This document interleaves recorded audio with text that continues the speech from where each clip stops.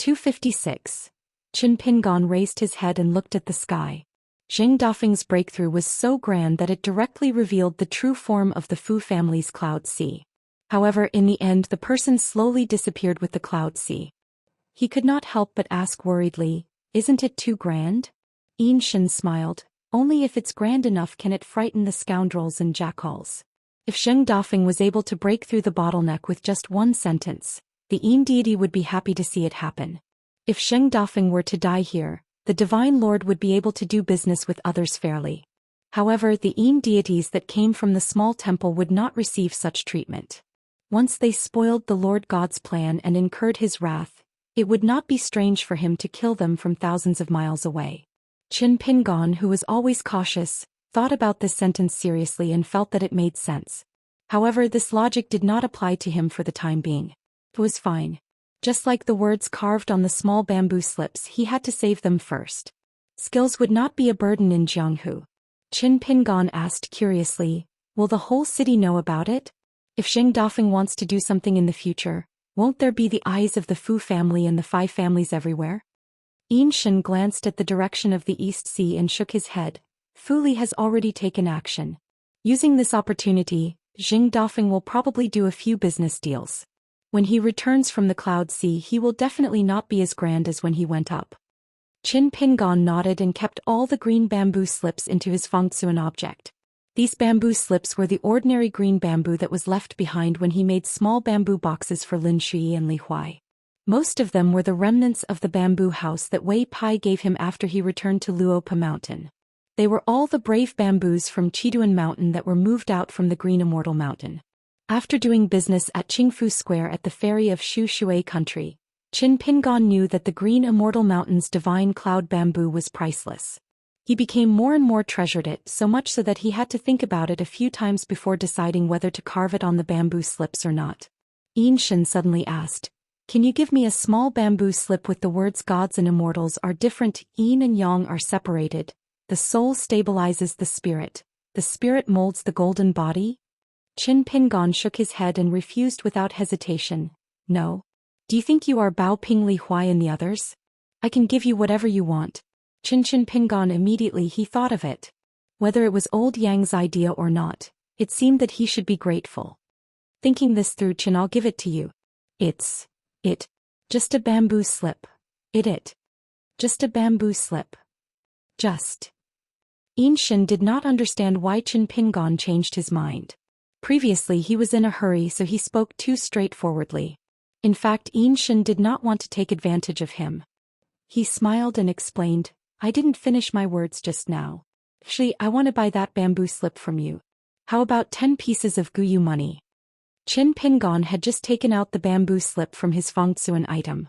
When he heard the words Guyu money, he felt his scalp tingle.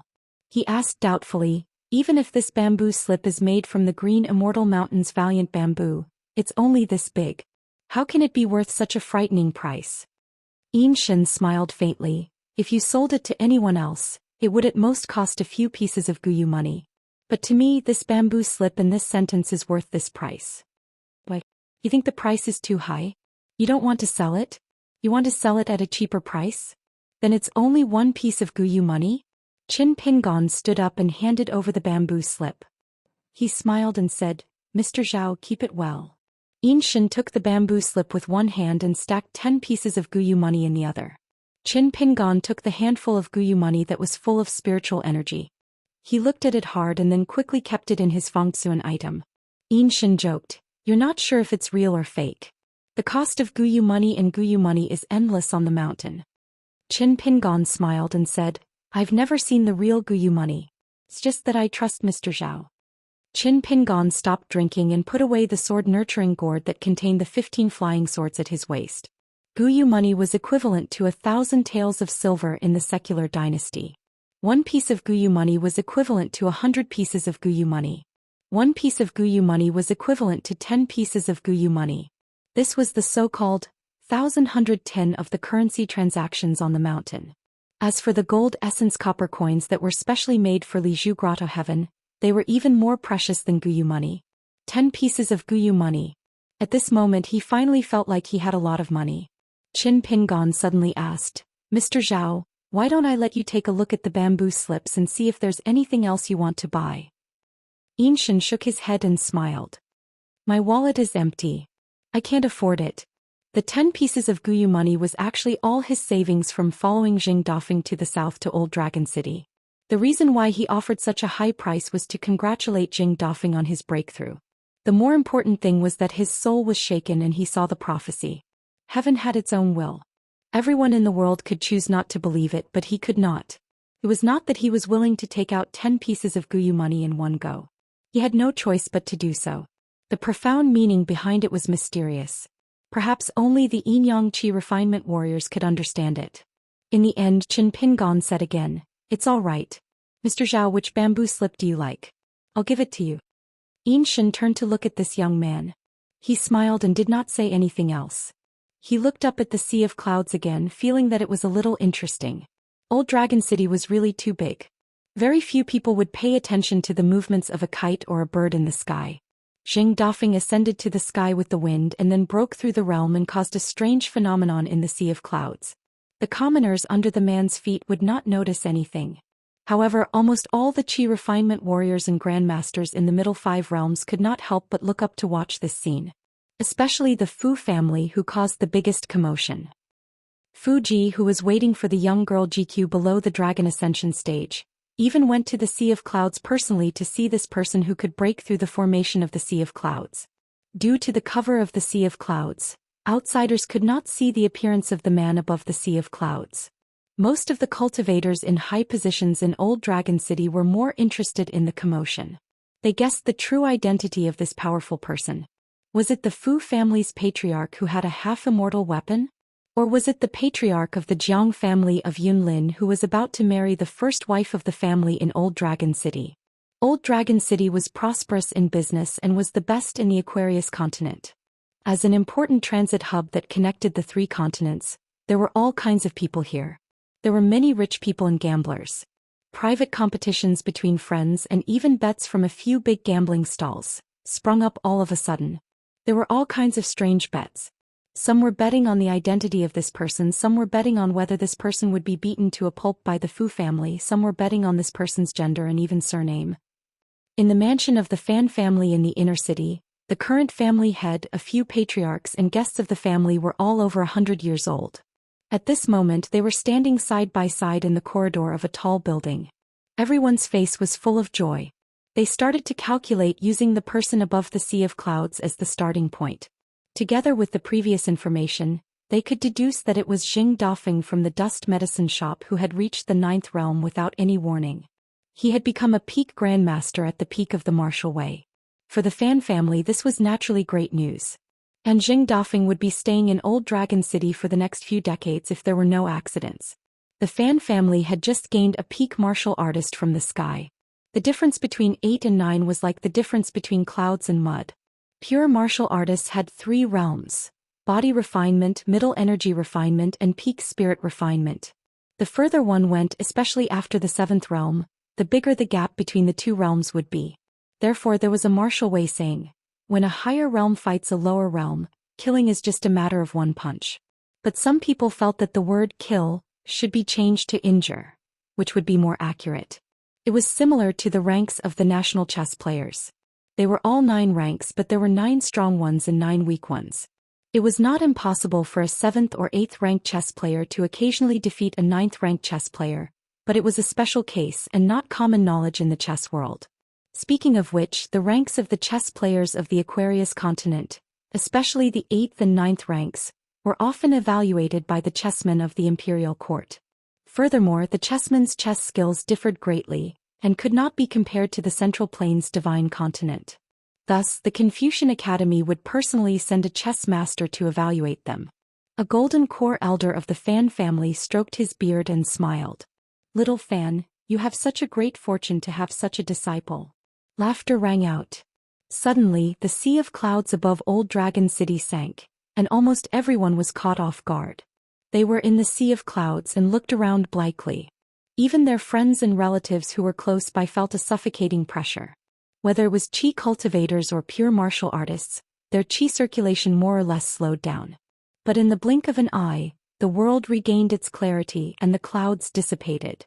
Many of the Golden Core cultivators who were hibernating or worshipping Old Dragon City had heavy hearts.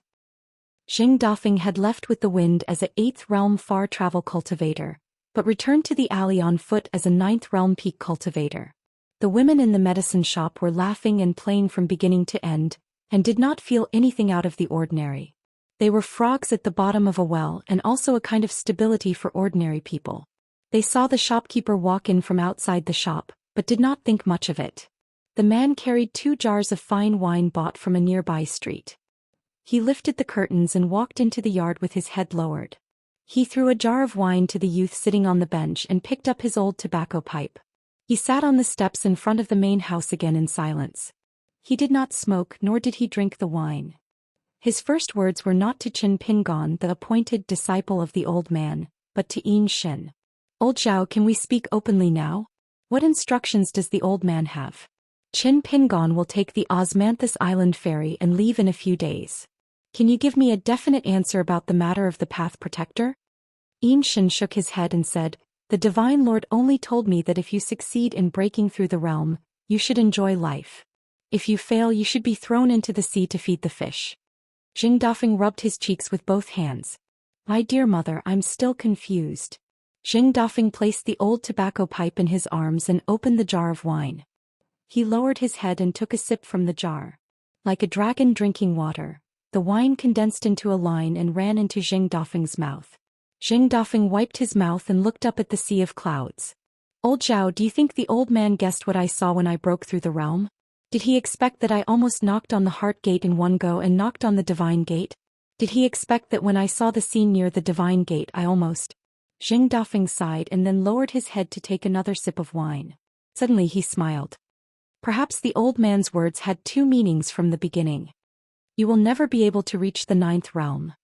Ah, the old man is really naughty. Yin Shin's mouth twitched. He felt that Xing Dafeng really didn't know what was good for him. Xing Dafeng felt as if his neck was being strangled. He looked around and felt very guilty. He hurriedly got up and walked to the center of the courtyard. He faced the north and said to himself, "Old man, please don't be offended. Disciple Xing Dafeng has successfully broken through the realm, but I can't tell you this happy news in person. I feel very guilty. Old man, you are wise and powerful and you are magnanimous. Please don't be angry." Xing Dafeng really held the joss sticks in his hand and bowed 3 times in the direction of the faraway dolly. Qin Pingon was very puzzled. How could old Yang teach such a different disciple from Li Er and Xing Dafeng? However, when he thought of Li Baoping, Li Huai, Lin Shui and the others, who also had very different personalities and were worlds apart, Qin Pingon did not find it strange. However, before Xing Dafeng offered the joss sticks, he made a strange movement. Qin Pingon saw it clearly. Xing Dafeng raised an arm and stretched it over his head, as if there were 3 joss sticks hidden there, and he took them back. After Xing Dafeng did this strange thing, he lazily sat back on the bench as if he had really made up his mind to enjoy life. He stared at Qin Pingon and Qin Pingon looked back at him. One looked like a scoundrel who owed a huge debt but did not want to pay it back. The other looked like he was saying, "If you dare not pay me back, I will kill you or annoy you to death." Yin Shin looked at the 2 of them and suddenly felt that he did not understand the ways of the world. A voice broke the silence. Someone lifted the curtain but did not immediately enter the courtyard. He raised the bamboo curtain high with one hand and held a pot of the best osmanthus wine in Old Dragon City in the other. Just that exquisite pot of wine alone could be sold for a snowflake. The handsome youth with red lips and white teeth saw that there was an outsider in the courtyard and hesitated for a moment. He stood where he was and asked softly, "Mr. Xing, may I come in?" After the youth walked into the dusty medicine shop, Yin Shin's figure had already disappeared. Qin Pingon turned his head and looked. It was someone of the same age. He could see that he was a pure martial artist and should still be in the 3rd realm for the time being. He observed the youth's breathing as he spoke and the slight trembling of his muscles, bones, skin and flesh, as well as the blood, qi and spirit that flowed out of him. This Old Dragon City youth's martial arts foundation was not bad, but there were many flaws. Many of the hunting paths of pure Jinqi in the Qi Palace were not wide enough and were not smooth enough. Qin Pingon was suddenly surprised. He found that he was looking down on other people's martial arts realms. It was not until this moment that Qin Pingon realized that he had really entered the fourth realm of martial arts. Xing Dafeng did not care about Qin Pingon's mind wandering. He waved at the youth and smiled. I know you can't hide it from your grandfather. But it's not that I want to criticize you, but this congratulatory gift is just a pot of osmanthus wine brewed by the Fan family? Aren't you being a little too careless? I've always been vague about big things, but I'm very particular about small things. After you leave the wine behind, hurry back to the Fan family and tell your grandfather that you can't be too stingy. The youth was speechless and said helplessly, Mr. Xing, I heard about this from my grandfather and snuck out to give you the wine. It's not the intention of my elders. Why don't you wait until I inherit the Osmanthus Island and prepare a big gift? I stole this pot of wine from my family. Don't tell my grandfather later. I'll go ask my family for a congratulatory gift. The youth put down the wine and ran away. Xing Dafeng did not stop the energetic kid from the Fan family. He glanced at the lethargic and lazy Qin Pingon. He thought to himself, they are both young men. Look at this kid, he treats people sincerely, is generous, is easy to talk to, has a lot of good points. Look at you, Qin Pingon. You remember a debt of 5 copper coins for so long. You're also not white, old-fashioned and pedantic and have a lot of bad habits. From the youth's words, Qin Pingon understood a lot of inside information. The youth came from the Fan family of Old Dragon City, which had followed the Fu family to bet on Dali. Now that he was under Xing Dafeng's tutelage, he would own the Osmanthus Island ferry in the future. In addition, the Yin god had revealed that Xing Dafeng wanted to do business with the city lord Fujiang. Qin Pingon breathed a sigh of relief. Regardless of the schemes of these important people, his choice of the Fan family's ferry to inverted Hanging Mountain should not be a big problem. In the future, whether Old Dragon City would be a fight between immortals or demons, that was something they needed to consider. Qin Pingon only needed to wait patiently in the medicine shop for a few days. Then he would go to Osmanthus Island, reach inverted Hanging Mountain, go to the Great Wall of Sword Qi, find Miss Ning and give her the sword on his back. Xing Dafeng reached out and grabbed him. He smiled and said, Kid Fan, come back. Are you really going to shamelessly ask for a congratulatory gift for me? In fact, Xing Dafeng did not care at all what the youth said when he got home.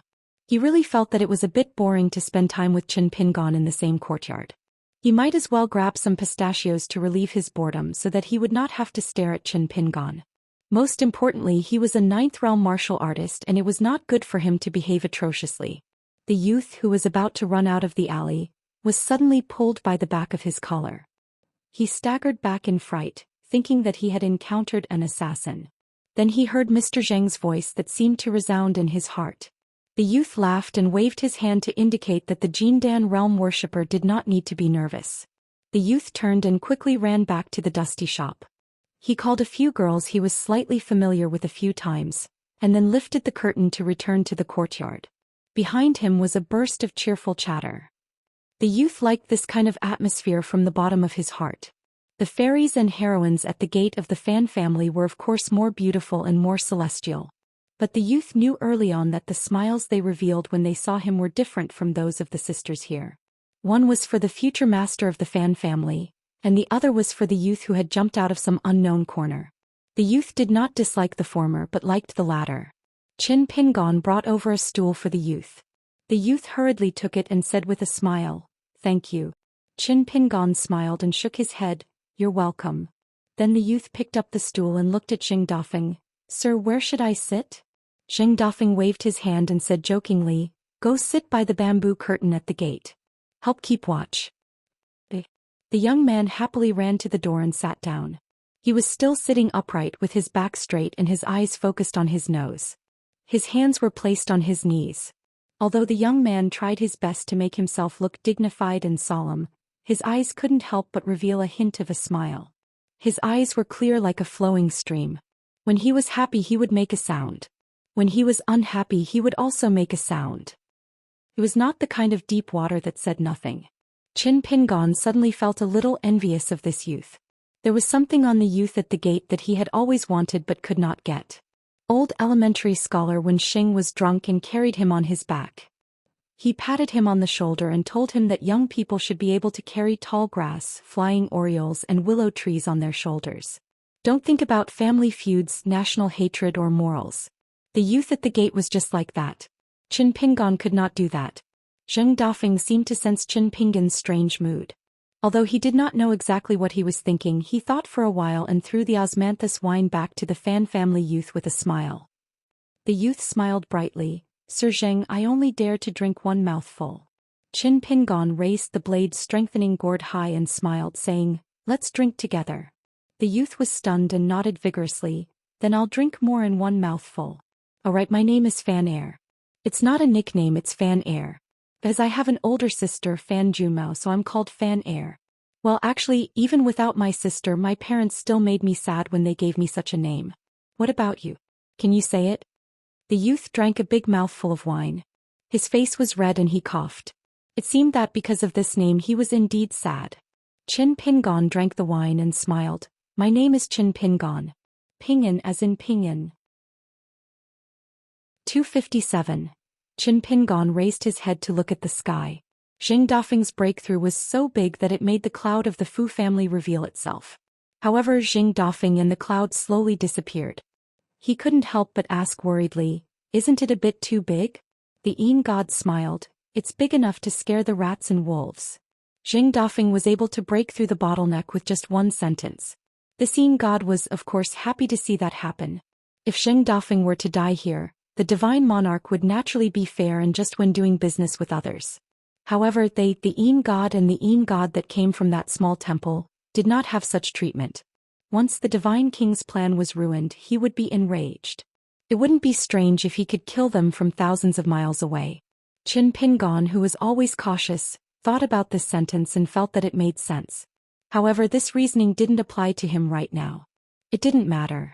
Just like the words carved on the bamboo slips, it was better to save them first.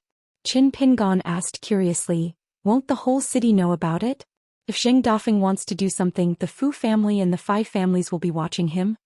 The Yin god glanced at the East Sea and shook his head. Fu Qi has taken action. Zheng Dafeng will take this opportunity to do some business. When he comes back from the Cloud Sea, he won't be as big as when he went up. Qin Pingon nodded and put all the green bamboo slips into his object space. These bamboo slips were left over from the small bamboo boxes he made for Lin Shui and Li Huai. Most of them were leftover bamboo from the Chestun Mountain that Wei Pai gave him after he returned to Luopa Mountain.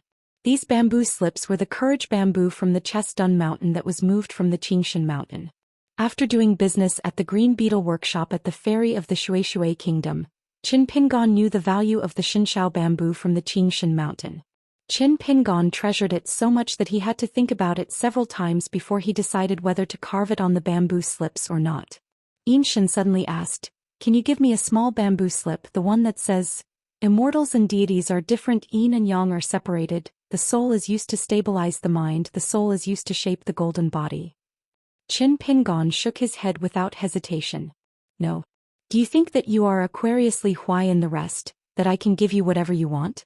But then Qin Pingon remembered the first time in the alley, when Yinshin had exposed Zheng Dafeng's intentions. Whether or not it was old Yang's idea, it seemed that he should be grateful. After thinking this through, Qin Pingon immediately became generous. Alright, I'll give it to you as a gift. It's just a piece of bamboo. Although the Yinshin did not understand why Qin Pingon changed his mind, he was too direct because he was in a hurry. Actually, Yinshin did not want to take advantage of him. He smiled and explained, I didn't finish my sentence just now. Actually, I want to buy that piece of bamboo slip from you. How about 10 pieces of Guyu money? Qin Pingon had just taken out the bamboo slip from the object core. When he heard the words Guyu money, his scalp went numb. He asked doubtfully, Even if the bamboo slip is made from Qing Immortal Mountain's Finyong bamboo, it's only so big. It's not worth such a frightening price. Yinshin smiled indifferently. If I sold it to anyone else, it would at most be a few pieces of Guyu money. But to me, this bamboo slip and this sentence are worth this price. Why, you don't want to sell it because the price is too high. You want to sell it at a lower price? Than 1 piece of Guyu money? Qin Pingon stood up and handed over the bamboo slip. He smiled and said, Old Mr. Zhao, keep it well. Yinshin took the bamboo slip with one hand. In his other hand there were 10 pieces of Guyu money. Qin Pingon took the Guyu money that was brimming with spiritual energy. He stared at it for a while and quickly kept it in the object core. Yinshin teased, Not sure if it's real? The cost of Guyu money and Guyu money is endless on the mountain. Qin Pingon smiled. I've never seen the real Guyu money. It's just that I trust old Mr. Zhao. Qin Pingon stopped drinking. He put the sword cultivating gourd with the flying sword 15 on his waist. The Guyu money was equivalent to 1,000 taels of silver in the secular world. 1 piece of Guyu money was equivalent to 100 pieces of Guyu money. 1 piece of Guyu money was equivalent to 10 pieces of Guyu money. This was the so-called 1,110 of the currency transactions on the mountain. As for the gold-refined copper coins that were specially made for the Lizhu Grotto heaven, they were even more precious than the Guyu money. 10 pieces of Guyu money. At this moment he finally felt like he was loaded with money. Qin Pingon suddenly asked, Old Mr. Zhao, why don't I let you take a look at all the bamboo slips and see if there's anything else you want to buy? Yinshan shook his head and smiled. My wallet is empty. I can't afford it. The 10 pieces of Guyu money were actually all the savings he had when he followed Jing Dafeng south to the old Dragon City. The reason why he offered such a high price was to congratulate Jing Dafeng on his breakthrough. The more important reason was that his spirit was shaken and he saw the prophecy at first glance. There was heaven's will in the unseen world. Everyone in the world could choose not to believe it, but he could not. It was not that he was willing to take out 10 pieces of Guyu money in one go. He had no choice but to do so. The meaning behind it was profound and mysterious. Perhaps only qi cultivators from the school of Yinyang could understand it. In the end, Qin Pingon said, It's okay. Old Mr. Zhao, whichever bamboo slip you like, I'll give it to you. Yinshan turned his head and looked at the young man. He smiled and did not say anything else. He looked up at the sea of clouds again and felt that it was a little interesting. The old dragon city was really too big. Very few people would pay attention to the movements of a kite or a bird in the sky. Jing Dafeng's ascension to the sky with the wind and his breakthrough caused the strange phenomenon of the sea of clouds. The common people under the man's feet did not notice anything. However, almost all the qi cultivators and martial arts masters in the middle 5 states could not help but look up at this scene. Especially the Fu family, who caused the most commotion. Fu Qi, who was waiting for the young girl GQ at the bottom of the dragon climbing platform, even went to the Sea of Clouds personally to see the person who could break the cloud sea formation. Because of the Sea of Clouds, outsiders could not see the appearance of the man above the Sea of Clouds. Most of the cultivators with high positions in the old dragon city were just there to watch the show. They were guessing the real identity of the top powerhouse. Was it the Fu family's old ancestor who had a half-celestial weapon? Or was it the old ancestor of the Jiang family of Yunlin who was about to marry the first wife of the family in the old dragon city? The old dragon city was prosperous and was the best in the Aquarius continent.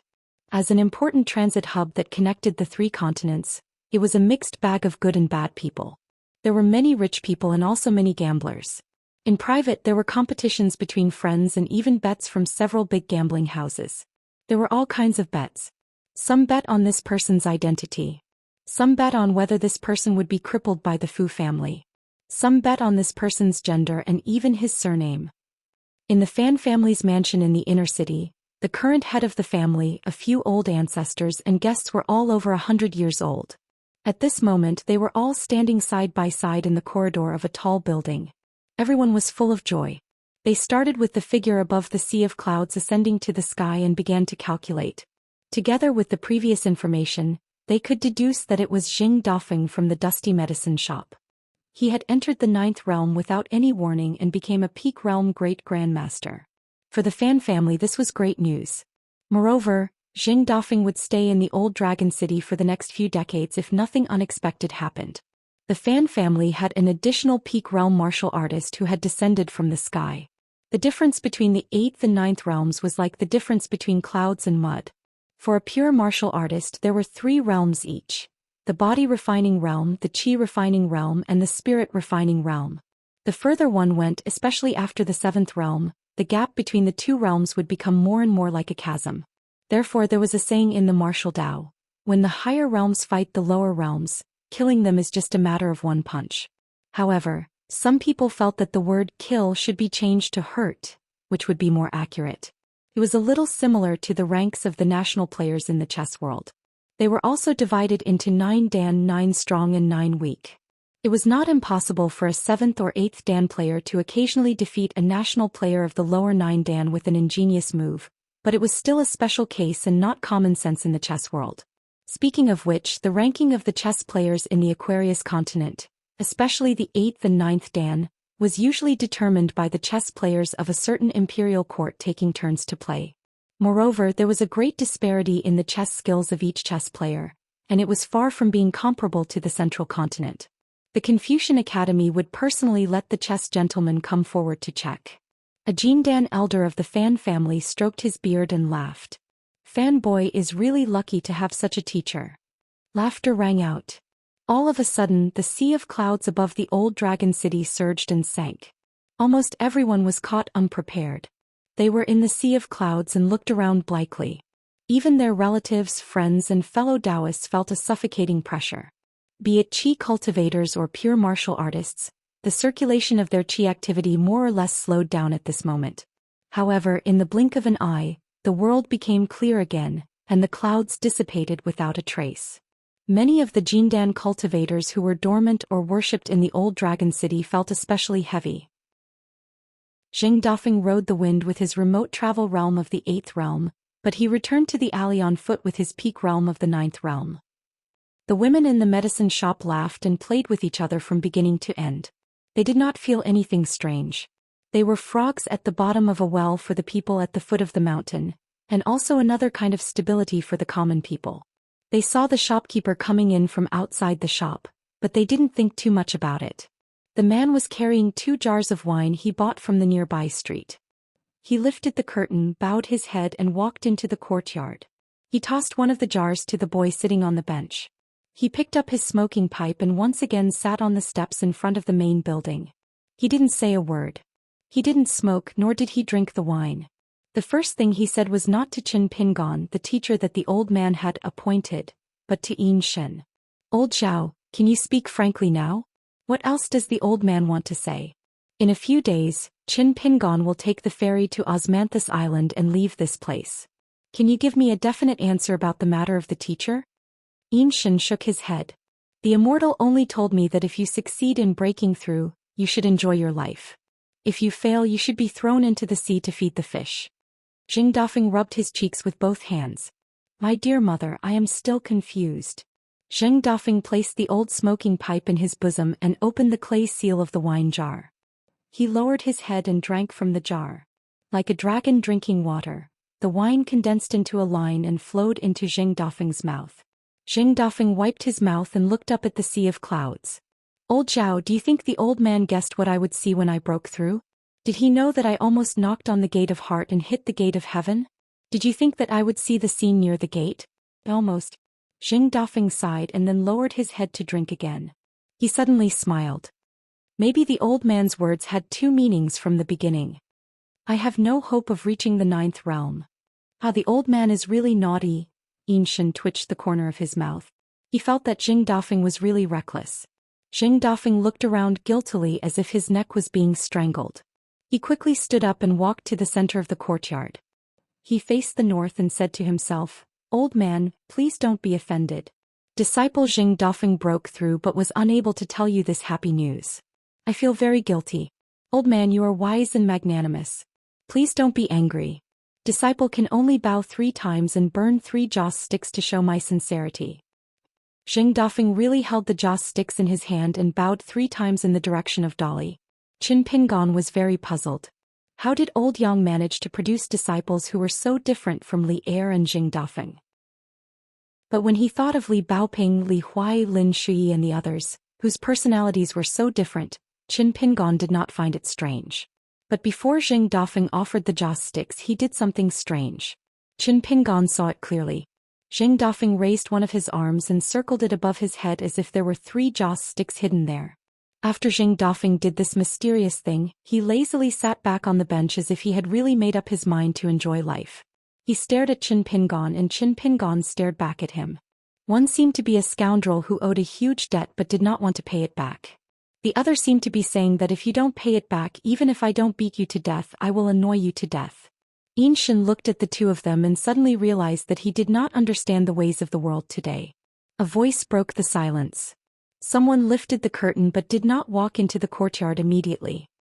He lifted the bamboo curtain high with one hand and held a pot of Old Dragon City's best osmanthus wine in the other. Just the exquisite wine pot alone could be sold for 1 snow coin.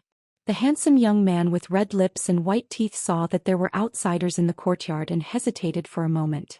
He stood where he was and asked softly, "Mr. Zheng, can I come in?" After the young man walked into the dusty medicine shop, Xianxia's figure disappeared. Qin Pingon turned his head and looked. It was a man of the same age. He could see that he was a pure martial artist, probably still in the 3rd realm. Through observing the young man's breathing as he spoke and the slight trembling of his muscles, bones and skin as well as the blood, qi and spirit that flowed out of his body, this young man from Old Dragon City had a good foundation in martial arts, but there were many flaws. Many of the pure qi in the qi palace of his body did not seem wide enough or smooth enough. Qin Pingon was suddenly surprised. He realized that he was looking down on someone else's martial arts realm. It was not until this moment that Qin Pingon realized that he had really entered the 4th realm of martial arts. Jing Dafeng did not care about Qin Pingon's wandering mind. He waved at the young man and smiled. "I know I can't hide it from your grandfather, but this congratulatory gift is just a pot of the osmanthus wine brewed by the Fan family? Isn't that a bit too careless? I'm always careless when it comes to big things, but I'm very particular when it comes to small things. After you leave the wine, quickly go back to the Fan family and mention it to your grandfather. You can't be too stingy." The young man was speechless and said helplessly, "Mr. Zheng, I heard about this from my grandfather, so I snuck out to deliver the wine.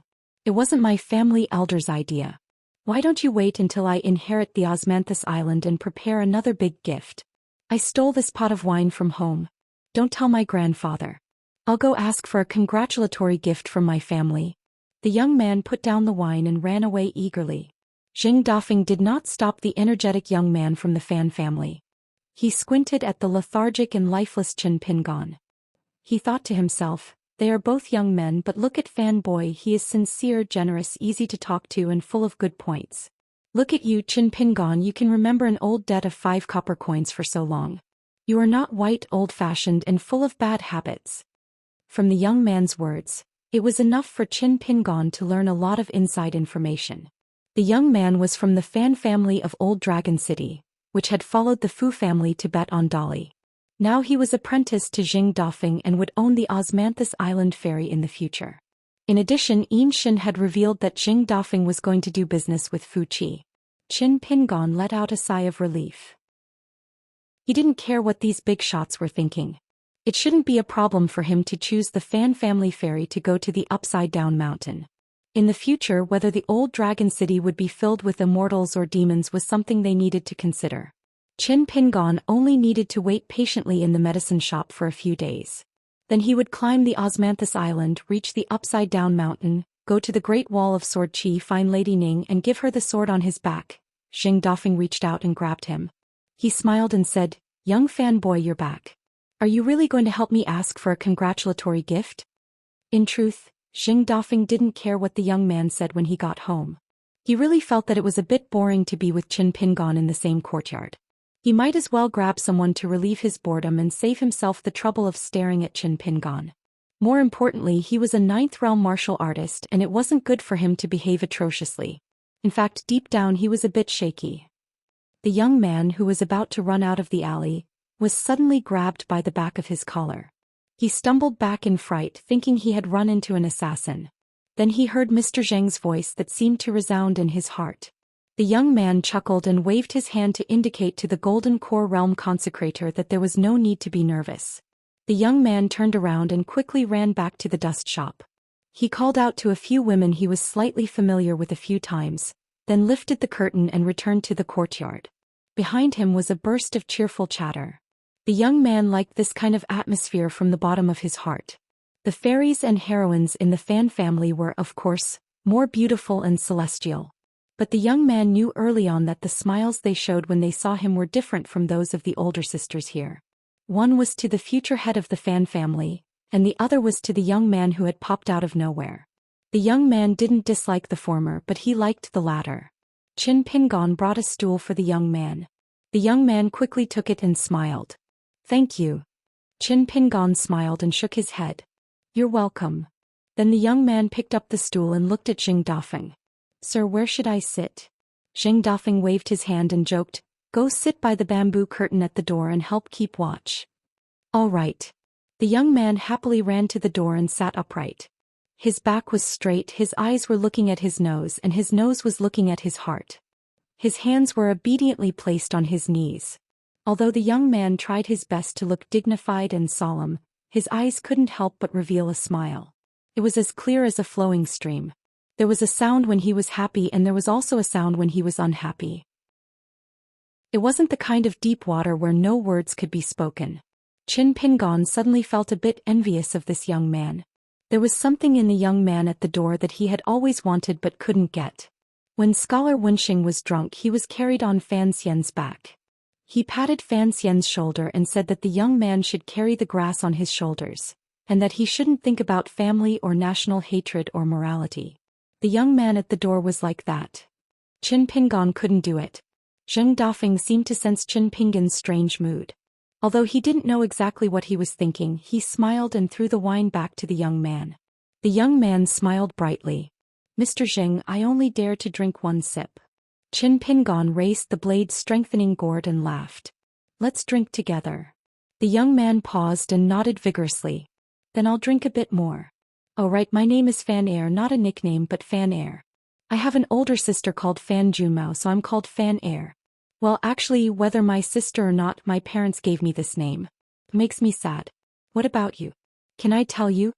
The young man took a big gulp of wine. His face was red and he coughed. It seemed that he was really sad because of this name.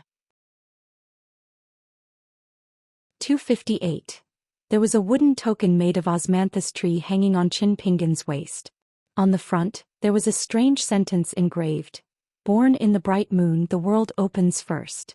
On the back there was, honored guest of the Fan family. It was quite strange that an honored guest was not an honored guest. Moreover, this osmanthus tree wooden token that was personally given to Qin Pingon by Fan Air was secretly engraved with the words friend of Fan Air. This was definitely Fan Air's doing.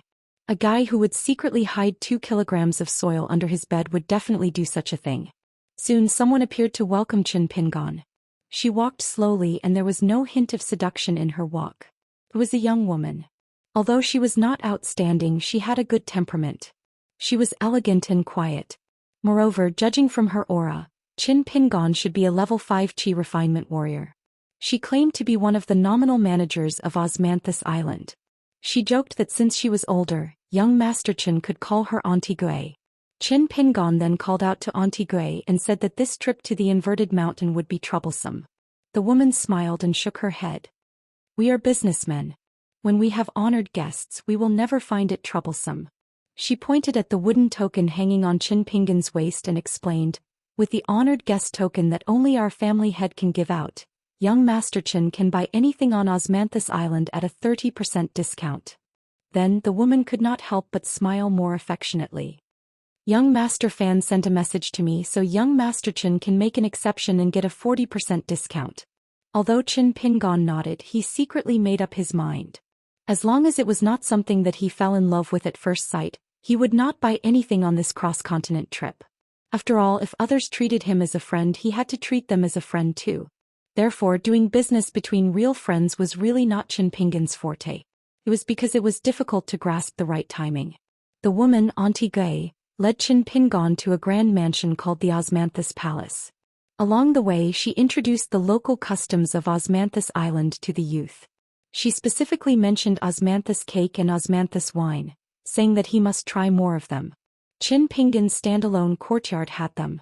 He did not have to be polite and could just ask for them from the maid in the courtyard. Qin Pingon did not refuse. He patted the blade-strengthening gourd at his waist and smiled. I like drinking wine. The woman glanced at the scarlet wine gourd and smiled. Good. There were thousands of osmanthus trees on Osmanthus Island. The ancestral tree on the mountain peak was even older than Old Dragon City. It was personally planted by a farmer immortal in Earth's spirit continent. Osmanthus Island was able to become a cross-continent ferry that was undamaged after thousands of years. Even as the roots of the mountain osmanthus tree spread and the Fan family used a unique method to add soil, Osmanthus Island was still able to slowly grow. This was all thanks to the ancestral osmanthus tree.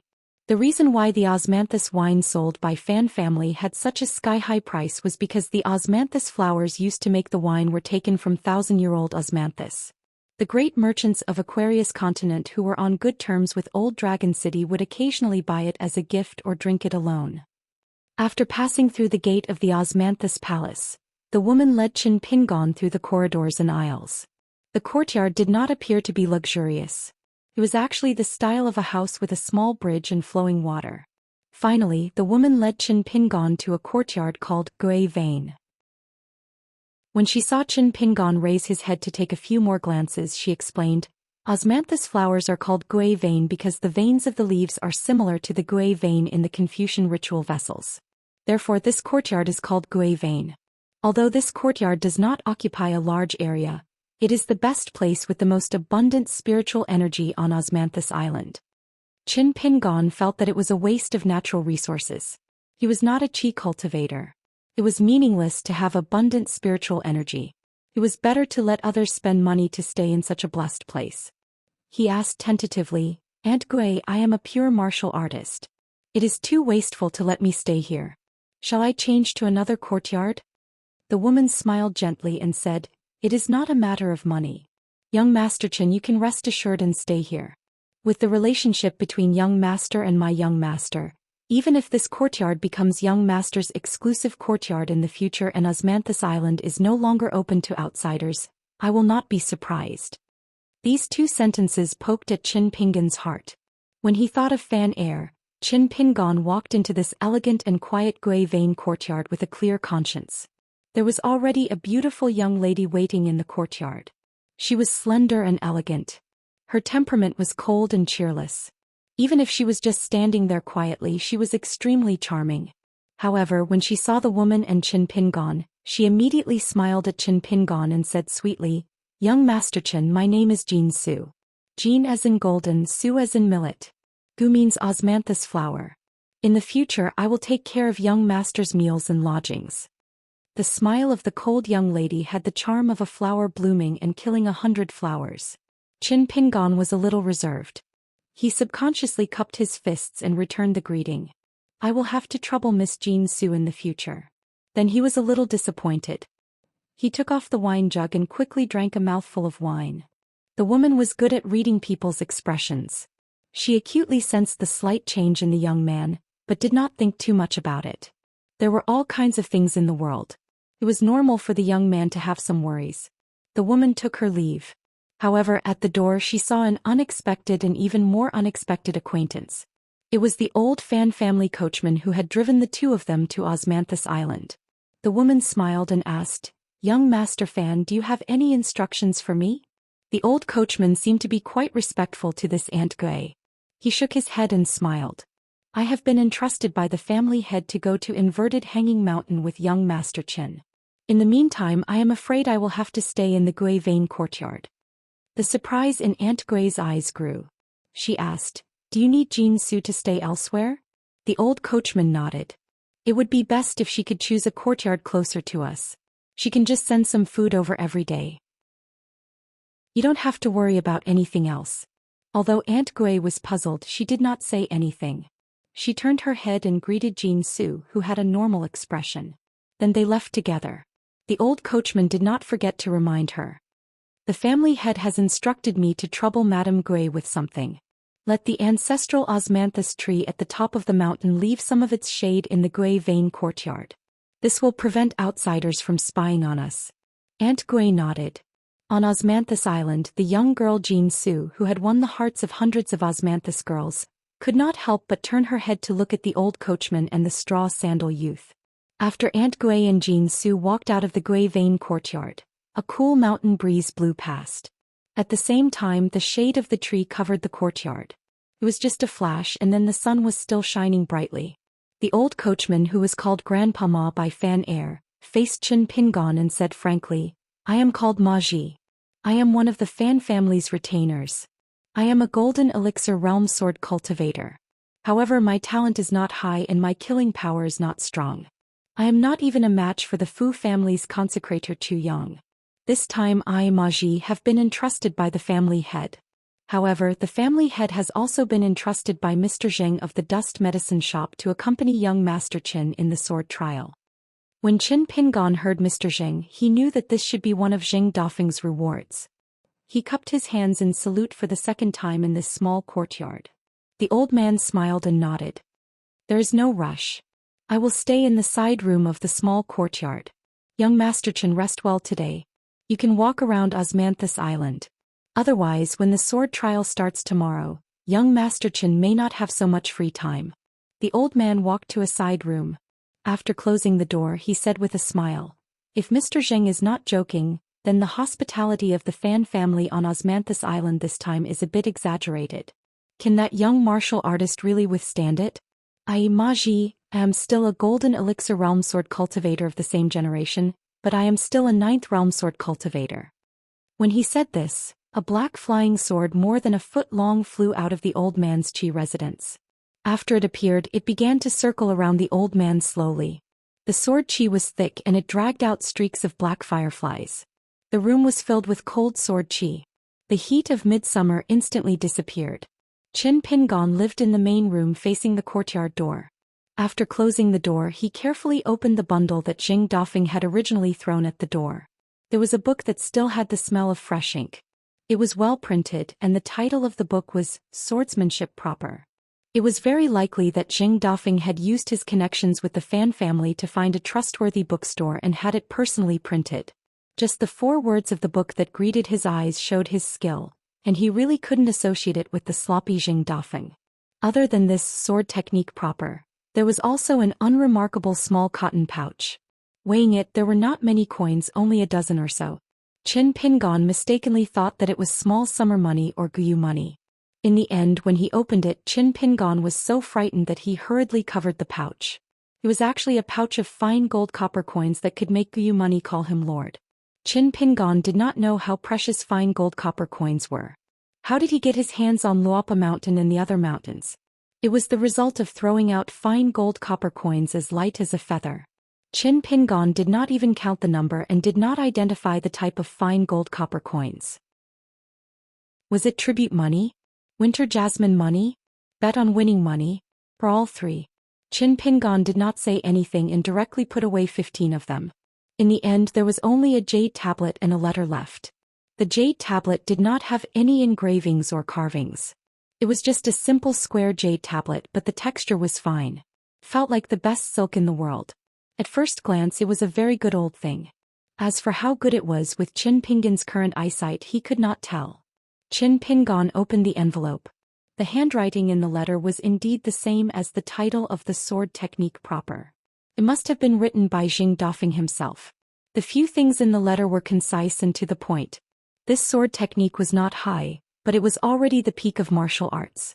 The sword techniques recorded were all moves that returned to the origin. It was very suitable for a one-track-minded person like Qin Pingon to study and cultivate. The 15 fine gold copper coins were to repay 5 qian. As for the jade tablet, Zheng Dafeng only said 3 words in the letter. An object close at hand. Other than that, there was no introduction, origin, or how to use it. Not a word was mentioned. But even if it was just 3 words, it was enough. When the young Cui Dong traveled to the Great Sui Kingdom, this Dali imperial tutor carried it with him. It was also an object close at hand. At the end of the letter, Zheng Dafeng said that Ma Ji would accompany him to test his sword. It was just a small bonus for the 3 transactions. It was to let Qin Pingon better adapt to the invisible pressure of the Great Wall of Sword Qi on a pure martial artist. Therefore, the Jingdan sword cultivator Ma Ji would use his natal flying sword when the time came. It was not only to teach him sword techniques, but also to teach Qin Pingon how to fight against a 5th realm sword cultivator. When it came to this matter, Zheng Dafeng was not stingy with his words. He even added a few words about how one could be a good man after suffering. But even if Qin Pingon only held the letter and looked at the words, he could imagine Zheng Dafeng's sly smile when he wrote the letter. Qin Pingon knew very well that Zheng Dafeng had heard about his 3rd realm tempering, so he did not plan on letting him be comfortable in 4th realm. Zheng Dafeng was probably secretly happy in the dusty medicine shop.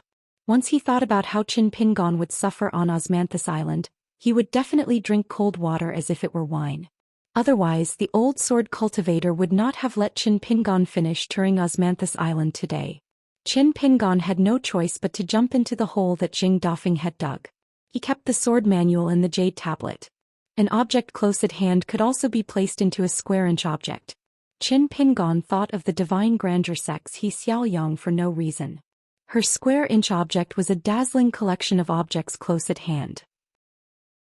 But when he thought of this Taoist fairy who had a very good first impression of him, Qin Pingon only had a thick haze in his heart now. Qin Pingon exhaled a mouthful of turbid air and went out to tour Osmanthus Island. Looking down from the top of the mountain, the ferry had yet to set sail. There were still many Qi refinement warriors boarding the ferry at the foot of the mountain. Retracting his gaze, Qin Pingon looked into the distance. There was a magnificent scene of boundless seawater on three sides. It made one feel relaxed and happy. When placed in it, one would feel extremely small. Qin Pingon remembered something. Regarding the word, strongest. The old man surnamed Cui in the bamboo house said that his third realm was the strongest in the world. Not the Aquarius continent. Later on, Jing Dafeng mentioned this matter and also said that Li Er was once the strongest ninth realm martial artist with the strongest foundation. But now that he had entered the 10th realm, Qin Pingon guessed that Li Er had temporarily lost the title of strongest. Qin Pingon looked into the distance. He heard from Cui Dong that this vast world was extremely huge. There were 5 lakes and 4 seas and 9 continents. The Aquarius continent, Julu continent, Baifeng continent, Pasua continent, Jinjia continent and so on. They were like stars surrounding the moon, surrounding the largest Earth Divine continent. And the Earth Divine continent had several large dynasties. Dali could only be comparable to them after annexing half of the Aquarius continent. Qin Pingon could not help but think of a question. Did the legendary 11th realm of martial arts, martial god, exist in the world? The young man Cui Dong laughed and did not give an answer. Jinjia continent. In the ruins of an ancient battlefield where the spirit qi was extremely thin, numerous enormous statues that were hundreds of meters tall when they were alive, had all collapsed to the ground. None of them were spared and they stretched out like a broken mountain range. This place became a natural forbidden ground for qi cultivators of the continent. There were often gusts of wind that swept across the world without warning. For qi cultivators of the 5th realm who were below the golden core of the earth immortal realm, it was tantamount to cutting through their bones. At the most majestic and broken Buddha statue that had fallen to the ground, the Buddha statue, which seemed to be smiling while holding a flower before falling to the ground, had its arms severed from the shoulder. The entire arm was lying on the ground. The flower that the Buddha was holding had long been crushed, and only 3 of its 5 fingers were left. It raised one of its fingers and pointed at the sky. Just this one finger alone was more than 100 feet tall. One could imagine how tall this Buddha statue was when it was intact. There was a barefoot girl in white standing on the finger. Her eyes were closed and her hands were forming a seal. She stood against the wind. The girl's face was ordinary, like a little girl that could be seen everywhere in the streets. A gust of wind came and crashed into the finger of the Buddha statue and the girl standing on the fingertip like a tide. The girl did not open her eyes. She only moved her lips slightly and whispered in a dialect of the Jinjia continent, "Open." The gust of wind was split into 2 as if it was split by someone. It whistled past the 2 sides of the Buddha statue's finger. Only a few strands of wind managed to escape and brushed past the girl's cheeks. In an instant her face was cut open. But in an instant the girl's face returned to normal. The wind blew past the girl and took away the orchid fragrance. In the sea near the Julu continent there was a mountain peak. The mountain peak was like a cone piercing the sky. Only the peak was a circular depression in the shape of a bowl. It was like a well. It was bottomless, but there was a faint reflection of fire on the wall of the well. At the well of this active volcano, there was a burly man who was naked. He held his cheek with one hand and sat cross-legged on a dark reef. He was silent and deep in thought. Around him were rolling flames and magma. The heat waves were overwhelming, but the man was unaware. The man was born with polychoria. He frowned and muttered, "It's a little difficult to break through the threshold of the golden body realm. I have to blame myself for eating too many elixirs. 200 pounds? Or 300 pounds? Looks like when I reach the golden body realm I can't stupidly eat that stuff like rice. Everything else aside, it's troublesome to have to poop every day. If word gets out, it'll really damage the reputation of a sixth realm martial artist. A swift and fierce flying sword silently pierced through the well. The burly man collapsed to the ground and slid into the sea of fire. The natal flying sword, which was the same size as the swordsman at the foot of the mountain, did not stop there. It flew around the walls of the well at the mouth of the volcano, causing countless rocks to fall into the sea of fire. If it were anywhere else in the North Continent, given the cultivation level of the flying sword's owner and the sharpness of the natal flying sword, it would probably have pierced through a mountain. But here it was extremely difficult for the flying sword to cut through the walls of the well. A long-robed elder with a long sword on his back stood at the mouth of the volcano. After piercing the man with polychoria, the elder's thunderous voice resounded through the bottom of the well. "I finally found you, you damned bastard. Don't pretend to be dead. I know your life is tough, but it's all right. You're the one who chose this place of death where you can't escape. If you're buried here without a corpse, your sins might be lessened." The elder stretched out 2 fingers and circled them behind his shoulder. He gently brushed the hilt of his sword. The sword left its scabbard and rushed into the clouds. Then it plummeted rapidly from the mouth of the volcano to the sea of fire. When the sword plunged into the sea of fire and magma, there was a loud boom. Waves of flames that were dozens of feet high splashed up. In the sea of fire, a blurry figure could be vaguely seen swimming rapidly. The sword was like a harpoon stabbing out rapidly again and again. At the foot of the volcano there was a person slowly climbing up the mountain. There were old Taoists pasting talisman posters on the rocks. There were monks forming seals with their hands and gently patting the ground. There was someone holding a scroll that seemed to have no end. He pulled it all the way from the foot of the mountain, spreading it all over the ground. There was also a green-robed elder holding a brush. He was splashing ink on the ground, writing down the teachings of the scholarly sage. As the elder at the top of the mountain tried to kill the murderer with his 2 swords, he mocked himself. "I'm a dignified golden core sword cultivator. To think that I have to go through so much trouble to kill a martial artist of the pugilistic world who hasn't even reached the 7th level." The elder thought of all the tragedies. It wasn't just the calamity of his sect. There were also the countless people who died unjustly at the foot of the mountain. This golden core sword cultivator was furious. He said angrily, "A person like you who kills for fun deserves to die. 100 deaths won't be enough to atone for your sins." The 2 armies faced each other. The sound of drums shook the sky. In one of the armies, there was actually a man in embroidered clothes lying lazily on a platform that was temporarily built. He looked to be less than 30 years old.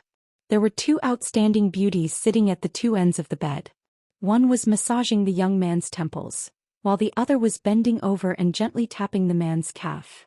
What was even more inconceivable was that behind the man, there was a commander's banner that was flapping in the wind. One of the beauties, who had the appearance of a maidservant, was carefully tapping the outer calf of the man in embroidered clothes. She glanced at the other woman and smiled charmingly. "Young master, I heard that in the enemy camp, there's an 8th level sword cultivator and a 9th level military cultivator helping to hold the line. It seems like our Gaoxio's ex-husband really loves Gaoxio. His anger for a beauty is truly moving. Young master, why don't you return Gaoxio to her? Reuniting after a broken mirror is also a beautiful story."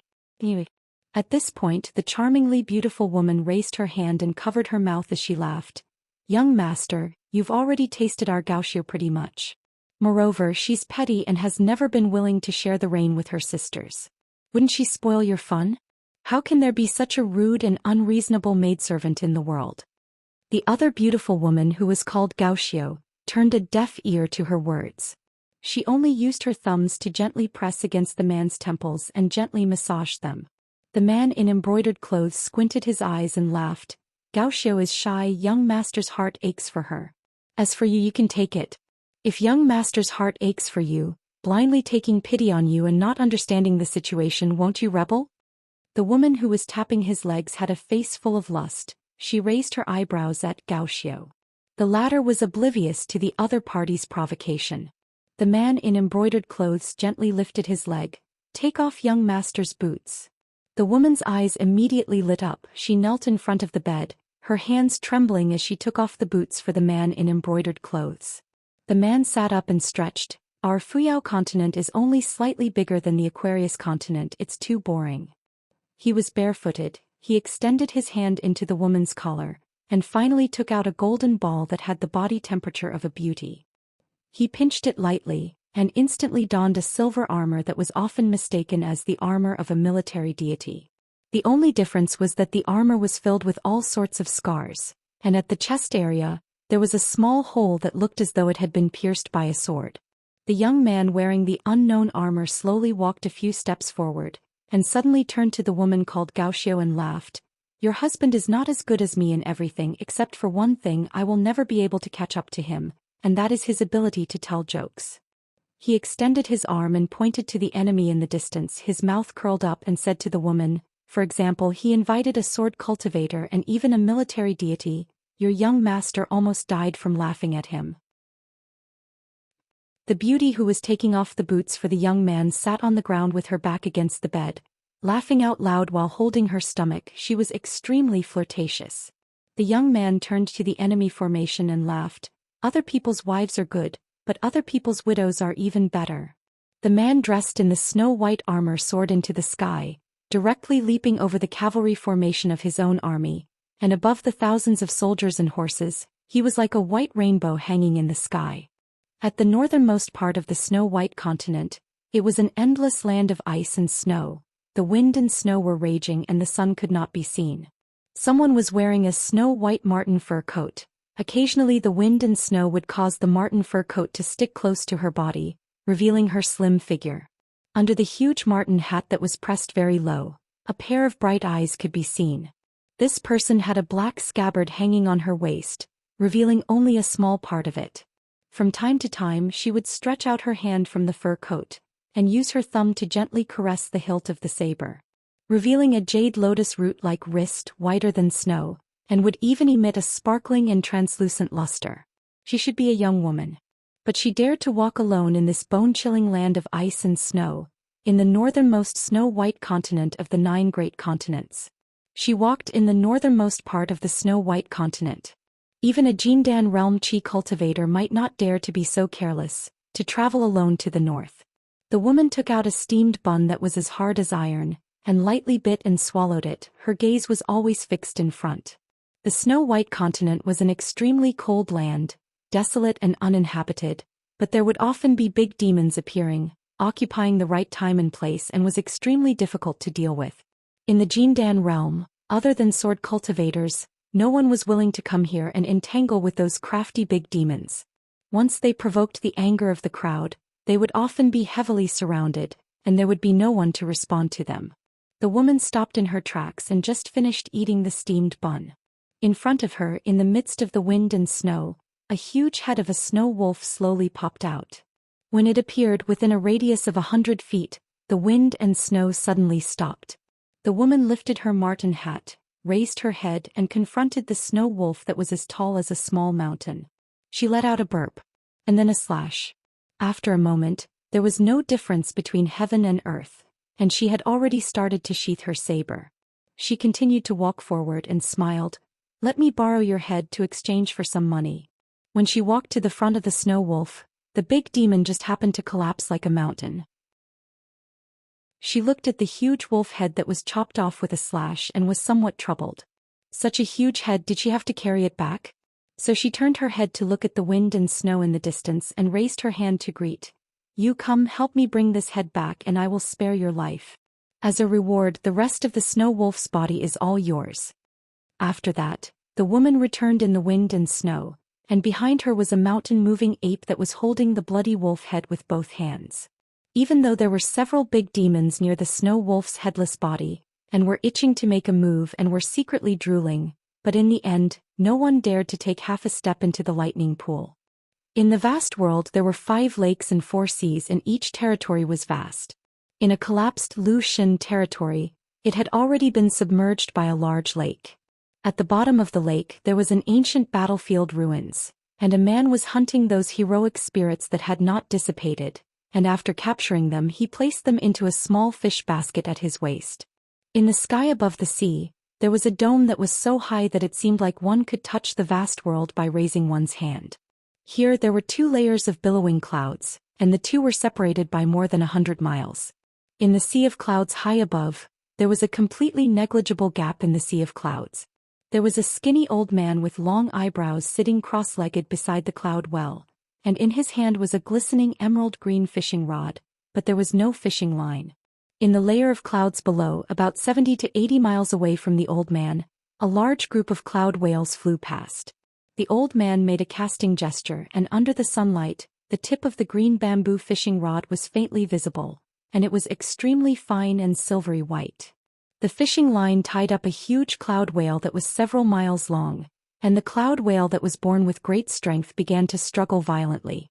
The old man fiercely pulled the fishing rod back and at the same time stood up, and the fishing rod was pulled into a shocking arc. The old man laughed and said, "Good fellow. You are quite strong." The two sides confronted each other for the time it took to burn a stick of incense, and the old man held the fishing rod and ran around in the sea of clouds, cursing and swearing. It was very comical. A pure martial artist who could ride the wind and travel far away was at least Realm 8. Even if he was just a Realm 8 martial artist, it would be more than enough to kill a cloud whale. Even if he were to confront a group of cloud whales, he would still be able to win. However, the mystery of the old man's fishing was that he condensed a breath of vital energy into a fishing line that was as thin as a hair, and purely used it to deal with a cloud whale's divine strength. This was the most shocking part. A pure martial artist's strength was in the word, pure. Earth Divine Continent, a colossus that was once one of the 9 great dynasties of the world, was destroyed just like that, and its dynasty was cut off. Generally speaking, the only force that could destroy such a huge dynasty was an existence that was even bigger than the 9 great dynasties. However, this time it was definitely not the case. In the city of the fallen country, where smoke rose from the glorious palace, there was a horse that was slowly moving forward. Wherever it passed, the generals and soldiers would retreat like the tide. This horse directly urged the horse to go to the great hall that was renowned throughout the 9 continents. The war horse did not enter the great hall through the stairs on the 2 sides of the dragon wall. Instead, the horse's hooves stepped directly on the dragon wall, like a wild horse going down a mountain slope. The person riding the horse was tall and big. He wore golden battle armor and a helmet that hid his face. He held a talisman-covered spear that flowed with golden light. It was much longer than a normal spear. The mount was a dragon steed that was a descendant of a flood dragon. It was very mystical and rarely seen in the world. There was also a sheathless sword at the waist of this cavalry general. The sword had no edge and was covered in rust. There were 2 blurry ancient seal characters that were worn out. Before the horse entered the great hall, this general who had contributed to the destruction of the country suddenly raised his arm and pointed a finger at the sky. After the cavalry general made this action, he seemed to be waiting for heaven's response. However, he was calm and collected. After stopping for a moment, he lightly squeezed the horse's belly and continued forward. After the horse crossed the threshold of the great hall, the cavalry general's line of sight was the most precious dragon throne in the world. The general lowered his head and looked at the sheathless sword. "I heard that the sheath was left in a small place like Aquarius continent. Should I get someone to retrieve it or should I make a trip myself?" The general took off his helmet, revealing a head of black hair that flowed down. It was her, not him. A female martial god. 259. Standing under the shade of the ancestral osmanthus tree on the mountaintop of Osmanthus Island, Qin Pingon could not help but think of the old locust tree in his hometown. However, the osmanthus leaves in front of him were as lush as a canopy, but the old locust tree was no longer there. After a moment of sadness, Qin Pingon smiled knowingly. He still remembered the scene of the little girl in the red cotton-padded jacket running while carrying the locust tree branch. Li Baoping was lively and cute. She was not afraid of anything. She and Fan Air of Old Dragon City were carefree and could live every day happily. Qin Pingon was very envious of them. He hoped that he could become people like them one day. Apart from Qin Pingon, there were fairy passengers standing under the old osmanthus tree in 2s and 3s. They were all onlookers who had come because of its reputation. They pointed at the old tree and chatted. Some women chose their spots to stand and let a few painters from Osmanthus Island, who were specially waiting here, pick up their brushes and paint for them. There was also a family of 3 who asked the Chi cultivator painter, who was skilled in painting, to draw a family portrait for them as a memento. Fan Air had previously reminded Qin Pingon in the carriage that the customers who could go to Inverted Hanging Mountain to do business from Old Dragon City had different realms and backgrounds. However, they all had one thing in common, and that was that these people were not to be trifled with. After a lot of twists and turns, anyone could bring out one or two great figures or celestial families. This was because in addition to the Fan family's own warehouses on Osmanthus Island, many wealthy customers would also use Osmanthus Island to carry goods. This group of people did not lack background and financial resources. They might even be richer than the Fan family. They only lacked a cross-continent ferry that they had obtained by chance and a mature and stable route. Qin Pingon was not someone who liked to stir up trouble, so Fan Air's reminder was icing on the cake. At that moment, Qin Pingon stood quietly at a distance. He waited for a middle-aged painter to hand over the painting scroll. Only then did Qin Pingon walk forward and brushed past the woman who was holding the painting scroll excitedly. He glanced at the painting scroll in the hands of a female Qi refinement warrior. It was very lifelike, unlike the painted door gods in his hometown that were rigid and motionless. On the painting scroll, the woman's clothes and black hair fluttered slowly. A tree of osmanthus leaves also swayed like ripples. However, with Qin Pingon's eyesight, he discovered that the woman's real appearance was slightly different from the painting scroll. It seemed to have added some color to the painter's painting. Qin Pingon was amazed. Compared to the steel rubbing method on the Kun boat previously, each had its own merits. When the middle-aged artist saw the young man with a sword on his back, he shook his wrist. Behind him, there was an osmanthus girl holding a small table with the 4 treasures of the study placed on it. The artist smiled and asked, "Young master, do you want to paint too? Our Osmanthus Island is traveling across continents this time. Before we reach the inverted mountain, there will be 10 sceneries along the way. Each of them is unique in the world. Among them is this ancestral osmanthus tree. With the light of the celestial osmanthus, the painting scroll that we paint will have a faint fragrance lingering around it. It can be preserved for 100 years without fading and can be destroyed by insects and ants. It will definitely not disappoint you." Before Qin Pingon moved, he had already kept the osmanthus wooden token. He nodded and smiled. "I want to paint 3 of the same thing. May I know how much it will cost?" The middle-aged artist was stunned. He did not know if the young man in straw sandals in front of him was the Gong son of a rich family or a rich child who did not know the ways of the world. Most people would paint at most 1 painting. Who would want as many as 3 at one go? However, no one would complain about earning too much money. The artist smiled and said, "1 painting costs 10 snowflakes. If you want 3, I can give you a discount. I will only charge you 25 snowflakes." The osmanthus lady, whose beauty was far inferior to the golden millet of the osmanthus bloodline, smiled sweetly and added in a soft voice, "If you have the special wooden token of Osmanthus Island, you can even get a discount." Qin Pingon shook his head. "No, I am just an ordinary customer. 1 painting cost 10 snowflakes." To Qin Pingon, who always bought the cheapest wine, it was an unimaginable expense. However, today Qin Pingon did not hesitate and directly took out 25 snowflakes. According to the osmanthus lady's request, he only needed to place them on her small table. The Fan family's artist did not touch them. Then the middle-aged artist had Qin Pingon stand under the osmanthus tree. After changing positions several times, he finally chose a spot with the best view. Qin Pingon stood alone under the tree. Facing the artist's scrutiny, he was clearly a bit reserved. After the artist kindly comforted him with a few words, he relaxed slightly. His limbs were no longer so stiff, but his face was still a bit tense. The artist did not dare to point out too much. He originally thought that he could just put more thought into it when he started to paint. The osmanthus lady could not help but smile. Such a shy customer was rare on Osmanthus Island, where immortals gathered. In the past, there were a few bold men and women who asked if they could stand on their ancestors' osmanthus tree and asked the artist to paint a painting of ascending and looking into the distance. The woman asked if she could hold the osmanthus in her hand. Of course, it was not possible. The middle-aged artist picked up his brush and lightly waved his sleeve. The rare rice paper from Qinghuan slid down from the small table and slowly flew in front of him. It hovered motionlessly as if it was placed on a flat painting table. The artist was not in a hurry to paint on the paper, but started to brew his emotions. He wrote deeply into the wood. To paint a portrait he had to draw out a certain spirit. The artist had one hand behind his back and the other holding onto the brush. He stared at the young man under the tree.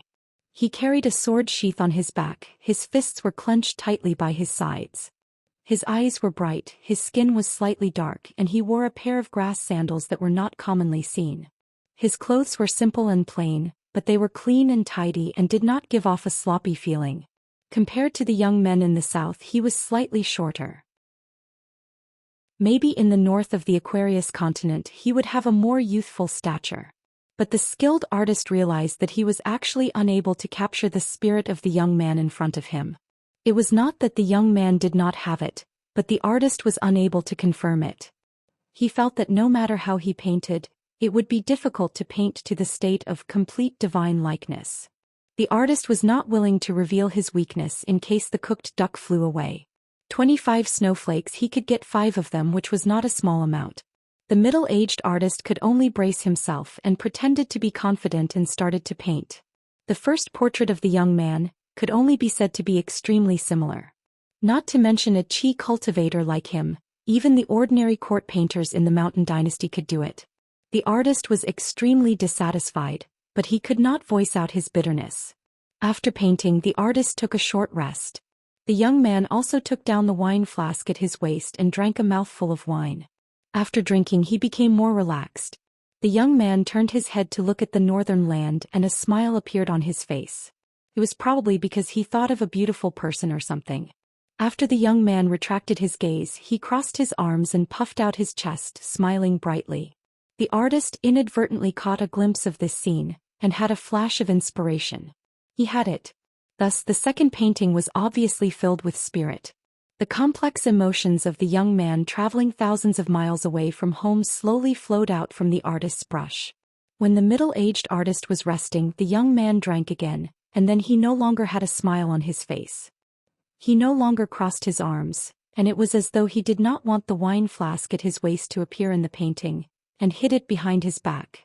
But the young man's formless aura was even more stable, like an adult who could take care of himself even if he was far away from home.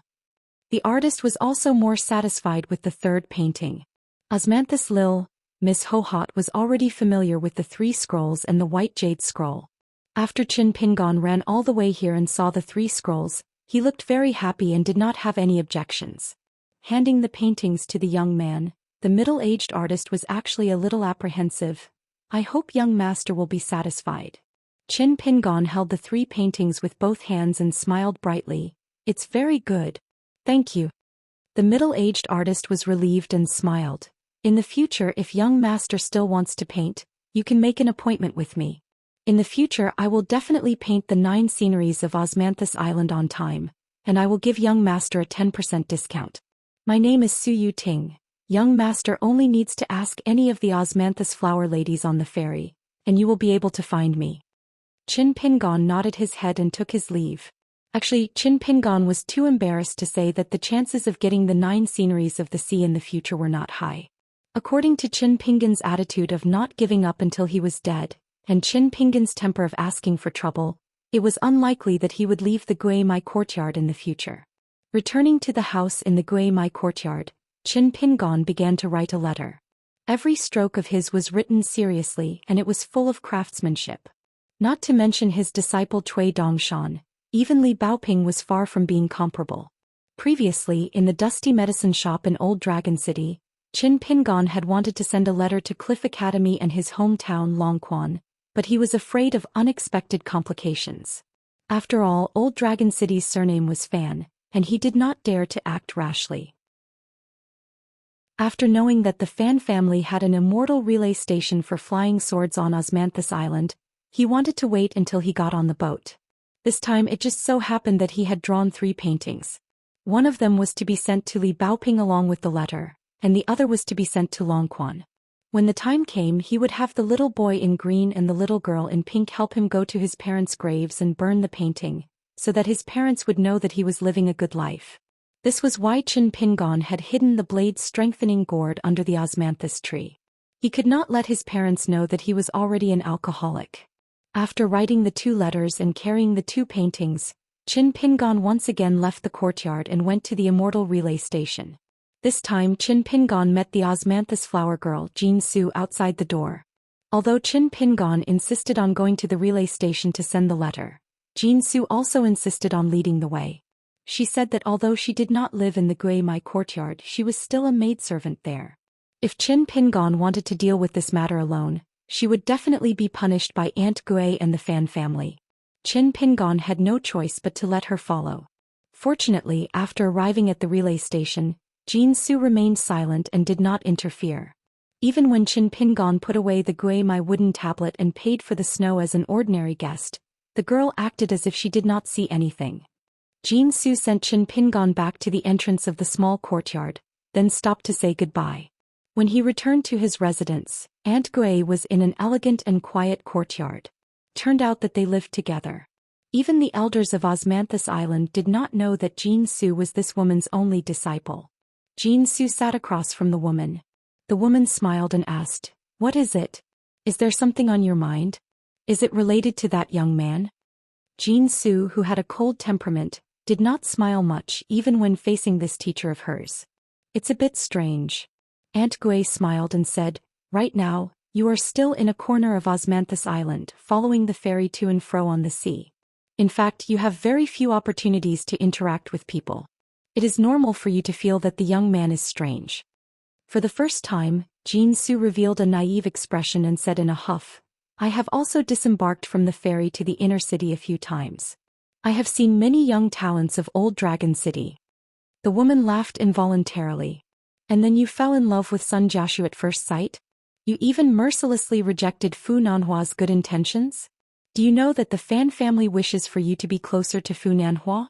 However, although the Fan family is a family of businessmen, their family values have always been good. Even if you are not sensible and almost cause trouble, they still do not want to force you.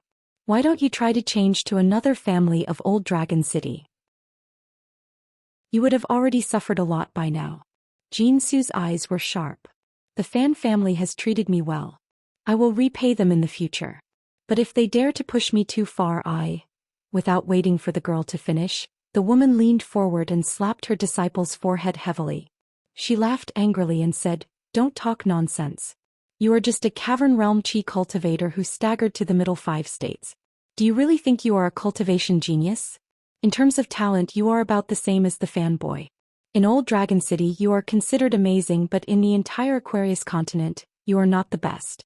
If you are in the whole vast world." Speaking of this, the woman sighed. It was very difficult to accept a disciple who was suitable to her.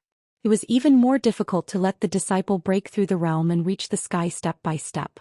Therefore, for a real immortal family at the top of the mountain, accepting a disciple was always the most important thing. It was second only to their own attainment of Tao and immortality. She knew 2 earth immortals of the 10th level and a pure jade realm cultivator. In order to test the temperament of a future disciple, they would spend at least 10 years and at most 100 years. Only when everything was ready would they accept the disciple as a disciple. The arrogant young girl went all out. Since there were no outsiders here, she got up and moved to sit beside the woman. She hugged Aunt Gui's arm and said coquettishly, "Jin Su, don't you have a good master?" Aunt Gui pointed at the girl with a finger and said jokingly, "You have a good master, but I have a lousy disciple who makes me worry." The young girl hugged the woman's arm and leaned her head on the woman's shoulder. She murmured, "Master, do you think Sun Jiaxu likes me?" Aunt Gui did not answer the question. Instead she teased, "Spring is gone, but the heart of love is still there." Jin Su's face was full of shyness. She complained, "Pastor." The woman turned her head and stared at her disciple's face. She smiled kindly and said, "How can a man not like such a beautiful girl?" Jin Su was full of joy. However, the woman sighed and said, "But have you ever thought that Sun Jiaxu is not only an outstanding man, he is also the head of the Sun family in Old Dragon City. He is an ambitious man who wants to become the ancestor of the Sun family's resurgence. He is also the disciple of the Shang family with high hopes. Even if the 2 of you can overcome all difficulties and walk together in the end, once you marry a merchant, your path of cultivation will be very difficult." The young girl's expression dimmed. The woman stroked Jin Su's soft hair. "The path of cultivation is infinitely beautiful, but it is not easy to walk on it. Every choice is cultivation. Life in this world is a bitter cultivation. The woman suddenly smiled and said, Master doesn't understand. Why do you not like Fanboy? He is such a good child. If you can truly like him, even if I have to throw away my face and use up my 1,000 years of relationship with the Fan family, I will still make a marriage between the two of you. Xianxia exclaimed and quickly sat up straight. Master, please don't randomly match a couple. That Fanboy is silly and doesn't have the slightest bit of heroic spirit or formidable disposition. He's always fooling around. If I fell for a little brat like him, then I'd really be possessed. The woman smiled and shook her head. Xianxia said softly, Master, look. The friend that Fan Air made is so boring. He is like a piece of wood. Everything he does and says is rigid. This kind of person, no matter how good his family background is, no matter how much the Fan family treats him, his future achievements will not be very high. The woman thought for a moment. Regarding this matter, she neither agreed nor disagreed. After Qin Pingon returned to the courtyard, he did not have anything to worry about for the time being. He began to practice the 6-step stance in the courtyard.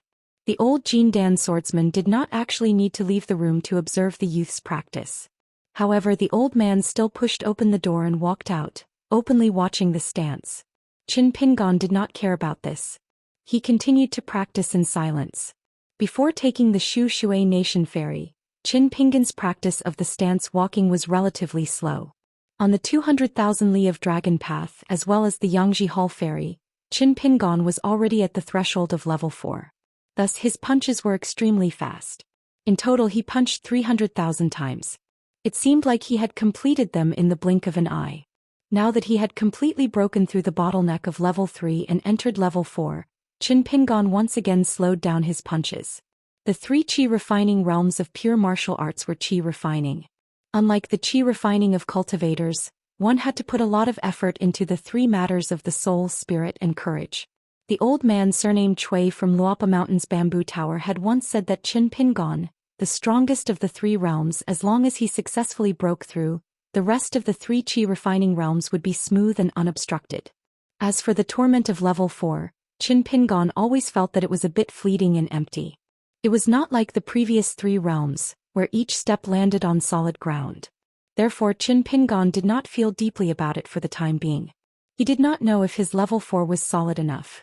The old man had once suggested that it would be best for level 4, level 6 martial masters to search for opportunities in the ruins of ancient battlefields.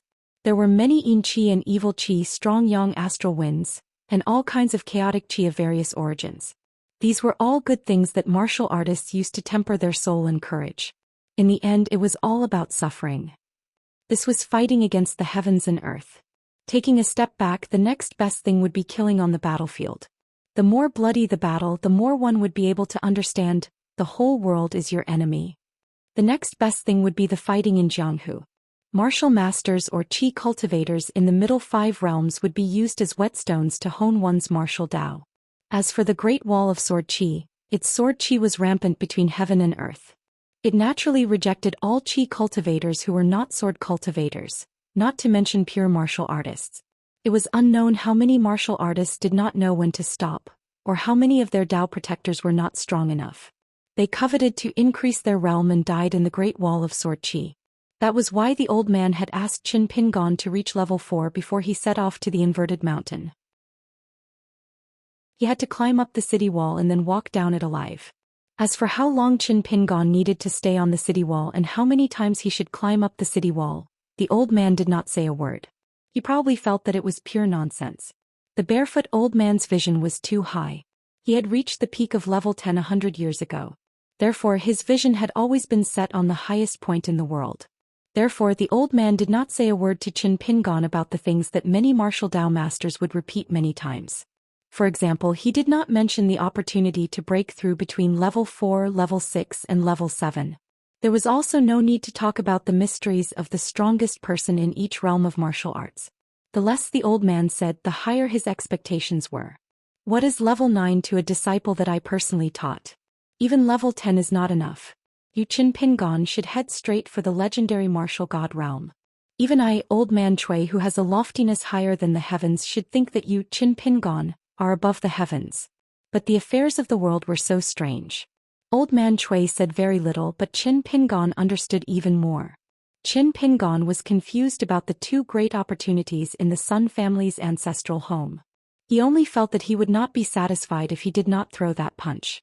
Later on he knew the truth.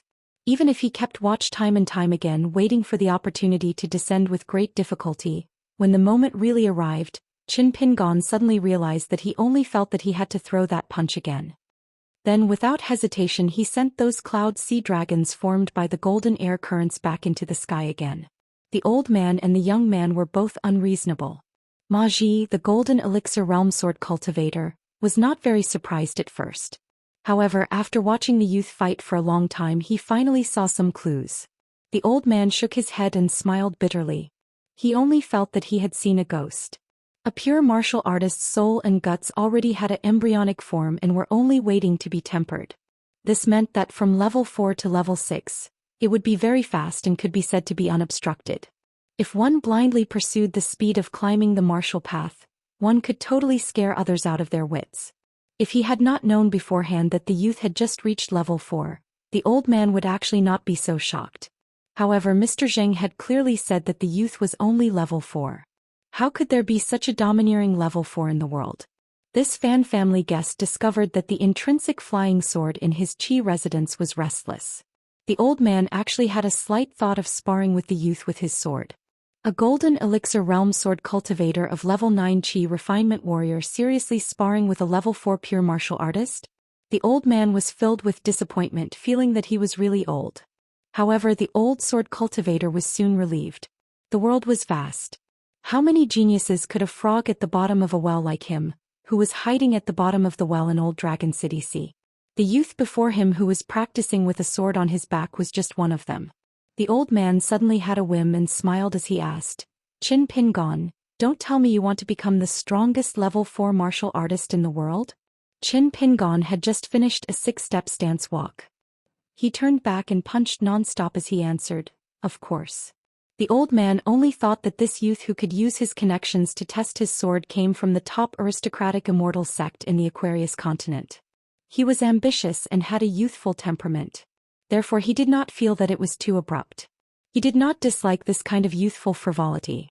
However, the old man did not know. The fist technique that the youth before him was practicing was just a simple stance. He had already practiced it hundreds of thousands of times. In the evening, the Osmanthus Island ferry that was previously covered by the huge island slowly set sail. If someone was at the top of Old Dragon City and looked into the distance, they would be able to see the huge figure of the ferry. Of course, if one was on this isolated island, they would be able to see it clearly. For example, the head of the Sun family, Sun Jiashu. This time, when he left Old Dragon City, Sun Jiashu did not let his family's consecrators follow him. This was because he had an additional young sword cultivator from the Wind and Thunder Garden, Lu Baqiao. Lu Baqiao, who had rushed to Old Dragon City, was currently squatting on the railing of the island's viewing pavilion. He was looking at Osmanthus Island from afar. He looked slightly tired and desolate. He was tired because he had been riding his sword all the way to the south. It was inevitable that he was mentally and physically exhausted. The loneliness on his face was due to all sorts of feelings. It was as if a gush of depression had crawled up his throat. He wanted to spit it out but was afraid of hurting his friend. Sun Jiashu said softly, "Why don't you go to Osmanthus Island to explain?" Even if Lu Baqiao was an extremely talented sword cultivator, he had been in a hurry to leave the Wind and Thunder Garden. After riding his sword for such a long distance, his lips were still chapped. He stretched out his hand and wiped them. He shook his head and said, "I don't have the face to see Qin Pingon." Sun Jiashu leaned against the pavilion's pillar and sat beside Lu Baqiao. He smiled bitterly and said, "I've let you down this time. Qin Pingon is only my friend. It doesn't mean that he's your friend. I didn't think that Qin Pingon had so many secrets. Even you, Sun Jiashu, couldn't help but be tempted by wealth. Actually, in the end it's my fault. I still underestimated my friend's ability. Sun Jiashu, don't feel more guilty because of what I said. There's no need and you shouldn't be like this." Sun Jiashu put his arm on the railing and looked sideways. A cool breeze brushed past his face. The originally handsome man looked even more elegant and otherworldly. He said softly, you're right, but things shouldn't have become so bad. You didn't scold me or beat me and now you're trying to reason with me. You Lu Baqiao don't like to talk reason. I Sun Jiaxu know this better than anyone. So why do I feel like you want to cut ties with me? Lu Baqiao shook his head and said, no. You're thinking too much. Lu Baqiao turned his head and smiled, it's true. Sun Jiaxu smiled and said, you tricked me so miserably this time. Can it be considered that my heart is with the bright moon, but the bright moon illuminates the ditch? Lu Baqiao continued to look into the distance and grinned, sour, even more sour than Qin Pingan's pickles. Sun Jiaxu smiled but sighed in his heart. The two got up and returned to Old Dragon City. Sun Jiaxu brought Lu Baqiao to the Sun Clan's ancestral home. The nascent sole patriarch of the Sun Clan, who was like a stabilizing needle, liked Lu Baqiao, the rising star of the Wind Thunder Garden, very much the first time they met. As an earth immortal, the old man rarely touched his chopsticks. Today he sat at the same table as the two youths and ate supper. It was all Lu Baqiao's favorite dishes. Lu Baqiao and the Sun Clan's patriarch jested, just like in the early years. They never knew what nauseating was and they never hesitated to expose the old man's shortcomings. Made the old man laugh. Lu Baqiao still had to rush back to the Wind Thunder Garden. After eating, he hung the old dragon cloud-turning pendant and left on his sword. In the night, Sun Jiaxu held a fishing rod alone and fished silently by the shore. Late at night, Sun Jiaxu suddenly raised his head. Lu Baqiao returned on his sword and landed behind Sun Jiaxu. He kicked the Sun Clan's patriarch into the river. After that, the sword cultivator of the Wind Thunder Garden didn't say a word and continued north on his sword. Sun Jiaxu walked ashore like a drowned rat, but he smiled happily. The old ancestor of the Sun Clan appeared beside Sun Jiaxu out of thin air and said earnestly, a friend like Lu Baqiao is a blessing to have in one's lifetime, whether it's 60 years or 100 or 1,000 years. You must cherish it. Sun Jiaxu wiped his face and smiled, today I truly understand. Patriarch, can you let me be willful for once and do something that Sun Jiaxu wants to do, but as the Sun Clan's patriarch? The old man didn't hesitate. The Sun Clan's patriarch is happy to see it happen. Sun Jiaxu suddenly bowed to the old man, thank you for your kindness, patriarch. The old man laughed heartily, rise.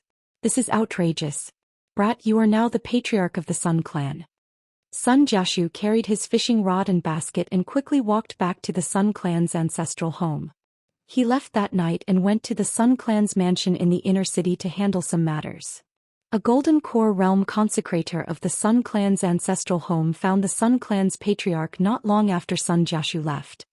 He went straight to the point and said with a smile, with such a patriarch of the Sun Clan, I am willing to renew my agreement with the Sun Clan for another 100 years.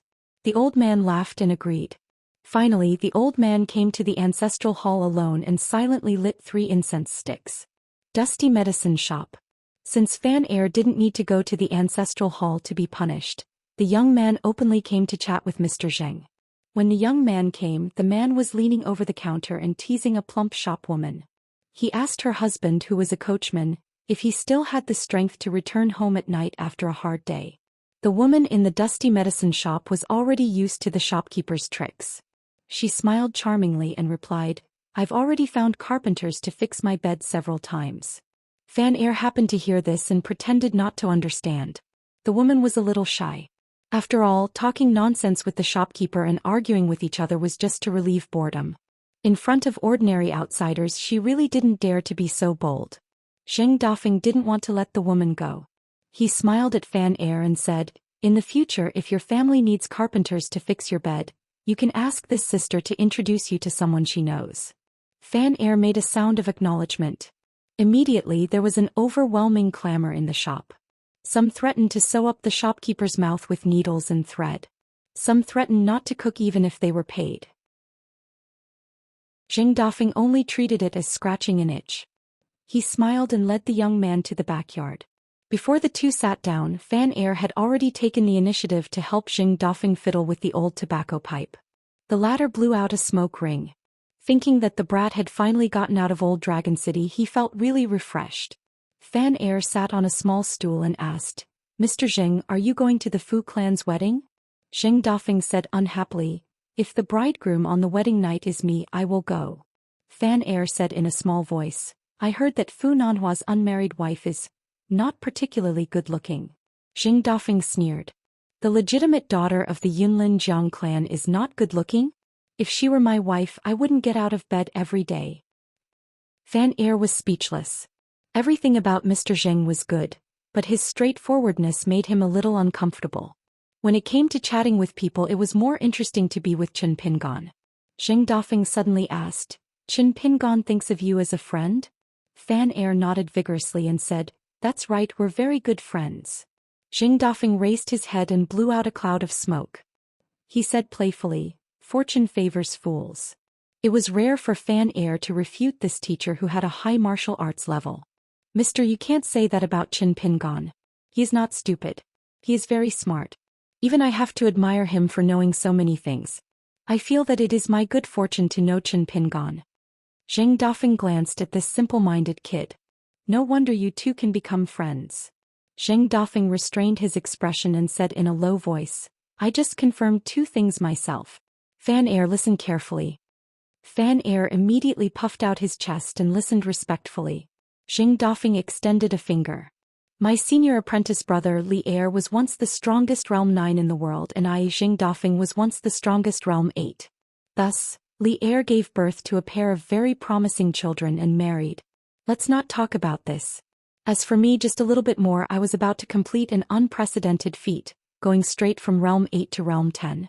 Looking back at Chen Pingon's realm 3, he has attracted 2 worldly anomalies and his current wealth. Therefore there is a saying that is correct, absolutely true. Fan Er's eyes widened, full of curiosity. Xing Dafeng's expression was serious. As long as you become the strongest person in a certain martial arts realm in the entire vast world, you can obtain an endless stream of good fortune. Of course, if you want to squat in the latrine without taking a shit, you can't do that. You still have to break through when you need to. Otherwise, it will go against the principles of martial arts and it will be bad. Fan Er asked carefully, Mister, are you trying to say that I am the strongest realm 3 in the world now? But my sister said that my aptitude is mediocre and not very good. Is it because her taste is not as good as Mister's? Ah, no wonder Mister said. No wonder Chen Pingon and I became good friends. No wonder, no wonder. So we are the first and second realm 3 martial artists in the world. Xing Dafeng was annoyed. He pointed at the door with the bamboo curtain and scolded jokingly, Scram, go sit over there. Fan Er hurriedly moved a small stool over there and sat obediently. It seemed that he had thought wrongly. He had only interacted with Chen Pingon for a few days. He was originally quite a clever child, but he had suddenly become so stupid. Xing Dafeng took a hard drag of his pipe. You can break through the realm 3 soon. When you reach the realm 4, I plan to help you fight for that slim chance. Although it is very slim, I, Xing Dafeng, am a realm 9 martial artist. I am not too far off from Li Er Song Zhangqiang. I don't believe that if I am serious for once, there will be anything that I cannot do. Fan Er said timidly, the strongest realm 4? Xing Dafeng nodded. At least you didn't give your brain to that Chen guy. Xing Dafeng's face was serious, but he was secretly happy. While Chen Pingon had suffered greatly on Osmanthus Island and the Great Wall of Sword Chi, he also had to pass a huge hurdle that ordinary martial artists could not hope for but was extremely dangerous to him. In the end, even if he passed that hurdle and went through all kinds of hardships, the strongest realm 4 was his friend Fan Er and not him. Wasn't this very interesting? Speaking of which, in this vast world, there were tens of thousands of proud sons of heaven walking on the martial path. Even Fan Er, whose talent was not extraordinary, could not beat him, so Chen Pingon did not need to fight for the strongest 4 realms.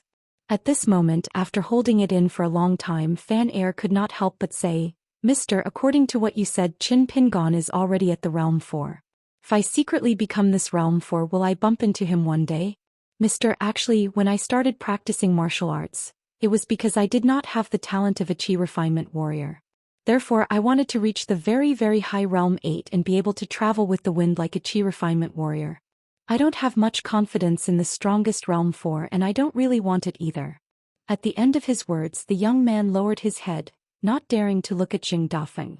Xing Dafeng's hot-bloodedness and ambition were doused with cold water just like that.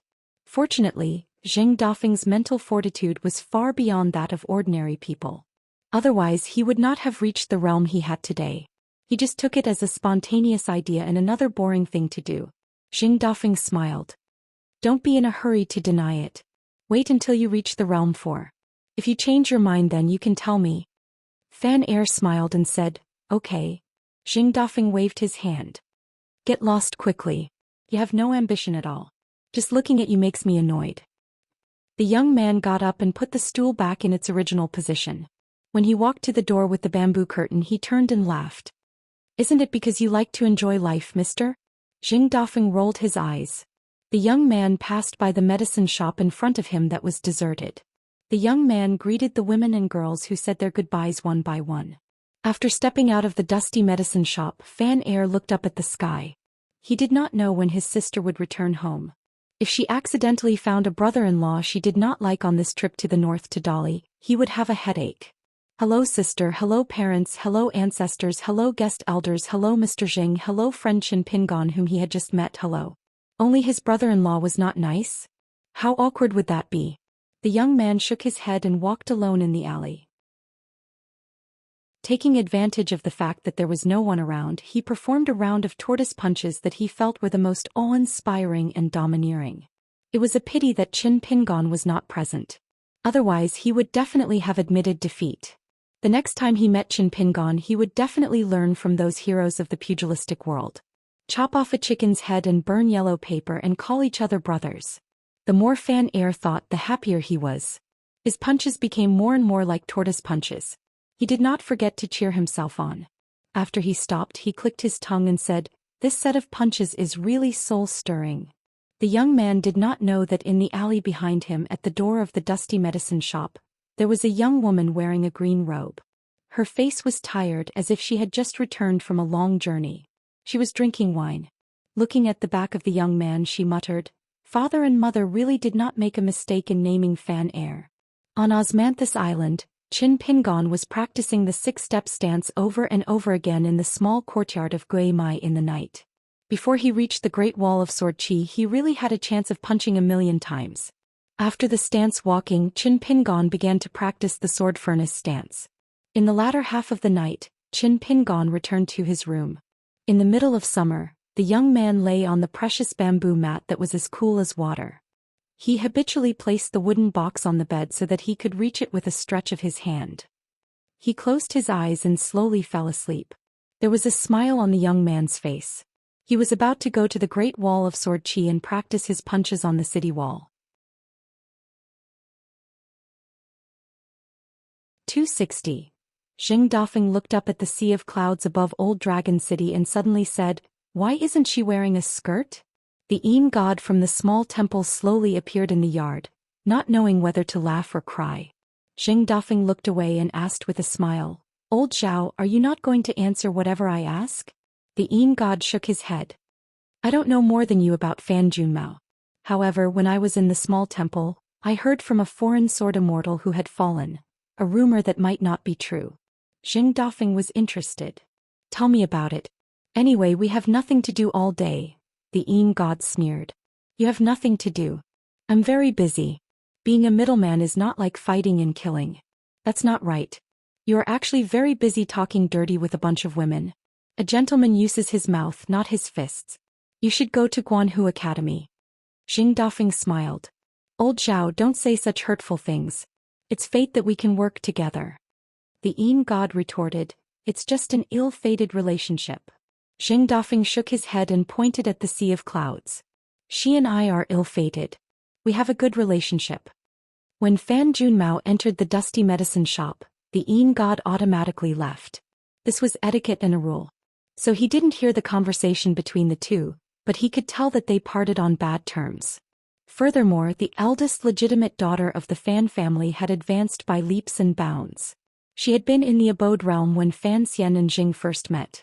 After a round trip to Dali, she had returned to Old Dragon City. When she stood in front of the medicine shop in the alley, she was already in the golden elixir realm. The speed at which her realm rose could no longer be explained as some rare cultivation genius. It was too shocking. Yin Shinzhao could not help but think of a certain girl who had grown up in the Lizhu Grotto. All the enviable and amazing talent of cultivating on the mountain could not compare to the light words born to know. Amazing? The god sighed in his heart. Fortunately, there were only a handful of such people in the 5 lakes for seas and 9 great continents. Jing Dafeng reminded him, Hey old Zhao, wake up. Stop daydreaming and continue talking about the foreign sword immortal who died miserably in Liju Paradise. What kind of inside story did he tell us about the Fu family's half-immortal weapon? Shen said, I don't want to talk about it anymore. I still have things to do. Disappeared just like that. Zheng Dafeng's face went blank and then he said angrily, Damn you. To think that I thought so highly of Zhao Yao who has the same surname as you. The bamboo curtain was lifted, revealing the young and beautiful face of a young girl. It was the little girl who liked to sit beside Zheng Dafeng and eat melon seeds. She smiled and said, Shopkeeper, are you going to recognize me as your elder? Zheng Dafeng put away his pipe, got up, rubbed his hands and ran to the girl. Why are you acting like an elder? You look so distant. The young girl blinked. If we're relatives and you're still distant, then what should we do to not be distant? Zheng Dafeng gestured to wrap his arm around the young girl's shoulders. The young girl bowed and took 2 steps back, smiling sweetly. What, do you want to marry me? Zheng Dafeng retracted his hand resentfully. Brother and sister. Between husband and wife, we need to treat each other with respect. There's no need to be distant. The man leaned on the counter and looked at the graceful figures in the shop. The garden of spring can be locked up. The man suddenly laughed. It's better to teach your son a skill than to give him 1,000 gold. It's better to give him a good name than to teach him a skill. It's better to give him a good name than to teach him a skill.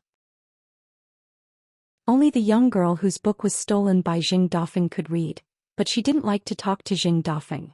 After that, the shopkeeper shamelessly borrowed the book and didn't even intend to return it. A shopkeeper of a pharmacy was shameless enough to cheat a few dozen copper coins from his staff. Later, the man simply said that he had lost the book. She was so angry that she picked up a broom and gave him a beating. The man could only say that the money for the book would be added to his next month's salary at 100 copper coins. Only then did the young girl give up. She had already read the book anyway and it didn't matter if it was left at home. If her parents, who were biased towards her younger brother, found out about it, they might scold her for being a wastrel. Seeing that no one responded, the man could only use his trump card. Do you want to know the name of the boy from the Fan family who often comes to our pharmacy? All the women looked at the man. Zheng Dafeng gloated. He's called Fan Air, the 2 of 1, 2, 3. That's a good name.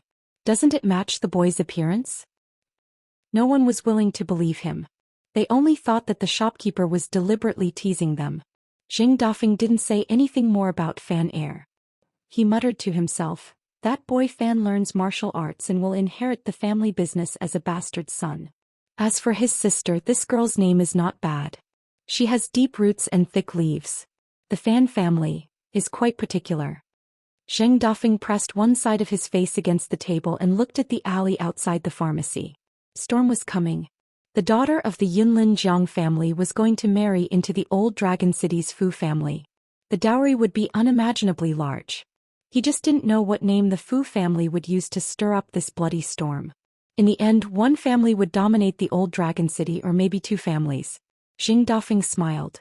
This foul atmosphere didn't have anything to do with him. He glanced at a woman and thought, should I spend some money from my own pocket to buy some expensive and close-fitting clothes? Should I give them to wear? On a hot summer day, the slightest bit of perspiration would make her curves even more obvious, making her exquisite. Zheng Dafeng chuckled and wiped away his saliva. This was the life of an immortal. The Heavenly Gate divine general who had been nailed to a pillar with a sword, the shining frosty armor, and Fan Junmao who had seen through the secrets of heaven. It wouldn't be too late to think about it when the time came. A wisp of sword energy from a golden core realm sword cultivator that contained the true meaning of the way of the sword had attacked the soul of a 4th realm martial artist with lightning speed without the slightest warning. Even though Ma Ji knew that Qin Pingan's foundation in the 3 realms was extremely good, he still found it incredible. At the very least he should have staggered, right? Qin Pingan mistakenly thought that this old immortal, who was almost 300 years old, had been too merciful in this sneak attack. He smiled and said, Mr. Ma, it's fine. I've tempered my soul in Realm 3 and suffered a lot. I can endure the pain. As long as the sword energy doesn't hurt the foundation of martial arts, Mr. Ma, feel free to attack. Be careful. Ma Ji nodded and thought for a while. He stretched out his hand and pinched out 3 wisps of sword energy from the shade of his natal flying sword. He kneaded them into 3 pearl-sized balls that glowed with a cold green light. It really looked like they were made from the shade of a tree. The old sword cultivator bent his fingers and quickly flicked them 3 times. The 3 sword chi condensed into cool shade sword chi beads. When they swept into Qin Pingan's body, they made a slight tinkling sound. They were aimed at the 3 souls of embryonic light, refreshing spirit and spectral spirit. Qin Pingan was prepared this time. He stood in a sword furnace stance. Outside his heart, it was as if a visitor had knocked on the door 3 times and stabbed the door of his heart with a sharp weapon. It was bone-chilling and nailed into his soul, making him shiver involuntarily. Qin Pingan's expression did not change. He naturally had a way to deal with it. The pure vital energy of a martial artist, which was like a fire dragon, came from somewhere else and instantly smoothed out the 3 potholes formed by the cold sword will. Qin Pingan said, "Mr. Ma, let's do it again." The old sword cultivator's expression was calm, but he already had doubts in his heart. He did not say a word and brought his 2 fingers together. He wiped his natal flying sword lightly. This time it was not the sword chi condensing beads. Instead he peeled off an entire sword energy from the shade. It did not rush towards Qin Pingan but floated slightly. The coldness flowed, causing the already cool courtyard of the Gui branch to turn from the height of summer to the coldness of spring. The sword energy accumulated between the 2 of them, waiting to be released. Ma Ji said slowly, "Embryonic light is born from a person's natal primordial spirit. The natal flying sword of the sword cultivators in the world is mostly used as a connate sword furnace. After the sword is formed, it will be used as a scabbard and also a place to nurture the sword. The 3 souls are erratic in a person's body. The snake has the path of a snake and the rat has the path of a rat. The 3 souls are no exception, each of them has a general path of the soul. Previously, when I knocked on your heart with the sword energy beads, it was just an appetizer for the 3 dishes. Now is the main course, so I will slightly increase the strength. The amount of sword intent contained in it will be much heavier. Qin Pingan, take this." Qin Pingan nodded subconsciously. Just as Qin Pingan made this subtle movement, the old man's mouth twitched. The sword energy had already entered Qin Pingan's body with irresistible force. He smiled and said, "In the future, when you confront a sword cultivator in a battle of life and death, don't multitask like this." Pure martial artists were the group of people who walked the most extreme path in the world. They refined their body, chi, and spirit from the outside to the inside, progressing layer by layer. Moreover, it could continuously nourish the body, so the strength of their body was naturally more outstanding than that of chi cultivators. At the end of the day, in the eyes of the cultivators on the mountain, what they pursued was not the Tao but themselves. In reality, the lifespan of martial artists was short. 300 years could be said to be the peak, far inferior to chi cultivators. Compared to chi cultivators who cultivated both inside and outside, the body of a pure martial artist had too much chi, which would instead become a burden. The Tao of martial arts was too low and martial artists were too stubborn. When it came to tempering their souls, they had to rely on their own strength and that breath of pure true chi to support themselves. To put it nicely, they did not borrow strength from heaven and earth. Unlike chi cultivators who built a bridge of longevity, it was like connecting the 2 grotto heavens inside and outside. They used the abundant spirit chi of the big grotto heaven to train the spirit of the small grotto heaven. With the power of heaven and earth, it was naturally easier to live a long life. At this moment, Qin Pingan's spirit felt a cramping pain, the kind that he had to do it himself. Unfortunately, Qin Pingan was still the sword furnace, unmoving like a mountain. Ma Ji raised his eyebrows. Although he had held back a lot of strength, but the vision of a golden elixir was there. The top flaw of a Realm 4 martial artist in Ma Ji's eyes was as big as a dustpan, leaking everywhere and full of holes.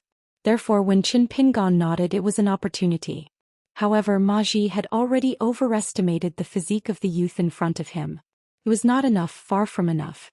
When Qin Pingan was beaten in the bamboo building of Luopa Mountain, his body enjoyed the god-beating drum style of the Realm 10 martial artist Elder Cui. What he suffered was the Great Cloud Swamp style and the Iron Cavalry Chisel Formation style. These were the essence of the martial arts that the old man had learned in his life. They were the moves that he was still proud of when he reached the peak of Realm 10. At that time, in order to bear more of the deity beating the drum style, Qin Pingan's every breath as well as the 18 stops of sword chi had long been natural. After that, there was the pain of pulling out his tendons and peeling his skin as well as countless dazzling and heart-wrenching pain. Although it was still far from the leakless golden body at the peak of the 7th realm of martial artist, Ma Ji's subtle sword chi really couldn't catch Qin Pingan's flaws, unless it was forcefully broken. The 3 strongest realms in the world were of great value. However, the barefoot old man who imparted the fist technique did not care to say it. Ma Ji felt a little competitive. He pulled out 3 wisps of sword aura from his intrinsic flying sword and transformed them into his body. This time with the 3 swords he did not believe that Qin Pingan's 3 souls route was truly invulnerable. Qin Pingan remained motionless. He wanted to say something but stopped. This time he did not dare to ask Old Sword Immortal Ma to increase his strength. He had a nagging feeling that it would embarrass the old man, which was not very appropriate. But even though the 3 strands of sword chi were swift, fierce and gloomy, like a plowing cow overturning the fields, and forcefully plowing out 3 ravines on the 3 illusory routes within his body with sword chi, it was like 3 winter streams flowing on the bottom of his heart, penetrating through his heart. But this kind of suffering was still considered an appetizer for Qin Pingan when he was in the bamboo house. Ma Ji also sensed that something was amiss. He had no choice but to increase the height of Qin Pingan's 4 realms. He glanced at the slightly trembling flying sword Cool Shade in front of him and took a deep breath. Qin Pingan, next I will use Cool Shade to forcefully transform into the void and squeeze into your soul. You have to be mentally prepared for this heart-wrenching pain. If you can't hold on, you must take the initiative to ask. This is because although Cool Shade is my intrinsic flying sword and is connected to my mind, it is after all like intruding into someone else's grotto heaven paradise. Being shrouded by your soul will affect my connection with Cool Shade to a large extent. I can disregard it when killing an ordinary enemy as long as it overturns the world, but between you and me it is a different matter. So don't try to be brave. Qin Pingan removed the sword furnace stance and took a step back. He assumed an ancient boxing stance with one hand clenched against his chest and the other above his head. If he raised his leg, it was actually a little similar to the image of a heavenly king in a Buddhist temple. It was just the form, but the true meaning was very different. This punch was the great swamp style that had twice repelled the flood dragon of the golden sea of clouds in the Sun family's ancestral mansion. When Qin Pingan changed from the mountain quaking fist sword furnace to this boxing stance, his aura completely changed. He was no longer the sunny youth in Ma Ji's eyes who was chatting and laughing with the youth fan air. He was no longer the calm and reserved youth who walked the stance. Instead, he was like a martial Dao grandmaster who stood at the peak of the mountains. This punch was about to be unleashed. It was just a boxing stance. What great spirit! If it were the few Realm 7 martial Dao grandmasters of Old Dragon City, or that Realm 8 great grandmaster who had been in seclusion for many years, had such a shocking stance after decades or even centuries of training and experiencing peak battles where one lived or the other died, then so be it. But how old was the youth in front of him? Ma Ji did not know how many times he had been shocked today. Qin Pingan's mind was already completely immersed in it. There were no flying swords or golden core sword cultivators in front of him. There was only the barefoot old man's tyrannical laughter in the bamboo building. He beat him up time and time again, cursing him for being a coward and a little girl. Some of the old man's words were not directed at Qin Pingan, but at the entire world. Once this punch was unleashed, it would send the god who had descended the heavenly might back to the heavenly court. It would make a difference between the heavens and the earth. Let this punch of mine be indomitable. Qin Pingan blurted out, "Please use your sword." Hearing such provocative words from a junior, the old sword cultivator did not look displeased at all. With a thought, the flying swords turned from solid to incorporeal. They charged forward like iron cavalry, expanding the territory for the sovereign. Qin Pingan's face was slightly pale. He clenched his fists tightly and moved his boxing stance slightly. He only stomped his feet heavily. The ground of the small courtyard trembled slightly. A towering fist intent spread out like the roots of a mountain into the ground. Ma Ji frowned slightly. Facing the youth in front of him, the old man slashed down with 2 fingers, like a martial artist about to slice open the enemy's stomach with a long sword. Qin Pingon widened his eyes and gritted his teeth. His cheeks puffed up and his boxing stance changed again. It was still Great Cloud Evaporation Pool, but it began to shrink. The distance between the 2 fists was pulled closer. At the same time, all the fist intent that flowed out of his body rapidly returned to his body, like 2 palms suddenly pressing together to swat a fly. It is not wise to be so careless. Ma Ji sneered. He raised his 2 fingers together and secretly increased the weight of his intrinsic flying sword intent. Qin Pingon's shoulders shook slightly and he suddenly punched out. The fist intent surged and rushed into the sky. It hit the ancestral osmanthus tree shade that covered the atmosphere of the small courtyard. At this moment, it revealed its true identity. It had originally been like a curtain of water covering the sky above the Gui vein. After being hit by the fist energy, it rippled and caused the scene outside the small courtyard to become blurry. The old man said angrily in his heart, "I don't believe that a golden core realm sword cultivator can't teach a mere realm 4 martial artist." The old man solemnly took a step back. With one hand behind his back he formed a sword seal with the other. He said sternly, "Qin Pingon, the true sword test officially begins. The flying sword shade will alternate between reality and illusion. It will temper your body and soul at the same time. Use your heart to face the enemy." The youth's eyes were firm. He did not speak at all. He only put away the ancient boxing stance and slowly slid backwards inch by inch. It was truly smooth and pleasing to the eye. The sword cultivators of the world had thousands of sword intents and they were all very different. The true meaning of the sword path that golden core sword cultivator Ma Ji had comprehended was the intrinsic cool shade sword birth. He hoped that the world would no longer be scorching hot, and that wherever the flying sword passed would be cool and refreshing. In an ordinary courtyard not far from the Gui faction's small courtyard, the osmanthus lady Jinsu was eating a piece of melon. There was a natural spring on the island and chilled melon fruits were the most delicious. Jinsu's master, the married woman Aunt Gui, had long since lost interest in the delicacies of the world. She stood to the side and looked at her proud disciple's cold and elegant appearance. Even at this moment when she was eating normally, she revealed a natural and elegant bearing. She thought to herself, no wonder Sun Jiaxu and Fu Nanhua, the 2 most outstanding youths of Old Dragon City, were moved by the same woman. Whether Sun Jiaxu liked Jinsu or not, of course he did. It was just that the married woman did not want to reveal the secrets of heaven because she did not think that Jinsu and Sun Jiaxu could become a pair of immortal companions. As for Jinsu's husband in the married woman's heart, the talented Sun Jiaxu who had already walked to the front of the stage was the worst. Fu Nanhua was slightly better and the best was Fan Air. It was a pity that the love between a man and a woman in the world was never judged by whether the man was good or bad, or whether the 2 were suitable or not. Who was to blame for this? Aunt Gui was a bit self-deprecating. She really did know who to blame first, but now it was hard to say. She was slightly surprised and couldn't help but turn her head to look at the Gui faction's small courtyard. Jinsu was puzzled and asked, "Master, what's wrong?" Aunt Gui smiled and said, "You seem to be looking down on that young man named Qin." Jinsu picked up another piece of melon and said indifferently, "Even if he is higher than the heavens, it has nothing to do with me." Aunt Gui seemed to have heard some of her thoughts and nodded. She then said to Jinsu, "You have something to do. First go to the store at the foot of the mountain and get the medicinal ingredients. Your grandpa Ma left a message there so it should have been prepared long ago.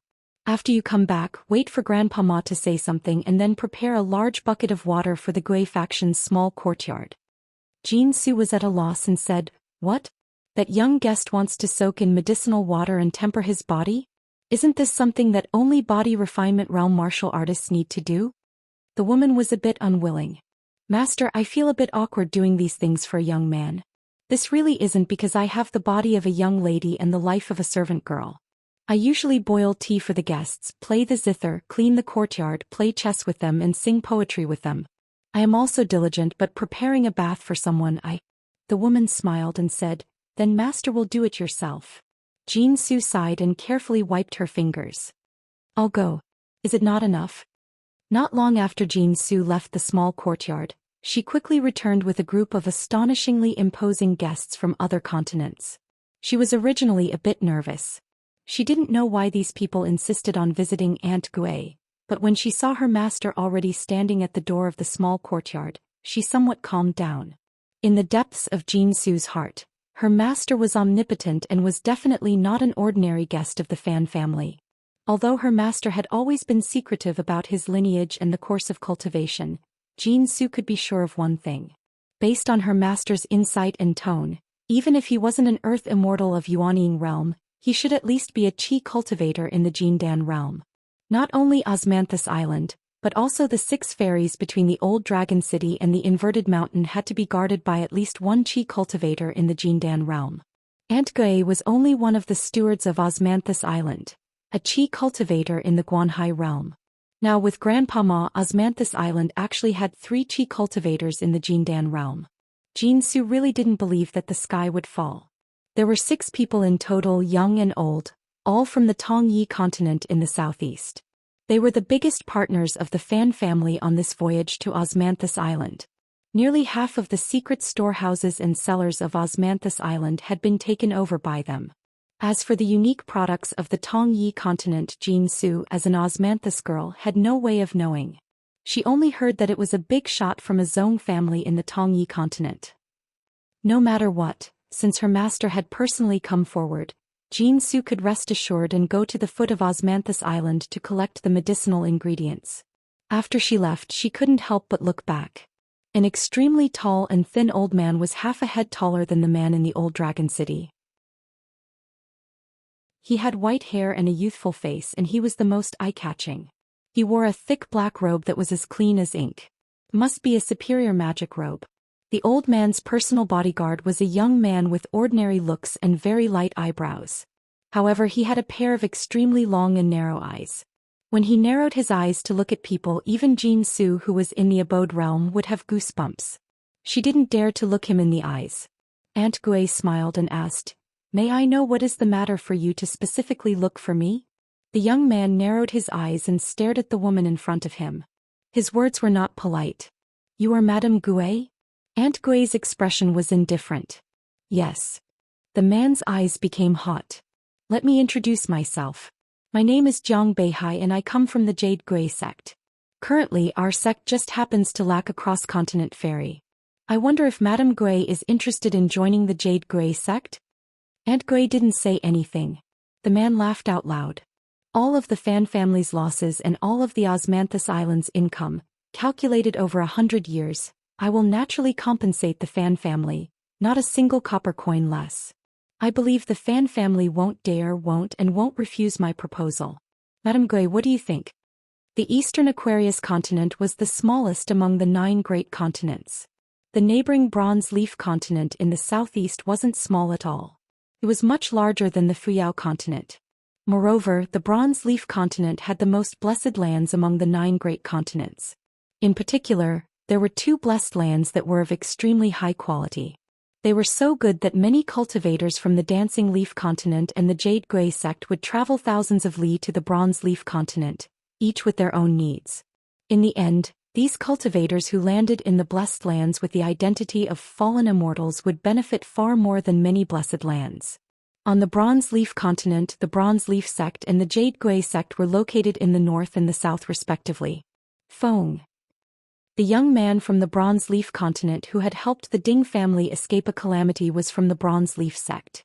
For a sect to be able to take the name of a continent and stand tall for several thousand years without collapsing was in itself the best way to display its power. This point was similar to how the Bronze Leaf continent in the northeast dared to steal the name North from the Pure Snow continent and call itself the North Bronze Leaf continent. A woman in palace attire laughed. "Young Master Jiang, you've always lived in seclusion in the sect. Our Jade Gui sect isn't like the Bronze Leaf sect, which likes to show off. We've always been kind to others. Presumably Madame Gui has heard too little." Aunt Gui shook her head. "I've heard of the Jade Gui sect like thunder. I've heard of the Jiang family that controls the Cloud Cave Blessed Lands, as well as the Jiang family in the last dozen or so generations of the Jiang family, all of whom only have one son." The man from the Jiang family laughed. Since Madame Gui knows all of this, you're still so indifferent. Presumably, you feel that the Jade Gui sect and the Fan family of Old Dragon City are not on the same continent and are separated by the Bronze Leaf sect, so you're out of reach? At the end, the man from the Jiang family revealed his true intentions and bowed in apology. His smile was cold. I've been rude. My words were inappropriate. Madame Gui, please don't blame me. Aunt Gui still had a calm demeanor. She said softly, the oath of the Great Path involves the heart of a cultivator and cannot be easily violated. I appreciate young Master Zhang's good intentions. The man straightened. Aunt Gui suddenly laughed. That oath still has a 60-year time limit. If young Master Zhang is truly sincere, why don't you wait? The young man suddenly laughed. Inviting Madame Gui to join the Jade Gui sect does not count as my sincerity. As long as Madame Gui is willing, you can marry into the sect. Then he waved his hand and laughed. It's a joke. Don't take it seriously. Madame Gui, don't worry. The leader of the Jade Gui sect and the leader of the Jiang family have both admired Madame for a long time. It is not up to me, Jiang Beihai, to do as I please and offend Madame. Aunt Gui still had a smile on her face. There was no fault to be found. The beauty of a woman, whether or not her face was devastatingly beautiful, did not necessarily decide everything. The tall and thin old man had a look of admiration in his eyes, but his tone was naturally indifferent. He slowly said, Madame Gui has a good bearing. As my young master has said, the Jade Gui sect is indeed very sincere in their invitation. Please, Madame, consider it seriously. I hope that after 60 years, you will be able to drink a cup of Madame Gui's personally brewed cassia wine at the gates of the Jade Gui sect. Aunt Gui nodded lightly. The two sides parted like this. She slowly walked back to the small courtyard. Raising her head to look in the direction of Old Dragon City, she felt a bit helpless. She didn't know if it was an illusion, but this woman seemed to feel a bit wronged. Above the sea of clouds in Old Dragon City, a green-robed woman fell backward. Lying in the sea of clouds, she yawned. Languid, she said, there are so many people who want to die. Boring, let's drink. She picked up the ordinary wine pot and raised her arm to raise it. In the end, she discovered that there was not a drop of wine left. This made the woman think of the underground river dragon path. She had made fun of the little drunkard who had held the blade's strengthening gourd and raised his head to drink. Why had she received her retribution so quickly? Once the woman thought of this, she felt resentful. She stood up like a carp and casually picked up a small cloud that contained the true meaning of rainwater from the sea of clouds. She threw it into her mouth and swallowed it like it was wine. She fiercely chewed the tasteless cloud wine. Her mood was terrible. She looked coldly at the osmanthus flower island in the middle of the sea and jumped backward. From the southernmost part of the sea of clouds, she was like a child in a market alley, jumping squares until she reached the northernmost part of the sea of clouds. After she stood still, she began to rush forward quickly. She raised her head high and made a posture of holding a spear in her hand and was about to throw it. She suddenly stopped and shouted, "Go!" The sea of clouds surged like boiling water. After the woman made this throwing gesture, a snow-white long sword that she tore out of the sea of clouds. It was dozens of feet long and flashed in the sky above the Old Dragon City. On the sea, on the ferry of the Osmanthus Flower Island, which was very far from the Old Dragon City, the tall and thin old man of the Jade Gui sect suddenly slapped the son of the first wife of the Jiang clan beside him. After standing in place of Jiang Beihai, he raised his arms above his head. His magic robe fluttered violently. Lightning flashed and thunder rumbled in his sleeves. The entire Peach Blossom Island violently shook, swaying endlessly. Enormous waves surged. Jiang Beihai turned his head and looked in a daze. The magic robe of the nascent soul realm old man had mostly been destroyed. Fortunately, it could still be repaired. However, the flesh and blood of his arms were gone and the bones were exposed. The old man vomited a mouthful of blood and stared at the sky above the Old Dragon City. He stretched out an arm that was too horrible to look at.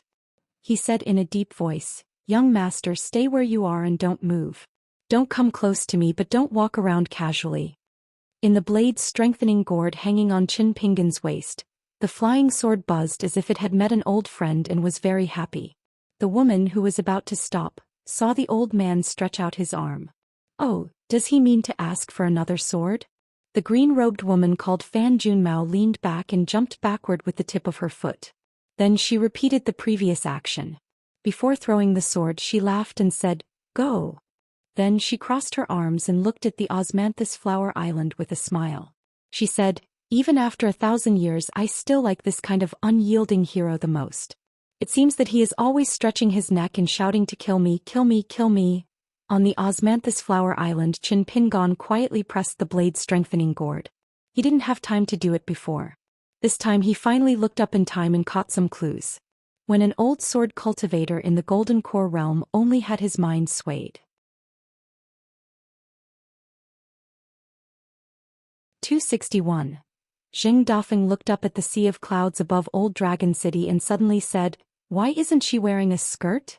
The Yin spirit from the small temple slowly appeared in the courtyard, not knowing whether to laugh or cry. Xing Dafeng retracted his gaze and asked with a smile, "Old Zhao, will you not answer whatever I ask?" The Yin spirit shook his head. "I don't know more about Fan Junmao than you do. However, I heard a fallen sword immortal in the small temple talk about a rumor that might not be true." Xing Dafeng was interested. "Tell me about it." "Anyway, we have nothing to do all day," the Yin spirit sneered. "It's you who has nothing to do and I'm very busy. It's not like fighting and killing." "That's not right. You're actually very busy every day. You're busy talking dirty with a bunch of common girls. A gentleman uses his mouth, not his fists. You should go to Lakeview Academy." Xing Dafeng smiled. "Old Zhao, don't say such hurtful things. It's fate that we can work together." The Yin spirit retorted, "It's just an ill-fated relationship." Xing Dafeng shook his head and pointed at Yun Hai. "She and I have an ill-fated relationship. We have a good relationship." Previously, when Fan Junmao entered the dusty medicine shop, the Yin spirit automatically left. This was both etiquette and a rule. Therefore, he did not hear the conversation between the two. However, he could see that they parted on bad terms. Moreover, the eldest daughter of the Fan family had advanced by leaps and bounds.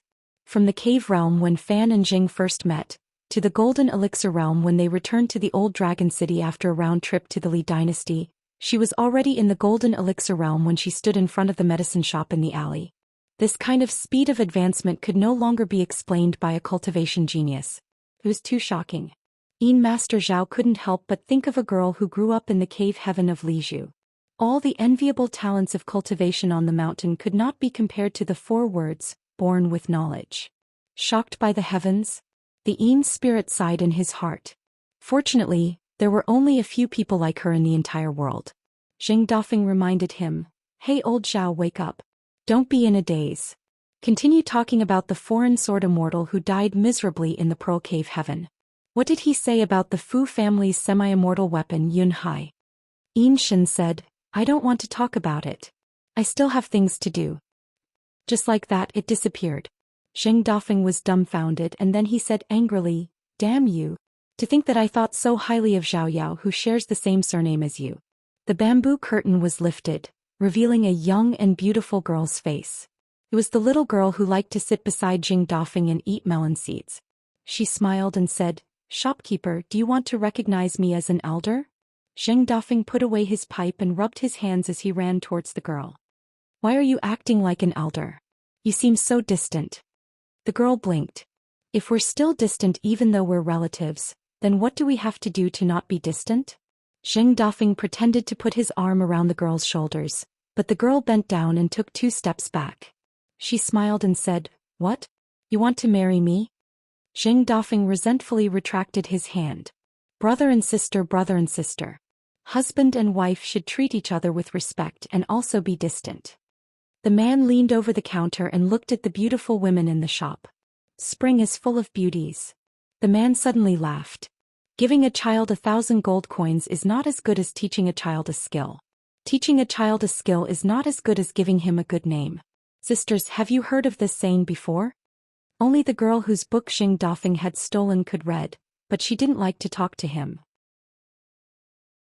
After that, the shopkeeper shamelessly borrowed the book and did not intend to return it. As a shopkeeper of a medicine shop, he was shameless enough to cheat the shop assistant of a few dozen copper coins. Later, the man simply said that he had lost it. She was so angry that she picked up the broom and beat him. The man could only say that the money for the book would be included in the next month's salary. It would be 100 copper coins. Only then did the girl give up. In any case, she had already read the book and it was useless to leave it at home. If her parents, who had always been partial to her younger brother, found out, they might scold her for being a wastrel. Seeing that no one responded, the man could only use his trump card. Do you all want to know the name of the boy from the Fan family who often comes to our medicine shop? All the girls looked at the man. Jing Dafeng gloated. Fan Air 2 as in 1, 2, 3. This is a good name. Doesn't it match the youth's appearance? No one was willing to believe it. They just thought that the shopkeeper was purposely teasing them. Jing Dafeng didn't talk about Fan Air anymore. He said to himself, the fan boy is learning martial arts and in the future he will inherit the family business as a bastard. As for his sister, this girl's name is not bad. Her roots are deep and her branches are lush. The Fan family is a bit particular. Jing Dafeng put his cheek on the table and looked at the alley outside the medicine shop. Storm was coming. The Jiang family's legitimate daughter would marry into the Fu family of Old Dragon City. The size of the dowry would definitely be unimaginable. He just didn't know what name the Fu family would use to start this bloody storm. In the end, one family would dominate Old Dragon City. Could also be two families. Jing Dafeng smiled. What did this foul atmosphere have to do with him? He glanced at a woman. Should he spend some money out of his own pocket to buy some expensive and close-fitting clothes? Give them to wear. On a hot summer day, if she sweated a little, her curves would be even more exposed, making her look even more exquisite. Jing Dafeng chuckled and wiped away his saliva. This was the life of an immortal. The divine general of Tianmen who was nailed to a pillar with a sword, the shining frost armor Fan Junmao who could see through the secrets of the heavens. It would not be too late to talk about it when the time came. A wisp of sword chi from a golden core sword cultivator that contained the true meaning of the way of the sword attacked the soul of a Realm 4 martial practitioner at lightning speed without any warning. Even though Ma Ji knew that Qin Pingan's foundation of Realm 3 was very good, he still felt it was inconceivable. At the very least he should have staggered a little. Qin Pingan mistakenly thought that this old immortal who was almost 300 years old had been too merciful in this sneak attack. He smiled. Mr. Ma, it's fine. I have previously tempered my soul in Realm 3 and suffered a lot. I can still bear the pain. As long as the sword energy does not harm the foundation of martial arts, Mr. Ma can attack as you wish. Be careful. Ma Ji nodded. After some thought, he extended a hand and twisted 3 wisps of sword energy from the life-bonded flying sword's cool shade with his 2 fingers. He twisted them into 3 pearl-sized balls that glowed with a cold green light, as if they were made from the shade of a cool tree. The old sword cultivator bent his finger and quickly flicked it 3 times. The 3 cool shade sword chi beads condensed from sword energy gave off a faint tinkling sound as they swept into Qin Pingan's body. They were targeted at the 3 souls of Fetal Light, Shuangling and Yujing. Qin Pingan was prepared this time. He stood in a sword furnace stance. Outside his mind's door, there seemed to be a visitor knocking on it 3 times. It was as if a sharp weapon pierced the door. It was bone-chilling and nailed into the soul, making one involuntarily shiver. Qin Pingan's expression did not change. He had his own way of dealing with it. The pure jinqi of the martial artist that was like a fire dragon quickly swam over from elsewhere and instantly smoothed out the 3 holes formed by the cold sword energy. Qin Pingan said, Mr. Ma, let's do it again. The old sword cultivator's expression was calm, but he was already muttering in his heart. He did not speak. He put 2 fingers together and gently swiped across his life-bonded flying sword. This time it was not the work of an immortal, but an entire strand of sword energy from the cool shade. It was not in a hurry to sweep towards Qin Pingan. Instead it floated slightly, overflowing with coldness. It caused the already cool Gui Pulse courtyard to turn from midsummer back to the cold spring season. The strand of sword energy was ready to be unleashed between the 2. Ma Ji slowly said, Fetal Light is born from a person's life-bonded primordial spirit. The life-bonded flying swords of the world's sword cultivators mostly use this as a Xiantian sword furnace. After the sword is formed, it is used as a scabbard. It is also where the sword is nurtured. The 3 souls in a person's body are erratic. Snakes have their own paths and rats have their own paths. The 3 souls are no exception. They each have their own path. Earlier when I used the sword qi beads to knock on your heart, they were just 3 small appetizers. Now it's the main course. I'll slightly increase my strength, and the amount of sword qi contained in them will be much heavier. Qin Pingon, take this. Qin Pingon nodded subconsciously. Just as Qin Pingon made this slight movement, the old man's mouth twitched. The sword energy had already penetrated into Qin Pingon's body like a hot knife through butter. He smiled and said, "In the future, when you confront a sword cultivator in a battle of life and death, don't multitask like this." Pure martial artists were originally the most extreme group of people in the world. They refined their body, qi and spirit from the outside to the inside, progressing step by step. Furthermore, they could continuously nourish the body. Hence, the strength of the body was naturally more outstanding than that of a qi cultivator. At the end of the day, in the eyes of the cultivators on the mountain, what they pursued was not the great Tao but themselves. In fact, the lifespan of a martial artist was short. 300 years old could be said to be at the peak of perfection. It was far from being comparable to a qi cultivator. Compared to a qi cultivator who cultivated both internal and external, a pure martial artist's body was too heavy and would instead become a burden. Moreover, the Tao of martial arts was too low. A martial artist was too stubborn. When it came to tempering the soul, he actually relied on his own strength and that breath of pure vital qi to support himself. To put it nicely, he did not borrow strength from heaven and earth. Unlike a qi cultivator who built a longevity bridge, it was like connecting the 2 grotto heavens. Using the abundant spirit energy of the grotto heavens of heaven and earth to temper the soul of the small grotto heavens, it was naturally easier for him to live longer. At this moment, Qin Pingon felt a cramp in his soul. It was the kind of cramping that he had done himself. It was a pity that Qin Pingon's sword furnace was still as immovable as a mountain. Maji raised his eyebrows. Although he had held back a lot of his strength, the vision of a golden core was there. In Maji's eyes, the top flaw of a level 4 martial artist was as big as a dustpan, leaking everywhere. Hence, Qin Pingon's nod was an opportunity. However, Maji had already overestimated the foundation of the young man with a sword on his back. It was still not enough, far from enough. Qin Pingon's body was beaten up in Luapa Mountain's bamboo house. What he enjoyed was the deity drumming style of the level 10 martial artist surnamed Shui. What he suffered was the steaming cloud swamp style and the iron horse chisel formation style. These were the essence of the martial arts that the old man had learned in his life. It was a style that he was still proud of after reaching the peak of level 10. At that time, in order to endure more deity drumming style, Qin Pingon's every breath and exhalation as well as the 18 halts of sword qi had already become a part of nature. After that, there was the pain of having his tendons pulled and his skin peeled off as well as the countless times of piercing pain. Although it was still far from the flawless golden body of a martial artist at the peak of the 7th realm, Maji's tiny sword qi really couldn't catch Qin Pingon's flaw unless it was forcefully broken.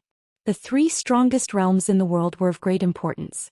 However, the barefoot elder who imparted the fist art did not care to mention it. Maji felt a little competitive. He pulled out 3 wisps of sword qi from his intrinsic flying sword and sent them into his body. This time, he did not believe that Qin Pingon's 3 soul paths were truly invulnerable. Qin Pingon only remained motionless. He wanted to say something but stopped. This time he did not dare ask Old Sword Immortal Ma to increase his strength. He felt that it would embarrass the old man and it was not appropriate. However, although the 3 wisps of sword qi were fierce and gloomy, like cattle plowing the fields, they forcefully plowed 3 ravines on the 3 illusory post-house paths in his body with the sword qi. It was as if there were 3 winter streams flowing through his heart, chilling his heart. However, this kind of suffering was only an appetizer for Qin Pingon when he was in the bamboo house. Maji also sensed that something was amiss. He had no choice but to raise the height of Qin Pingon's 4 realms. He shot a glance at the trembling flying sword Cool Shade in front of him and took a deep breath. Qin Pingon, I'm going to use Cool Shade to forcefully transform into the void and squeeze it into your soul. You have to be mentally prepared for the heart-wrenching pain. If you can't withstand it, you have to take the initiative to speak. This is because although Cool Shade is my intrinsic flying sword and is connected to my mind, it is still like trespassing into another's blessed land. It will be obscured by your soul and will affect my connection with Cool Shade to a large extent. When killing an enemy, I can ignore it as long as it turns the world upside down. However, between you and me it's a different matter. So don't try to be brave. Qin Pingon removed the sword furnace stance and took a step back. He assumed an ancient boxing stance. One hand was clenched and pressed against his chest, while the other was above his head.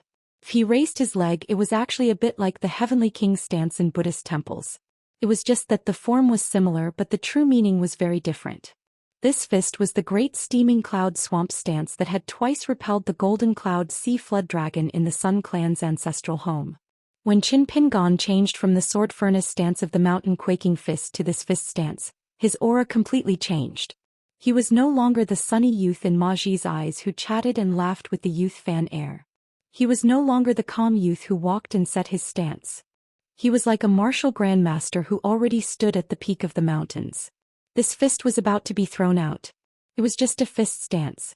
What great boldness! If the Realm 7 martial grandmasters of Old Dragon City, or the Realm 8 martial grandmaster who had been in seclusion for many years, had such an astonishing aura, and had been tempered for decades or even centuries, and had experienced peak battles where one could live or die with the other, it would be one thing. But how old was this youth in front of him? Ma Ji didn't even know how many times he had been shocked today. Qin Pingon's mind was already completely immersed. There was no longer any flying sword shade in front of him, no longer any Jindan sword cultivator. There was only the barefoot old man's tyrannical laughter in the bamboo house, his heroic spirit unrestrained. He beat him again and again until he wished he was dead, cursing him as a cowardly little girl. Some of the old man's words were not directed at him, Qin Pingon, but at the entire world. When this fist was thrown out, he wanted to beat the deity who had sent down the heavenly might back to the heavenly court.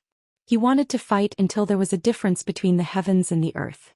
His fist would support the heavens and the earth. Qin Pingon blurted out, "Please use your sword." Hearing such slightly provocative words from a junior youth, the old sword cultivator didn't have the slightest expression of displeasure. With a thought, the flying sword shade turned from solid to illusory. It charged like a cavalry, opening up new territory for the sovereign. Qin Pingon's face was slightly pale. He clenched his fists and moved his fist stance slightly. He only stomped his foot heavily. The ground of the small courtyard trembled slightly. A towering mountain of fist intent spread underground like the roots of a mountain. Ma Ji frowned slightly as he faced the youth in front of him. The old man slashed down with 2 fingers, like a warrior using a sword to split open the enemy's stomach. Qin Pingon widened his eyes and gritted his teeth. His cheeks puffed up as he changed his fist stance again. It was still the great steaming cloud lake, but it began to shrink, closing the distance between his fists. At the same time, all the fist intent that flowed outside his body rapidly returned to his body. It was like 2 palms were suddenly pressed together to swat a fly. "It's not wise to be so careless." Ma Ji sneered. He pressed his 2 fingers together and raised them up, secretly increasing the weight of his intrinsic flying sword intent. Qin Pingon's shoulders shook slightly as he suddenly punched out. His fist intent surged and rushed into the sky. It hit the ancestral osmanthus tree shade that covered the atmosphere of the small courtyard. It was like a water curtain that covered the sky above the osmanthus tree. After being smashed by the aura chi of the fist, it rippled, causing the scenery outside the small courtyard to become blurry. The old man thought angrily in his heart, "I don't believe that a golden core sword cultivator can't teach a puny martial artist of the 4th realm a lesson." The old man took a step back solemnly. With one hand behind his back and the other forming a sword technique, he said sternly, "Qin Pingon, the true test of the sword has officially begun. The flying sword's cool shade will alternate between illusion and reality. It will temper your body and spirit. Fight your enemy with all your heart." The youth's eyes were resolute. He did not speak at all. He only retracted his ancient fist stance and slowly slid backwards. It was really smooth and pleasing to the eye. The sword cultivators of the world had a myriad of sword intents. They were all different. The sword intent that Ma Ji, a golden core sword cultivator, comprehended was his intrinsic cool shade. When his sword was born, he wished that there would be no more scorching heat in the world. Wherever the flying sword passed, it would become a cool and refreshing scenic spot. In a normal courtyard not too far away from the Gui family courtyard, Jean Su, the osmanthus flower girl, was eating a piece of melon. There was a natural spring on the island, and the melons were the most delicious when chilled. Jin Su's teacher Aunt Gui had long since lost interest in the delicacies of the world. She looked at her proud disciple's cold and beautiful face.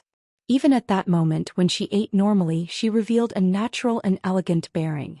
She thought to herself, it's no wonder that Sun Jiaxu and Fu Nanhua, the two most outstanding young talents in Old Dragon City, were so attracted to the same girl. Whether Sun Jiaxu liked Jin Su or not, of course he did. However, the woman did not want to reveal the secret, because she did not think that Jin Su and Sun Jiaxu could become a perfect couple. As the candidate for Jin Su's husband in the woman's heart, Sun Jiaxu, who was brimming with talent and had already reached the peak, was the worst. Fu Nanhua was slightly better, and the best was still Fan Air. It was a pity that the love between men and women in the world was never based on whether the man was good or bad or whether they were suitable for each other. Who could she blame for this? Aunt Gui was a little self-deprecating. She knew who should be blamed first, but now it was hard to say. She was slightly surprised and could not help but turn to look at the Gui family courtyard. Jin Su was puzzled and asked, "Pastor, what's wrong?" Aunt Gui smiled and said, "You seem to have underestimated that young man surnamed Chen." Jin Su picked up another piece of melon and said indifferently, "Even if he is taller than the sky, it has nothing to do with me." Aunt Gui seemed to have heard some of her thoughts and nodded. Then she said to Jin Su, "Since you have something to do, go to the shop at the foot of the mountain to get the herbs. Your Grandpa Ma left a message there, so it should have been prepared long ago. When you come back, wait for Grandpa Ma to speak. Then prepare a big bucket for the Gui family courtyard." Jin Su was at a loss and said, "Why? That young customer wants to soak in medicine and strengthen his body? Isn't this something that only martial artists in the body refinement realm need to do?" The woman was a little reluctant. "Master, I feel a little awkward doing these things for a young man. This is really not me. I have the body of a young lady and the life of a maid. Usually I cook tea for the customers, play the zither, clean the courtyard, play chess with them and sing poems. I am also diligent, but when it comes to preparing a bath for someone, The woman smiled and said, "Then Master will do it personally." Jin Su sighed and carefully wiped her fingers. "I will do it." Not long after Jin Su left the courtyard, she returned quickly with a group of guests from other continents. She was originally a little nervous, not knowing why these people insisted on visiting Aunt Gui, but when she saw that her master was already standing at the entrance of the courtyard, she calmed down. In Jin Su's heart, her master was omnipotent and was definitely not an ordinary guest of the Fan family. Although her master had always been secretive about her lineage and cultivation process, Jin Su could be sure of one thing. With her master's insight and tone, even if she was not an earth immortal of the nascent soul realm, she should at least be a chi cultivator of the golden core realm. Not only the cross-continent ferry on Osmanthus Island. Every time the 6 ferries went between Old Dragon City and the Inverted Mountain, there must be at least one golden core realm cultivator in charge. Aunt Gui was only one of the stewards of Osmanthus Island, a chi cultivator of the sea-viewing realm. Now with Grandpa Ma, Osmanthus Island actually had 3 golden core realm cultivators. Jin Su did not believe that the sky would fall. There were a total of 6 people in the group, old and young, male and female. All of them came from the southeast Tongyi continent. They were the biggest partners of the Fan family on this trip to Osmanthus Island. Almost half of the secret vaults on Osmanthus Island were taken over by them. As for the unique products of the Tongyi continent, Jin Su as a little girl, naturally did not know. She only heard that it was a big shot from the Tongyi continent. No matter what, since her master had personally appeared, Jin Su could go to the foot of Osmanthus Island to collect the medicinal herbs with peace of mind. After she left, she could not help but look back. It was an extremely tall and thin old man. He was half a head taller than the man in Old Dragon City. He had white hair and a youthful face. He was the most eye-catching. He wore a long robe that was as black as ink. It was spotless. It was definitely a top-notch robe. The old man's personal guard was a young man. He looked ordinary and had light eyebrows. However, he had a pair of extremely long and narrow eyes. When he narrowed his eyes to look at people, even Jin Su, who was of the cave-dwelling realm, would have goosebumps. She did not dare to look him in the eye. Aunt Gui smiled and asked, "May I know why you are looking for me?" The young man narrowed his eyes and stared at the woman in front of him. His words were not polite. "You are Madame Gui?" Aunt Gui looked indifferent. "Yes." The man's eyes burned. "Let me introduce myself. I am Jiang Beihai from the Jade Gui sect. Now our sect is lacking a cross-continent ferry. I wonder if Madame Gui is interested in joining the Jade Gui sect?" Aunt Gui did not say anything. The man laughed and said, "All the losses of the Fan family and all the income of Osmanthus Island will be calculated in 100 years. I will compensate all of it to the Fan family, not a single copper coin less. I believe that the Fan family will not dare be unwilling or refuse my suggestion. Madame Gui, what do you think?" The eastern Aquarius continent was the smallest of the 9 great continents. The neighboring Tongyi continent to the southeast was not small. It was much larger than Fuyao continent.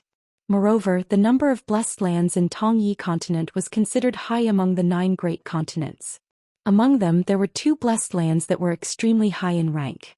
It was so good that many cultivators from Hassa continent and Julu continent would travel thousands of miles to Tongyi continent. Everyone had their own needs. In the end, these cultivators who landed in blessed lands as banished deities gained much more than other blessed lands. On the map of Tongyi continent, Tongyi sect and Jade Gui sect were located in the north and south respectively.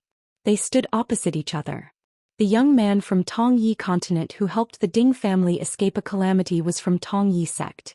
A sect that could be named after a continent and stand tall for thousands of years was in itself the best display of its strength. On this point, it was similar to how the Julu continent in the northeast dared to steal the word north from White Snow continent and called itself the North of Julu continent. A woman dressed in palace attire smiled and said, "Young Master Jiang, you have always lived in seclusion in the sect. Our Jade Gui sect is not like the Tongyi sect that likes to show off. We have always been kind to others. I believe that Madame Gui has not heard enough about it." Aunt Gui shook her head and said, "Jade Gui sect, I have heard of it like thunder. The Jiang family in Jade Gui sect that controls the Cloud Cave Blessed Land, as well as the Jiang family that has been passed down for more than 10 generations. I have heard of them all." The man from the Jiang family smiled. "Since Madame Gui knows about it and still has such an indifferent attitude, I believe that Jade Gui sect and Old Dragon City's Fan family are not in the same continent and are separated by Tongyi sect, so it is beyond your reach?" In the end, the man from the Jiang family revealed that he was hiding something. He bowed and apologized, but the smile on his face was cold. He said, I have been rude. My choice of words was inappropriate. Please do not blame me, Madame Gui." Aunt Gui still had a calm and collected manner. She said softly, "The oath related to the Great Tao involves the heart of cultivation and cannot be easily violated. I appreciate young Master Zhang's good intentions." The man straightened up. "Oh?" Aunt Gui suddenly smiled and said, "That oath still has 60 years. If young Master Zhang is sincere, why not wait?" The young man suddenly laughed. "Inviting Madame Gui to join Jade Gui sect cannot be considered as my sincerity. As long as Madame Gui is willing, you can marry in." Then he waved his hand and laughed. "I am just joking. Do not take it seriously. Madame Gui, please do not worry. Our Jade Gui sect master and my Jiang family's patriarch have both admired Madame for a long time. It is not up to me, Jiang Beihai, to do as I please and offend Madame." Aunt Gui still had a smile on her face. He could not find any fault with it. The level of a woman's beauty and whether or not her face was devastatingly beautiful did not necessarily determine everything. The thin and tall old man revealed a look of admiration, but his tone was naturally indifferent. He slowly said, "Madame Gui is very magnanimous. Just as my young master said, Jade Gui sect is indeed very sincere in their invitation. I hope that Madame Gui will seriously consider it. I hope that after 60 years, we can drink a cup of Madame Gui's personally brewed osmanthus wine in Jade Gui sect's mountain gate." Aunt Gui nodded lightly. The two sides parted ways. She slowly walked back to the small courtyard and raised her head to look in the direction of Old Dragon City. She felt a little helpless. She did not know if it was an illusion, but this woman seemed to be a little wronged. Above Old Dragon City's sea of clouds, a green-robed woman fell backwards. She lay in the sea of clouds and yawned. "Language," she said, "there are so many people who seek death. Boring. Drink. She picked up the ordinary wine pot and raised her arm. In the end, she found that there was not a single drop of wine left. This made the woman think of the underground river dragon path.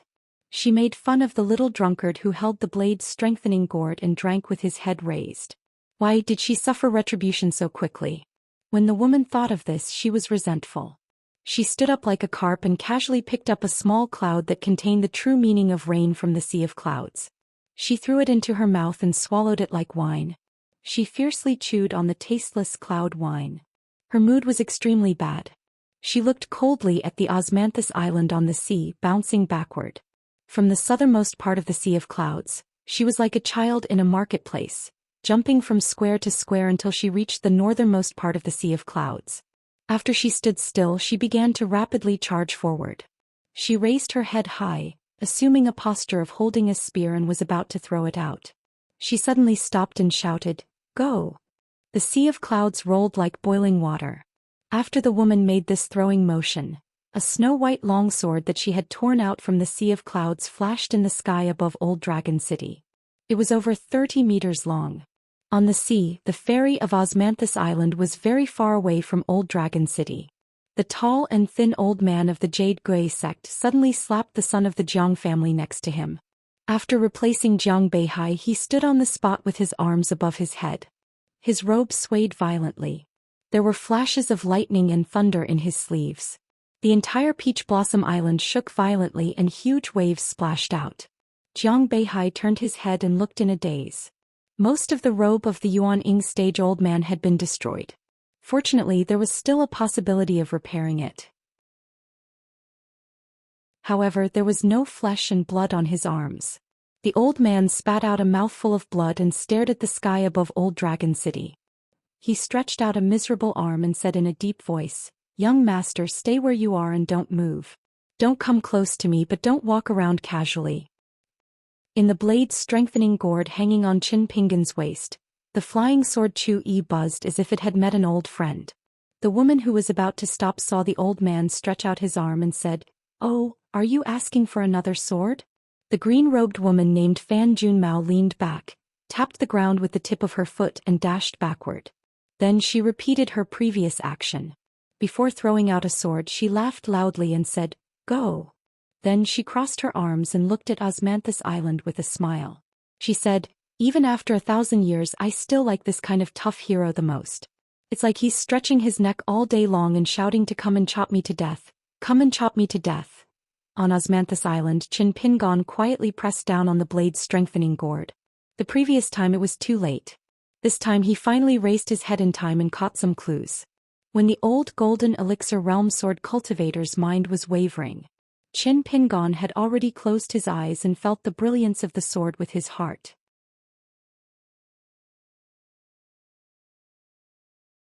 262. The ferocious sword came from the land to Osmanthus Island in the middle of the sea. Another sword followed closely behind, breaking through the sky from Old Dragon City's Cloud Sea Peak. The power of the two swords was earth-shattering. On the sea surface between Old Dragon City and Osmanthus Island, two ravines were carved out by the sword chi in the sky. When Qin Pingan closed his eyes to comprehend the sword intent, the old Jindan sword cultivator had already snapped out of his daze. The reason why he did not try to grasp the sword intent that flashed past like Qin Pingan and try to use other people's knowledge to improve his own was not because the old sword cultivator's experience was not as good as a Realm 4 martial artist's. It was because the old man knew that after his sword intent was formed, if a bystander were to recklessly draw upon the will, spirit and spirit of other sword immortals' swords, it would be easy for it to contradict itself and cause his own pure sword intent to become impure. However, if the two sword intents were roughly similar, it was naturally a good thing. Ma Ji's intrinsic flying sword intent was rooted in the shade of a tree. Therefore its sword intent was close to spring, snow, spring and so on, but far from fire, heat and furnace. It was very different from the two swords of Cloud Sea Peak, which were derived from the true meaning of the battlefield. Therefore the old sword cultivator did not follow any clues to pluck the sword intents of the two swords for his own use. On the contrary, some junior sword cultivators who had just entered the middle 5 realms had yet to stabilize their sword intent. Even if the two sword intents were polar opposites, they would still benefit from it. Qin Pingon stood on the spot and subconsciously assumed a sword furnace stance. Ma Ji was experienced and ruthless. Naturally, he would not disturb the youth's small opportunity. He even deliberately raised his hand and flicked his sleeve. Not only did he disperse the shade of the ancestral tree, he even took the initiative to grab some fleeting sword qi and let it seep into the small courtyard of the Gui lineage, allowing Qin Pingon to feel the sword intent even more deeply. During this process, Ma Ji's reverence for the old Dragon City sword cultivator grew. The power of an Earth Immortal's sword was so great that it could destroy mountains and overturn seas. It was a kind of deterrence and was not considered extraordinary. What really determined how far an Earth Immortal sword cultivator was from the upper 5 realms was actually not the power on the surface, but the degree of condensation of the sword intent. If the sword qi was scattered and the mind was in chaos, the sword would be powerful but the sword intent would be scattered everywhere. This meant that the sword cultivator's control of the sword intent was not perfect. As for the sword cultivator who attacked from Old Dragon City, the sword intent condensation was almost equivalent to Ma Ji's 1,000-feet sword attack. How could Ma Ji not be amazed and impressed? A 10th realm sword cultivator who was known as an Earth Immortal was only one step away from breaking through the bottleneck and entering the upper 5 realms. Because the sword cultivator's killing power was too great, they were often exposed throughout their entire life in the middle 5 realms. Therefore, compared to ordinary 10th realm Earth Immortals, they were more out of the world. For example, Wei Jin of the Wind Snow Temple had completely left Jianghu before becoming a Jade Immortal sword cultivator and had been in closed-door cultivation.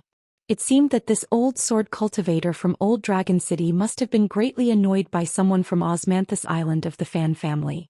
Otherwise, he would not have taken the risk of provoking the heavenly tribulation and attacked so fiercely. Ma Ji asked Aunt Gui telepathically, "Madame Gui, who is it that attacked?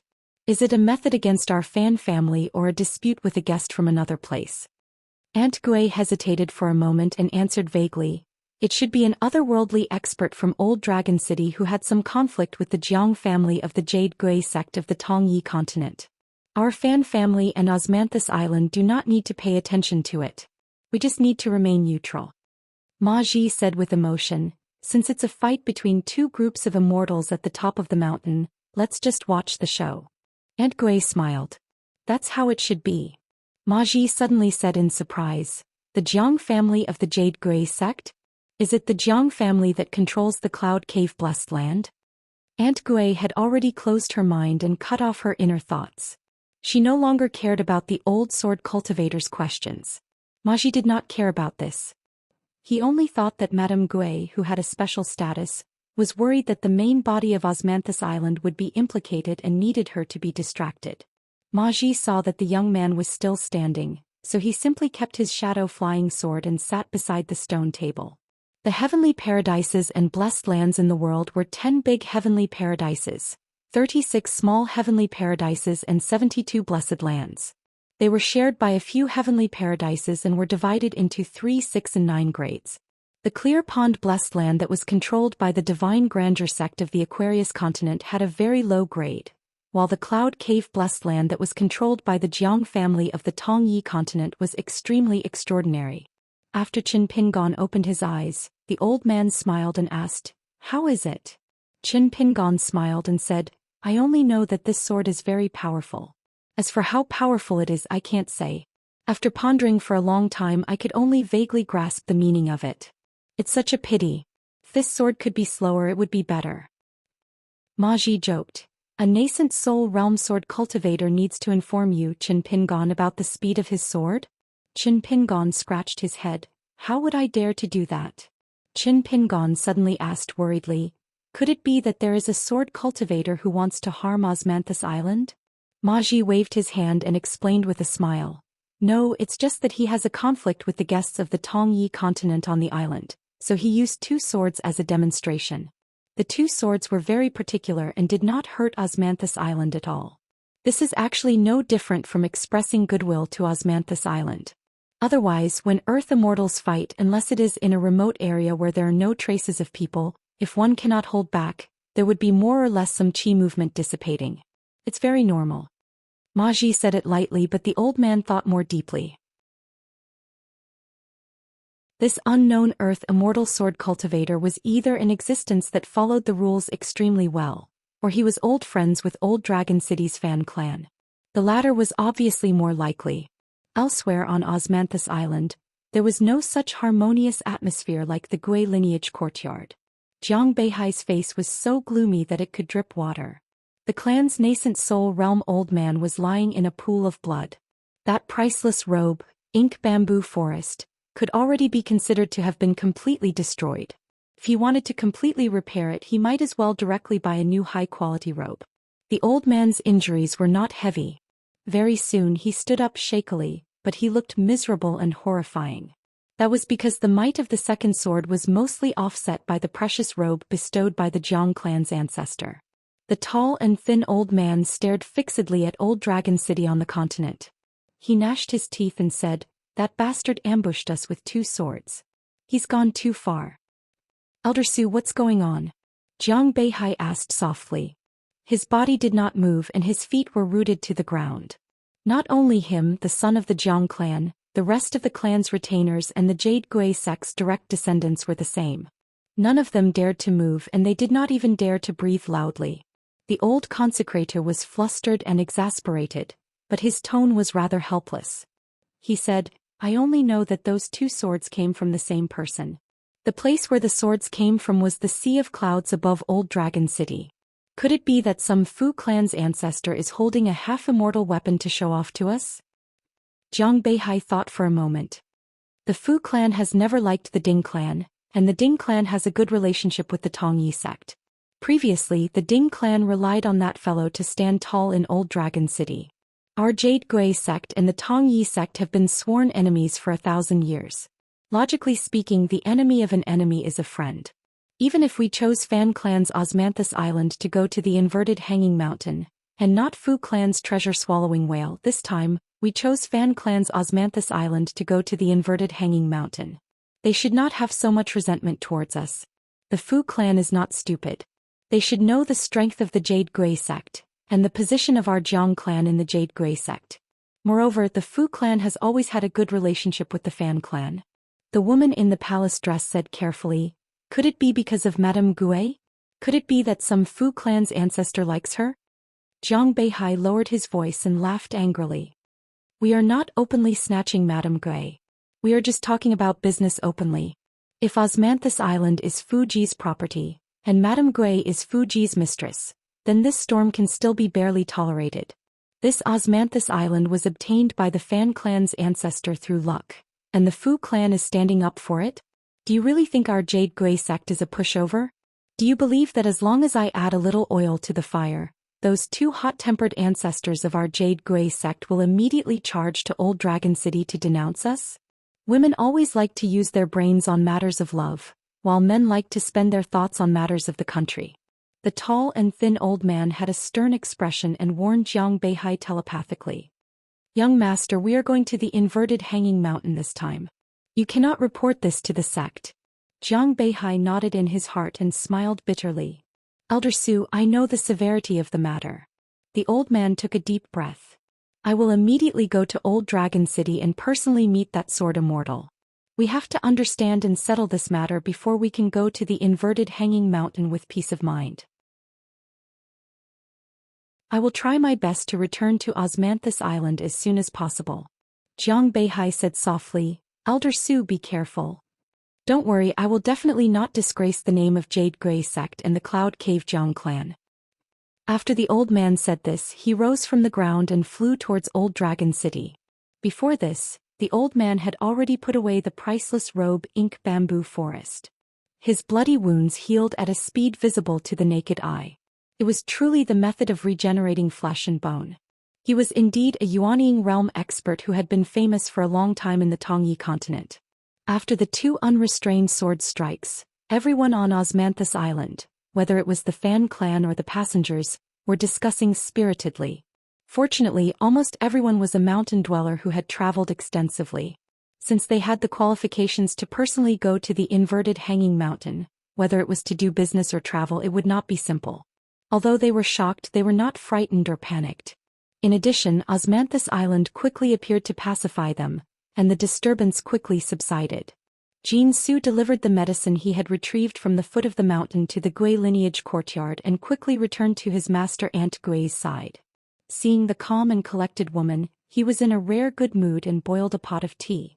Seeing his disciple return, she handed Jin Su a cup of hot tea. After Jin Su sat down, he had already calmed down without even tasting his master's cooking. The woman knew that Jin Su had a belly full of questions, but she did not want to say anything. She only smiled and said, "For that young master of the Jiang clan, it is undoubtedly an unexpected disaster. For you and me, it is a blessing from the heavens. Jin Su, you don't need to ask too many questions. After we return from the inverted hanging mountain, I will do my best to let you meet the person who attacked once." Aunt Gui laughed softly and said, "There is always someone better than you. This is not nonsense. In the future, when you travel the world alone, it is best for you to restrain yourself." Jin Su did not pay much attention to the last sentence. He had already turned his head to look in the direction of Old Dragon City and was filled with anticipation. A Gui lineage courtyard that stood aloof from worldly affairs did not need to care about the situation on the mountain peak. After that, Qin Pingon practiced the sword with the old golden core sword cultivator every day. The old man did 3 things. First, he took out his natal flying sword and entered it into his body to help Qin Pingon refine his 3 souls. He strengthened the foundations of the 3 soul paths of fetal light, Xuangling and Yujing. Second, Ma Zhihui suppressed the border and used a sword cultivator's methods to control the flying sword shade to fight against Qin Pingon. Lastly, he observed Qin Pingon's sword moves and gave him some pointers to correct the flaws in Qin Pingon's sword moves.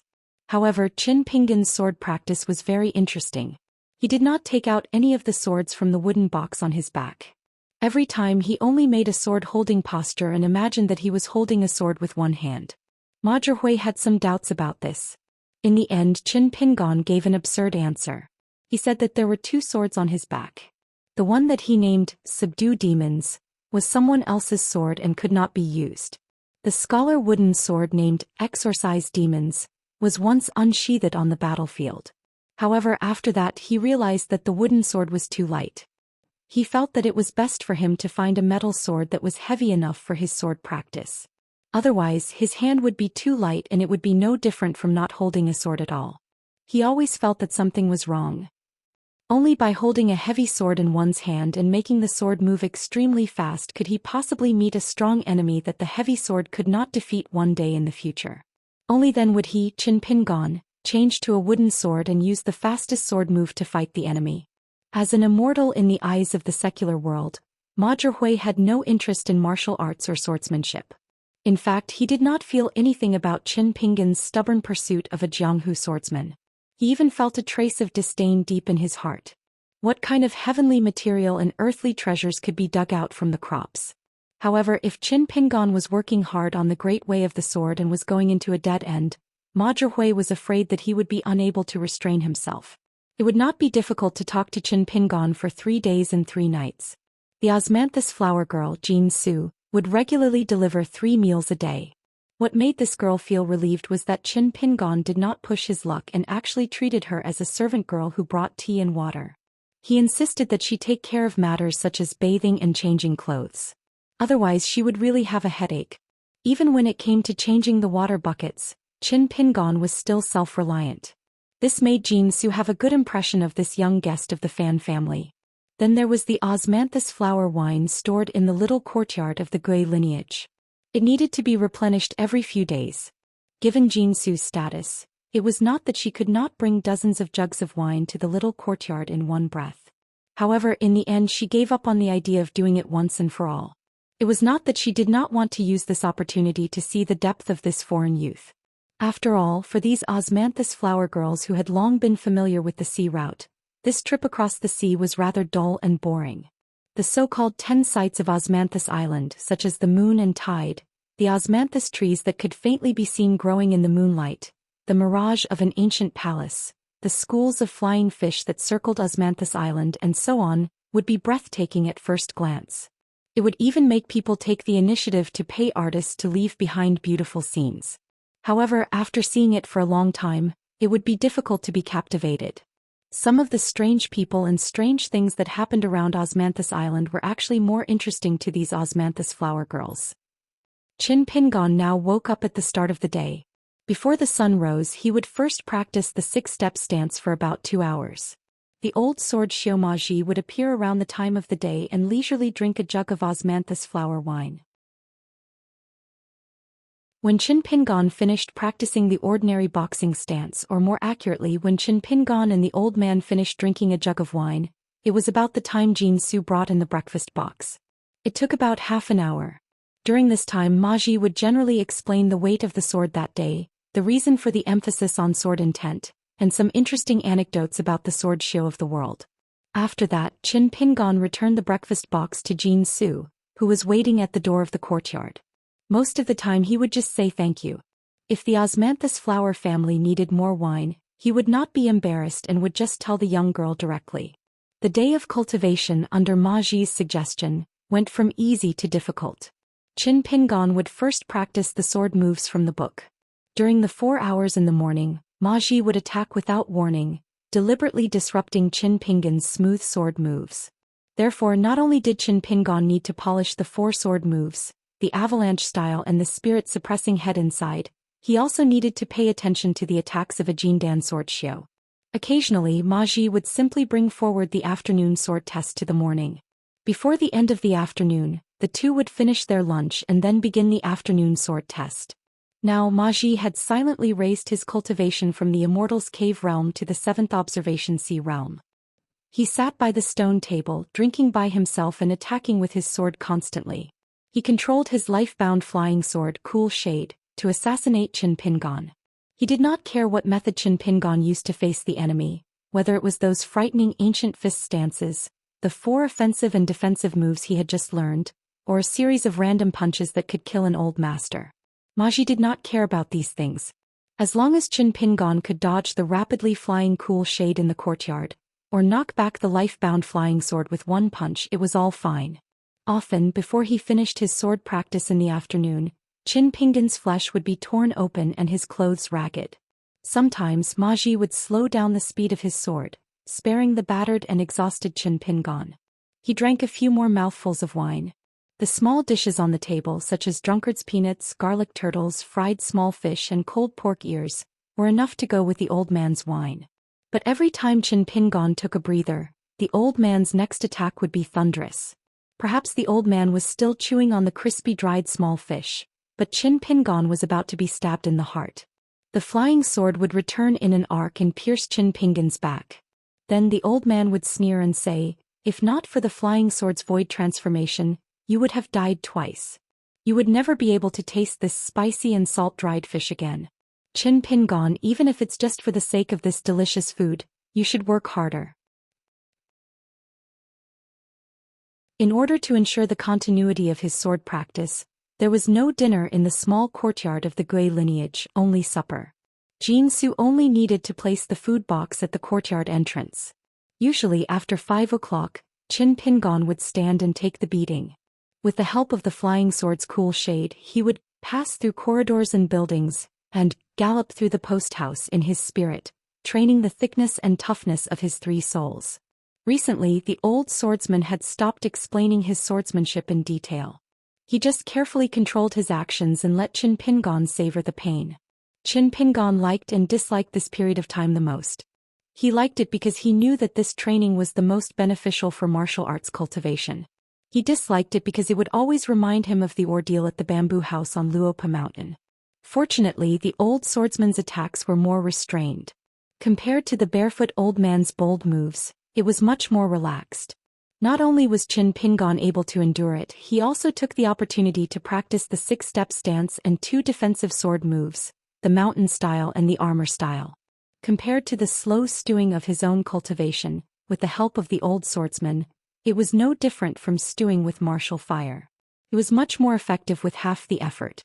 But as time passed, Qin Pingon, who was trying to find joy in his misery, figured out an interesting thing. That was the swift and complicated avalanche style of the sword. Combined with the old sword cultivator's flying sword's tempering, the pain of having one's stomach ripped open, heart and liver ripped apart, as long as he clenched his teeth and persevered, the sword would be even faster. Qin Pinggan's understanding of this sword technique's offensive moves progressed at lightning speed. Later on, every time Qin Pinggan held the sword and delivered the avalanche style, even he himself felt that as long as he had a divine weapon in his hand, as long as there was a bit of a sword aura that shot up to the sky, he might really be able to illuminate the entire small courtyard. After a day of sword practice, Qin Pinggan went to boil water and put the herbs in the bucket. Before the water boiled, Qin Pinggan went to the entrance of the courtyard to get the food box. The old man and the young man used the stone table as a dining table and ate supper. If there were times when Qin Pinggan was seriously injured or covered in blood, he would first soak in the bucket, bathe and change his clothes before eating supper. Even if the old swordsman Ma Ji had eaten first, he would still sit at the stone table and wait for Qin Pinggan. During the latter's meal he would explain the gains and losses of today's sword practice to Qin Pinggan, just like a review of a chess game. Ma Ji was a Jindan swordsman after all, and he had a unique insight. Compared to the old man surnamed Chui from the Bamboo House of Desolation Mountain, Ma Ji was more willing to explain things in detail. Most of Qin Pinggan's questions could be answered. After cleaning up the food box, Qin Pinggan would continue to practice the walking stance of the mountain shaking fist manual. Even if another 10 or 100 years passed, no matter how high his realm was at that time, Qin Pinggan might not forget this crude boxing stance, which could be called the most rudimentary martial arts. After midnight, Qin Pinggan would return to his room to sleep.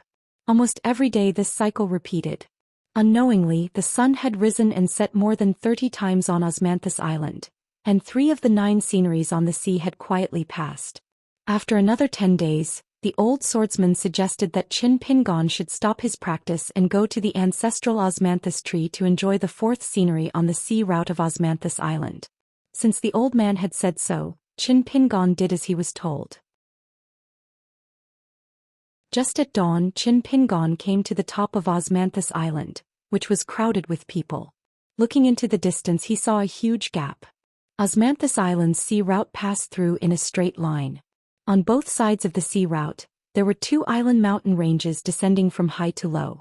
On the mountain peaks, there were row upon row of buildings, built against the mountains surrounded by clouds and mist. The strangeness of the scene did not lie in the isolated deities sect on the island, but in the middle of 2 opposing cliffs on the way to Osmanthus Island. On the top of the cliffs on both sides of the island, there was a golden statue of a deity that was more than 1,000 feet tall. Also, after being washed by the water for countless years, the deity statue was still shining brilliantly. Even the Qi trainers would be intimidated by it. It was said that among the 2 golden statues of gods, one was a divine general that guarded the southern heavenly gate, and the other was a god that was in charge of the world's water fate. He was the first of the many rain masters in the heavens, nominally in charge of all the true dragons in the world. The divine general of the heavenly gate leaned on his sword in front of him, and his hands were placed on the hilt of the sword. He was like a huge god that was overlooking the mortal world. The face of the rain master god was blurry, and it was impossible to tell his gender due to the clouds and mist. There were colorful ribbons made of unknown materials around his body, floating slowly and lifelike.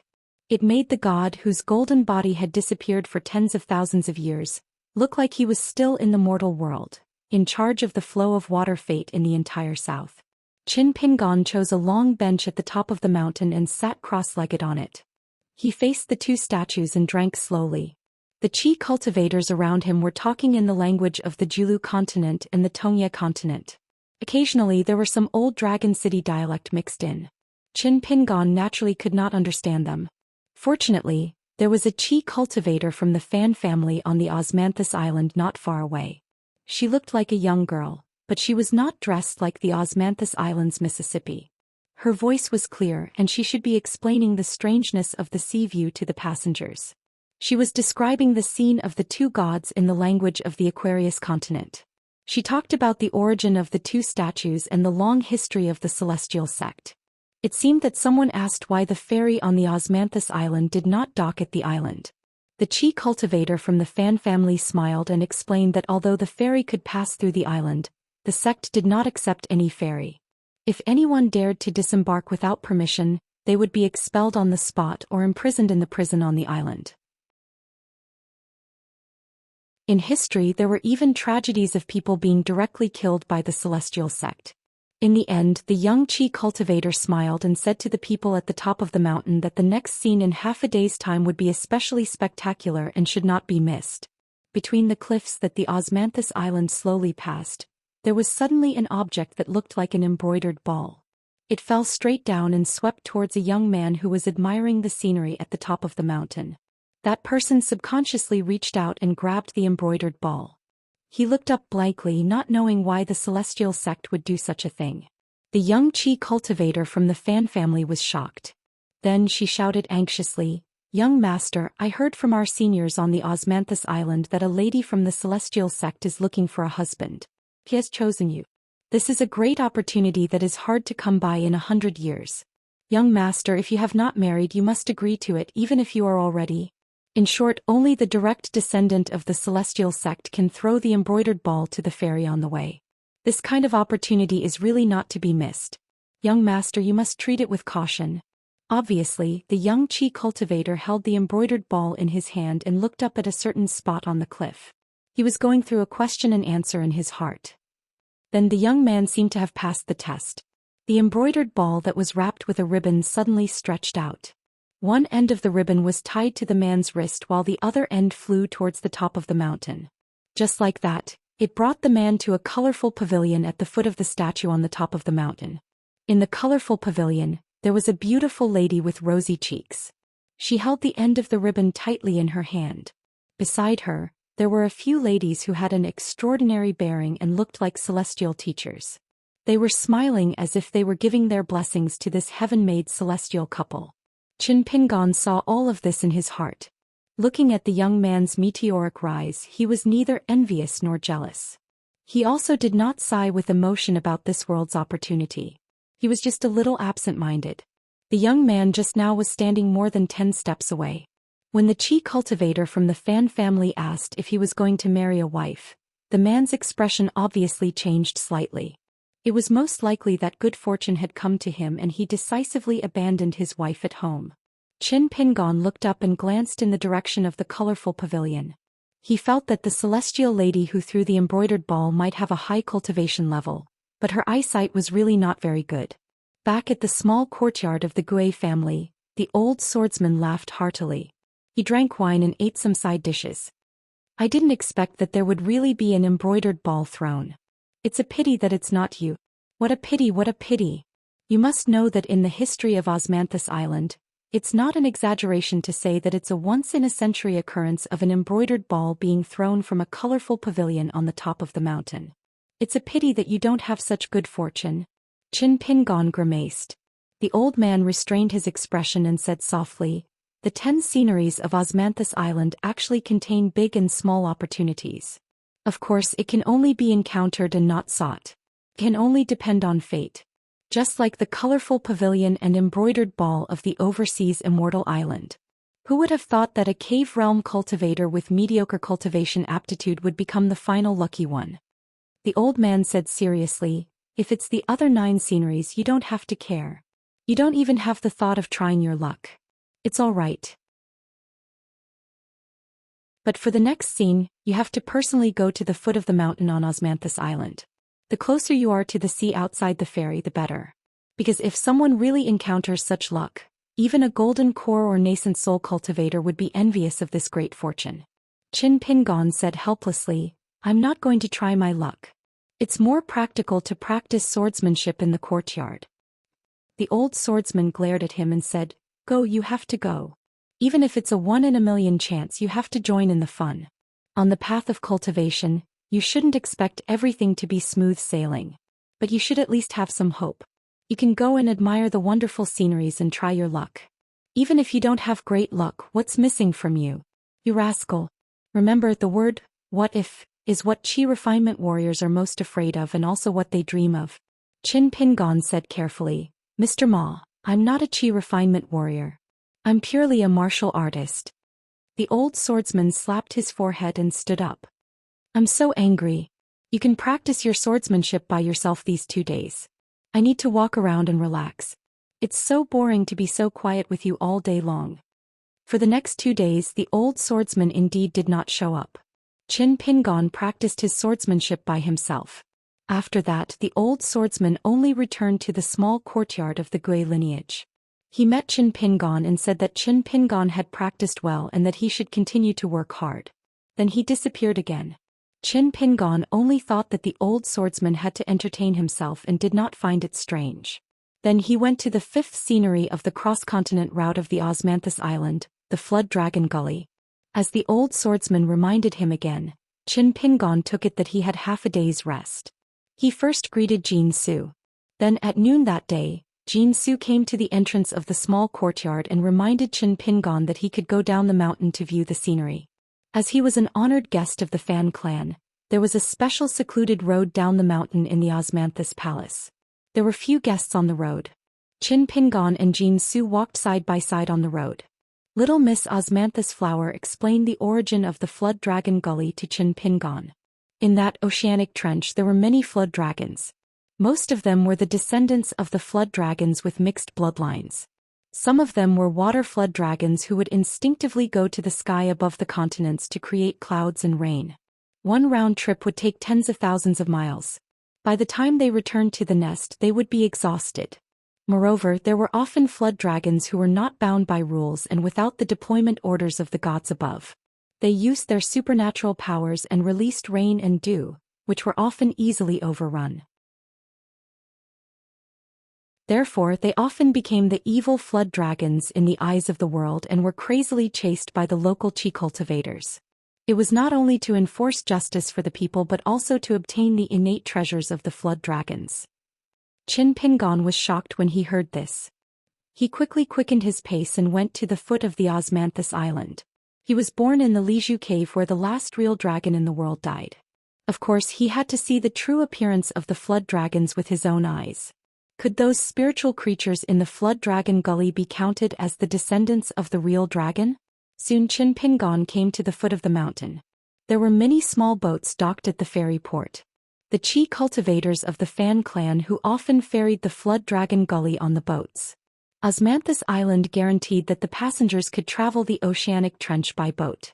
As long as they did not make any noise or use their supernatural powers to disturb the underwater flood dragons, there would not be any accidents. Even if there was danger, the Jindan practitioners of the Osmanthus Island would rescue them at the first moment. The guests did not need to pay to board the boats. In fact, even if they had to pay for the snow, Qin Pingon would pay for it. He boarded a small boat with Jin Su. The boatman was an old man. Qin Pingon found that the bamboo pole in the old man's hand was more than 10 feet long. It was engraved with a series of talisman characters. Among them there were 4 ancient characters that looked like earthworms. They were a little similar to the words, do do do do do do. The name of the talisman was very high. Moreover, at the end of the talisman, it told the descendants that once the talisman was made, the talisman paper would ooze out blood stains. The person who drew the talisman did not need to worry. This was a sign of the great achievement of the talisman. Qin Pingon asked Jin Su the name of the talisman engraved on the bamboo pole. Her face was blank as if she had never thought of this question before. He went to ask the boatman. The old man smiled and said, "This is really hard to understand. Since the first day the Fan family's route was established, the bamboo pole seemed to have these Dan characters on it. There was no accurate explanation. When my master passed the small boat and the bamboo pole to me, he also could not explain why. Our Osmanthus Island only said that it was a dragon-striking pole that could scare away the underwater flood dragons. In fact, we boatmen did not believe it ourselves. We, still believe in this more." The old man grabbed a pile of paper dolls and paper horses made of snow-white silver foil from the pocket at his feet. If you encounter a flood dragon swimming under the bottom of the boat, you just need to grab a handful and throw them into the water and they will quickly disperse. It works every time. There is no other way.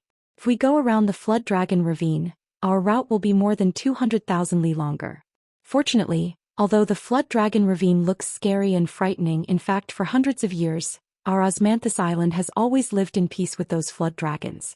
Therefore young master need not worry." The boatman laughed loudly. He was obviously a straightforward old man. Speaking of which, if something really happened it would really be a disaster. Not to mention our small boat, I'm afraid the entire Osmanthus Island would not have any extravagant hope of escaping alive. With so many flood dragons, how terrible would it be if they raced the wind and waves together? If you ask me, I'm afraid that even if a nascent soul stage sword immortal dares to use his sword here and provoke the flood dragon's counterattack, it would be difficult for him to escape the disaster. Jin Su's face was unhappy. She complained, "The guests are on the boat. Why are you saying such unlucky things?" The old boatman blushed with shame and said, I won't say it. Young master, please sit tight. We're going to enjoy the wonders of the Flood Dragon Ravine. I guarantee that we'll be safe and sound. The Jiao Dragon Ravine was a strange deep ravine where the water was so clear that the bottom could be seen. It was more than 10 miles wide and several thousand miles long. At the bottom of the ravine, many Jiao dragons of the sea lurked. They were of different colors and sizes. Some were as thin as a basin, some were as thick as the mouth of a well. It was said that there was even a Jiao dragon whose eyes were as big as a jar. Under the water, its scales were shining brightly. It was so terrifying that no one dared to speak, lest they disturb those Jiao dragons and bring about a fatal disaster. The old boatman suddenly stretched out his hand and pointed somewhere in the air. Young master, look, that is a weary dragon returning from the land to make rain. Oh, it seems that it has suffered serious injuries. Most likely, it was used as a target by the chi trainers of the Hassa continent. They chased it for a long time. Not every flood dragon is so lucky to come back alive. Some of the dead flood dragons often become the unexpected harvest of cross-continent fairies. However, our Osmanthus Island is kind. When we encounter a flood dragon's body floating on the sea, we don't fish it ashore. Instead, we drag it on the reef of the Osmanthus Island and send it all the way to the Flood Dragon Ravine. Qin Pingon and Jin Su looked in the direction of the old boatman's finger. They saw a huge monster falling from the sea of clouds into the distant sea, splashing a huge water splash. Fortunately, the place where the weary dragon fell was more than 10 miles away from the Osmanthus Island. It did not have much effect on the small boat, except that the boat swayed from side to side a little more. The small boats were sailing slowly on both sides of the Osmanthus Island. They were almost not too far away from the shore of the Osmanthus Island, at most 2 or 3 miles away. The sea was clear. The small boats were like flying swords hovering in the air. In the depths of the sea, many flood dragons were sleeping or playing. They seemed to be entrenched on the undulating mountain range, which made people forget that they were sailing on the sea at the moment. Qin Pingon suddenly frowned. He reached out to hold a sword in the sword box behind him and asked in a deep voice, "Is the flood dragon one of the monsters of the mountains and lakes?" The old boatman only thought that the young man did not know much. At this moment, the small boat was already 2 miles away from the Osmanthus Island and was about to reach the deepest part of the Flood Dragon Gully. He looked down and could not see the bottom. The young man was a little scared. The boatman smiled and said, "If it was in the ancient times, the flood dragon would be considered a noble in the world. But now what you said is not wrong. These guys can only be considered as monsters." The boatman smiled and said, "Don't be afraid, young master. The Osmanthus Island is a regular customer here. According to the genealogy of our fan family, our ancestors have seen with their own eyes 2 chi cultivators of the Yuanying realm fighting here. Although the Flood Dragon Gully under the feet of the 2 immortals was ready to move, in the end, not a single flood dragon jumped out of the water. So, the rule of not being loud is actually deliberately to scare the ordinary customers. Since young master has hung the Osmanthus Island wooden plaque, I will not deliberately mystify." Jin Su glared at the boatman angrily. How could these secrets of the fan family be revealed so easily? The old man shrunk his neck and continued to hold the bamboo pole and row the boat honestly. From time to time he threw a handful of snow-white paper into the water. Other than paper men and paper horses, there were also exquisitely folded paper buildings and vehicles. The old man suddenly widened his eyes and looked at a place in front of him. Not good. Someone is deliberately framing our Osmanthus Island. Aunt Gui came to the small boat from the Osmanthus Palace at the peak of the mountain almost at the same time. She looked at the small boat at the front with the old boatman and said angrily, "Someone took out a Dragon King basket and secretly caught a small flood dragon playing in the shallow water." The old man stood up. "Is it Jiang Beihai who is deliberately taking revenge? When they chose to disembark halfway, we let Ma Ji secretly follow them for almost 10 years. There was nothing strange. Or is it someone from the Ding family secretly playing tricks? But the Ding family should not have a Dragon King basket. Fu family. The Fu family has one, but there is no reason for them to harm us. Aunt Gui shook her head and said, "It's hard to say for now. The most important thing now is to pacify the Flood Dragon Gully. Once the public is angry, even if the cultivators of the upper 5 realms are willing to help, they will be helpless. There are thousands of lives on the entire Osmanthus Island. Sai, what should we do? Oh no, everyone has been targeted. Who dares to fly into the sky now?" The boatman's expression was stern and he immediately shouted, "All the small boats are to dock immediately. All the Chi refinement warriors on Osmanthus Island are not allowed to fly into the sky without permission.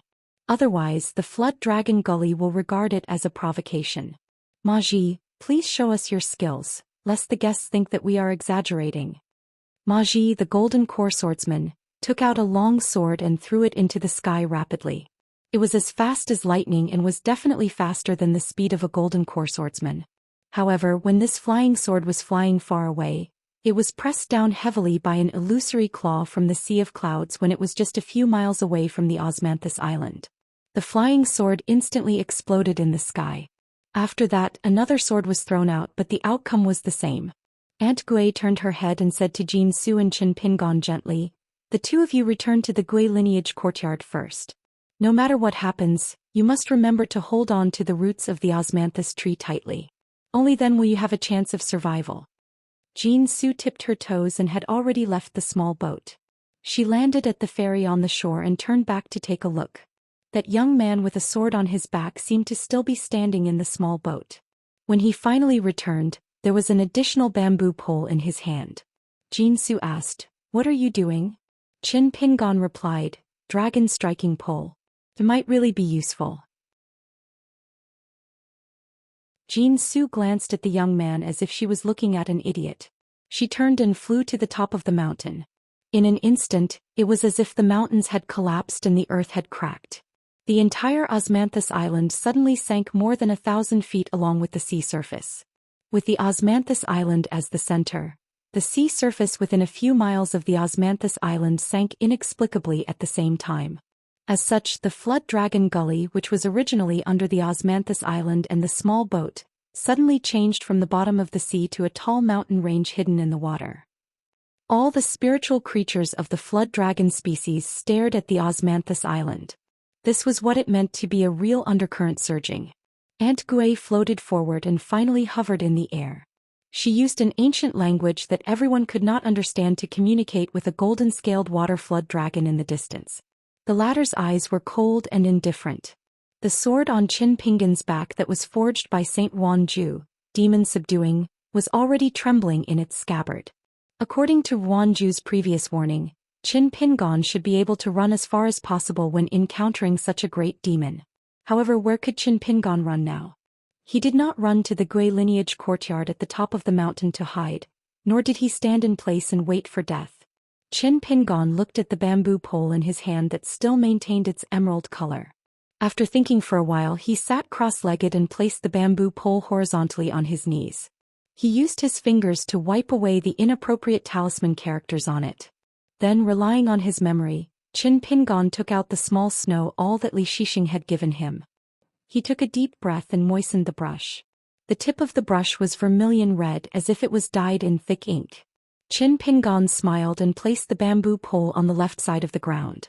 The left-handed youth held his breath and hung his arm in the air.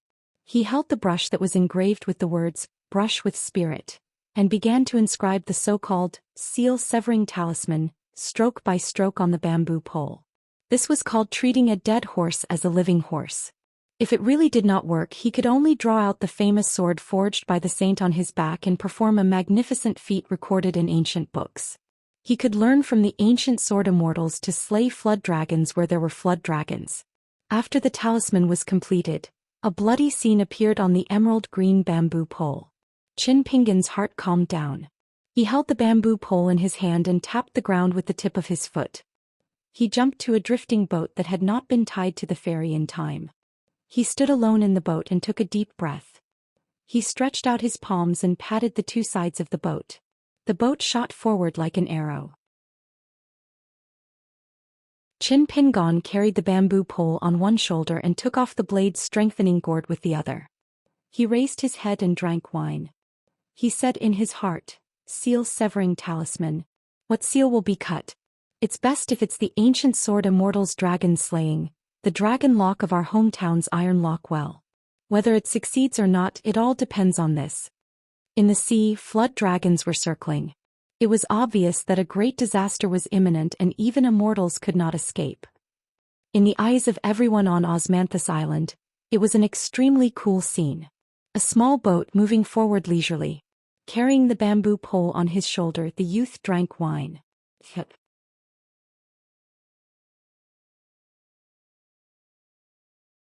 263. The Osmanthus Island was located at the bottom of a large bowl with the seawater as its walls. Tsinghua Book Network. All the passengers were likely to become the meal of the descendants of the flood dragons. It was going to be a long-awaited feast. The seawater below the Osmanthus Island and the ferry had already stopped. The surroundings were filled with the cold gazes of the flood dragons. The current situation was extremely delicate. The Osmanthus Island was silent. There were resentment towards the Osmanthus Island, as well as bewilderment due to the unexpected calamity. There were even people who were secretly calculating in their hearts, weighing their own protective talismans, trying to take advantage of the situation. If they succeeded in surviving to the end, not to mention the treasury of the Osmanthus Island, just casually picking up a few corpses of Qi refinement warriors would be a huge fortune. At the forefront, the steward Aunt Gui, who had been hiding her abilities, hovered in front of the cliff and confronted the old golden flood dragon. Both of them spoke cryptically, definitely not in the language of any continent. It was very likely to be the unique language of the ancient flood dragons. At that time, it was called the Sound of Water by the scholars. As for why Aunt Gui was proficient in this language and why she dared to go deep alone and confront the flood dragons alone, the passengers of the Osmanthus Island were too lazy to think about it. They wished that this ordinary-looking woman could transform into a cultivator of the 5 realms and turn the tide, then lead the Osmanthus Island out of this damned flood dragon's ravine. The woman seemed to be having trouble communicating with the golden flood dragon. She suppressed her anger and tried to keep her tone calm. Slowly she said, "Is there no room for negotiation? According to the records, the Fan family only helped you drag back the flood dragon's corpses, as many as 12 of them. For so many years, as long as you pass by the flood dragon's ravine, the ferrymen of the Fan family will inevitably scatter a large amount of silver foil origami as a tribute to you guys. They have never missed a single time." The old flood dragon covered in golden scales had eyes as big as a dustpan, and his eyes were filled with coldness. Rules are rules. If rules can be disregarded, why would there be a flood dragon's ravine in this world? Aunt Gui still wanted to refute and explain herself, but the golden flood dragon raised its claw and pressed it heavily into the water. At that moment the water current surged violently and a violent gale arose. Aunt Gui, who was standing in the wind, felt a burning pain on her face as the gale slapped her face. However, she didn't use her hand to block it, nor did she use her Earth Celestial Stage divine ability to dodge it. She just forcefully endured the flood dragon's fury. Old flood dragon sneered and said, "Someone is deliberately framing your Osmanthus Island. I'm not blind, so I can naturally see through it. But rules are rules. Your Osmanthus Island was unable to recognize people, so you allowed the fairy guests to use the Dragon King's basket to catch the young flood dragon without permission, breaking the rules of both sides. Madame Gui, you can leave on your own, but the rest of the people on the ferry must die here." Aunt Gui shook her head. "I won't abandon them." Old Jiao's eyes were filled with ice-cold mockery. There was also a burning gaze similar to that of a glutton looking at delicious food. Cold and hot alternately appeared. "I know, that's why I said that. Madame Gui, do you know that every time you pass by my head, I have to obediently abide by the rules and respect those few broken iron rules? I can only restrain myself from eating you." "Do you know how much willpower that requires?" Aunt Gui finally asked. "Is there no room for discussion?" Old golden flood dragon slowly moved its body that was as long as a mountain ridge. Its 2 strands of dragon whiskers were slowly dragged on the clear seawater. It glanced at a small boat not far behind the woman. The boatman at the side had already died tragically. The boatman was a shifty-eyed man. He seemed to be cowering and looking left and right. He was holding a small basket that looked like a cricket's cage. It was made of ivory and was pocket-sized and cute. A young flood dragon that was originally 60 to 70 feet long was shrunk into a loach in the Dragon King's basket after it was caught. It struggled in the basket and constantly let out mournful cries. The old boatman who had been rowing the boat for Jin Su and Qin Pingon was now standing on the surface of the water beside the man's boat. He was on guard and could not let the culprit escape. As for why the old boatman, who was a golden core cultivator on Osmanthus Island, did not decisively snatch the Dragon King's basket, there were two reasons. First, the shifty-eyed man had an origin flying sword slowly revolving around him. The sword was a foot long and was as black as ink. Thick black smoke constantly surged out of it. At the very least, it should be a dragon gatesword cultivator. Second, the old boatman was afraid that the culprit would go all out and directly destroy the Dragon King's basket and the young flood dragon. If that happened, the entire Osmanthus Island would be buried with him. The old boatman questioned the man as to why he would do such a thing that would harm others without benefiting himself. The man who had caused this disaster only grinned. He only sized up his surroundings and did not answer. The old boatman tried to sound him out a few times. He tried to deduce the mastermind from the man's words. Was it the young master of the Jiang family who had gotten off the boat? Or was it the old Dragon City's Ding family who was like fire and water with the Fan family? Unfortunately, the man turned a deaf ear to him. He was a man of few words and was unwilling to say anything more. The old boatman could do nothing about it. He still needed to wait for the results of the negotiations between Madame Gui and the old flood dragon. If it was confirmed that it was a dead end, then he could only kill the man in front of him first and do his best to snatch the Dragon King's basket. One less person on Osmanthus Island would die. The Fan family's 1,000-year-old business could not be destroyed today by the mouths of these ancient felons. The old boatman calmed himself down. He no longer hoped that the strange man could speak. He asked indifferently, "Do you think you can still run? Do you think you can escape from this flood dragon's gully under the old flood dragon's nose?" The ugly man finally grinned and said, "Then I'll try. This basket is worth a lot of money. I'll give it to you. Catch it." The man suddenly threw the Dragon King's basket that was not of high quality. It was most likely one of Gu Shu's secessionist forces. It was a low-quality product that was mass-produced.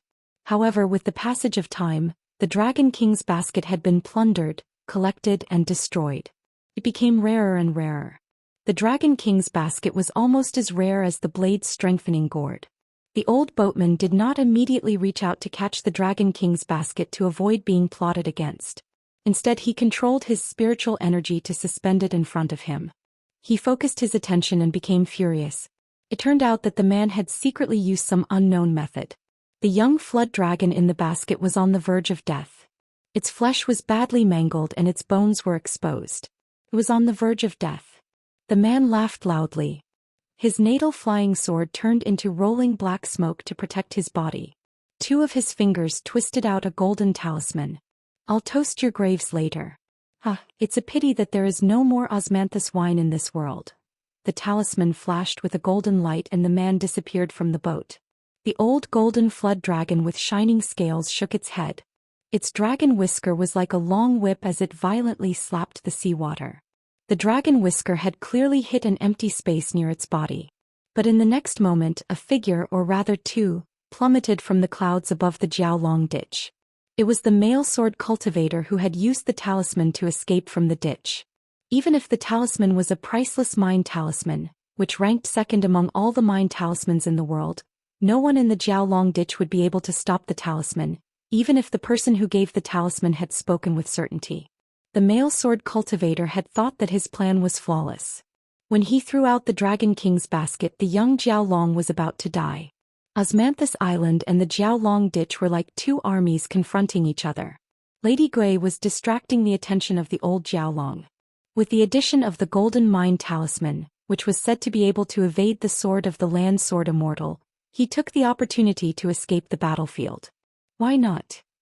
The old flood dragon slapped another dragon whisker in the air. A series of muffled thunder-like explosions sounded in the seawater. The golden core of the golden core sword cultivator who was cut in half at the waist turned into fine powder in the air. A large handful of golden fragments scattered into the clear seawater of Jiaolong Gully. The shattered golden core and the two halves of his body slowly sank together, attracting countless flood dragons to jump into the water. For a moment, the waves were turbulent like jackals and wolves fighting for food. The sword cultivator died with his eyes wide open. How difficult was it for a rogue cultivator without any foundation to cultivate into a sword cultivator in the Golden Core realm? When this person was alive, he had thought that after this big deal was done, he would have a strong family background and find a good place with beautiful mountains and clear waters. He would become the founder of the immortal sect and spread his branches and leaves. For hundreds or thousands of years, generations would be stable. He would learn from those immortal seedlings who had been envious of him for a long time. He would only need to concentrate on Tao and would not need to take the unconventional path again. After the old Boatzi confirmed that the Dragon King's basket was not tampered with, he gently clenched his hand and turned his head to look. He sighed. "Little fellow, what are you doing here? This disaster is not something you can get involved in. Quickly retreat to Osmanthus Island. If you are lucky, you can still see the inverted mountain. If you are unlucky..." The old Boatzi did not continue speaking. Even if these words were the truth, it was useless to say more when the war was imminent. Qin Pingon drank a large mouthful of wine and had already fastened the blade's strengthening gourd back to his waist. The old Boatzi did not see anything strange. The woman who had been facing the old flood dragon and had her back facing Osmanthus Island also did the same. But the old golden WRM's silver pupils that were vertical were suffused with a trace of a playful expression, and it didn't expose the young man's little trick on the spot. It just took the young man as having nothing to do, so it decided to play with the young man. Qin Pingon asked, "Old senior, is the current situation of our Osmanthus Island already worse?" "It's bad to the extreme." The old Boatzi nodded. He did not want to lie about this matter and did not hide anything. He said softly, "It is said that when the old flood dragon signed the contract with the ancestor of the Fan family, its realm was equivalent to a chi cultivator of the nascent soul realm. The old flood dragon's cultivation is often extremely slow. However, once it climbs to a high place, its true battle strength is often much higher than its realm. Not to mention the thousands of flood dragons in the oceanic trench. It is not inferior to the immortal clan of the Aquarius continent. The key is that the old flood dragon is in charge of holding the line. It is the most troublesome." Qin Pingon was a little helpless. "The old flood dragon is at least a nascent soul realm immortal?" The old Boatzi nodded. He did not know why the young man with a bamboo pole on his shoulder asked this question. Qin Pingon raised his head and looked at the old golden flood dragon in the distance. The latter also looked at him. Its silver eyes were full of ridicule.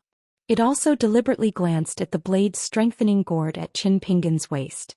Qin Pingon knew that the old flood dragon had seen through his little trick.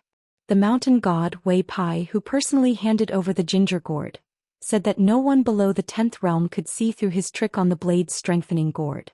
However, the old flood dragon in front of him was clearly a 10th realm earth immortal. In that case, Qin Pingon's method of secretly leading Qi and Sherwu into the body under the pretense of drinking must have been seen by the old flood dragon. Then one of Qin Pingon's trump cards had been exposed to the light of day. The old Boatzi advised, "Little guy, let's go. Your young heroic spirit is not bad, but it is destined to be useless. Why do you have to be a hero? Why don't you return to Osmanthus Island and wait for that slim chance of survival? If you stay here, I will definitely not care about your life. So it is not a help. However, with your current cultivation, it is no different from courting death." The old Boatzi wanted to say that even if he returned to Osmanthus Island, he would only be waiting for death. However, it was better than being dismembered and eaten by the flood dragon in the sea.